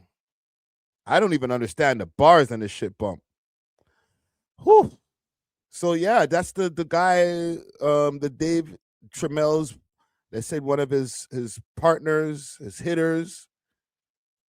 This guy here. Good evening. Kidnapping, false. A.W.O.L. Like, jeez. Hey, just a heads up, gang. The streets are active, bro. I'm doing all these stories, and like I many times when I'm doing these stories, I'm not even gonna lie. Sometimes my heart be beating, yo. I'm like, damn. I'm talking about some treacherous people, bro, that probably are sitting in their cells watching this shit right now. Like, yo, that guy, he's kind of funny, but like, yo, more times, I'm gonna get off the story. How about that? How about I get off the story? Let's do that. Let's do that, Friday. Keep your life. Let's move on. We're gonna talk about some rappers, Big Tigger. How about you stay out the streets? How about that? How about that? How about that? Okay, let me just get some screen, some windows off the screen here. Holy fuck, bro! Like, that shit actually made the hairs on the back of my neck stand up. Okay, I got one more story for us, and then we're gonna hit the road. I saw something very disturbing on Real Toronto News's Instagram page about a 20-year-old who assaulted a 13-year-old. Okay, this is very trigger warning. Okay, this is supposed to be an outreach worker who works with the youths them in Toronto and did some heinous shit. Okay, let me pull up the article over here, or the post at least, I mean. So 20-year-old woman assaulted 13-year-old Bizzle, and this looks like a Toronto Star article, and she got arrested. So a 30-year-old woman who worked at the youth group home in Oshawa, so not Toronto, in Oshawa, has been charged after allegedly assaulting a 13-year-old boy over several months. Durham Regional Police allege the incident occurred between September 2025 and January of 2026. Shari, I'm not going to pronounce the last name, McGregor of McLaren has been charged with S assault, S interference, and invitation to S touching. This gal right here, dirty piece of shit. Okay? Dirty, nasty piece of shit. Now, let me not get it twisted, because I know some people will be like, so what? Like, oh, it's kind of bad still. The youth is 13, fam. This is how some guys have like sexually deviant behavior in the future. This is how some mans become super duper man whores. All right? Is based off of certain gal like this right here, who they're babysitting the youth. They're at the youth center, and they're literally getting their rocks off. Okay? We're not going to act like we don't know about any type of woman like this in the past. Man love to tell the stories from back in the days, like, yo, you know who took my V card? Like, yo, a 25-year-old still. I was like 16. Like, huh? Nigga, what? Back in the days, and listen, I've been in these conversations. That didn't happen to me. Yeah, it kind of did happen to me. Not gonna lie. But I was 18, 17 going on 18 at the time, and I was dealing with a girl who was 25 years old. No cap. Okay? She was kind of a wild thing out there on roads or whatever, doing all kind of things that I didn't know about at the time because I had a young, impressionable mind. But I remember being 17, going on to 18 years old, knocking that down on my 18th birthday. And she was 25. Now, I know that's way different than 13 and 30, obviously, but it's still kind of like it's deviant behavior off the woman's part. I'm not even gonna put the what do you call that, accountability on me as the man, because I was 17 going on 18. So I started smashing her started talking to her at 17, smashed her by the time I was 18. Okay, this is not something that's new, and this goes probably skews way younger. People in the chat are not going to admit it because these are very intimate types of shit. So I'm not even asking you guys to jump in the chat and admit this type of shit. But to me, in the future, it causes for bad behavior, relationship issues, all types of things when your V card or just like your first experiences sexually are with somebody who's considerably older than you. I know a lot of people will be like, yo, that's the way to go. That's how you learn, fam. That's how you learn. Yeah, no. When everybody's above the age line and whatever, and you're starting to be able to make your own choices, then I guess cool. Like, I guess in my circumstances, going on to 18 years old, 18 being the age you can drink in Montreal, then I was old enough to make my decision. You know what I'm saying? So I could take some of the accountability. But when it comes to like a 13-year-old fam, like, this one right here, piece of shit. All right? Lock her up, throw away the fucking key, keep that bitch. All right? I have no sympathy for fucking people like this. I'm sorry. I don't care how many mans are like, yo, I'll knock her down still. Well, guess what? You can. Or go visit her in jail. All right? Anywho, I just wanted to put that on your radar, not to end on any sad note or anything, but like, yo, just pieces of shit out there that you guys gotta look out for, especially all y'all in the chat who got kids and stuff like that.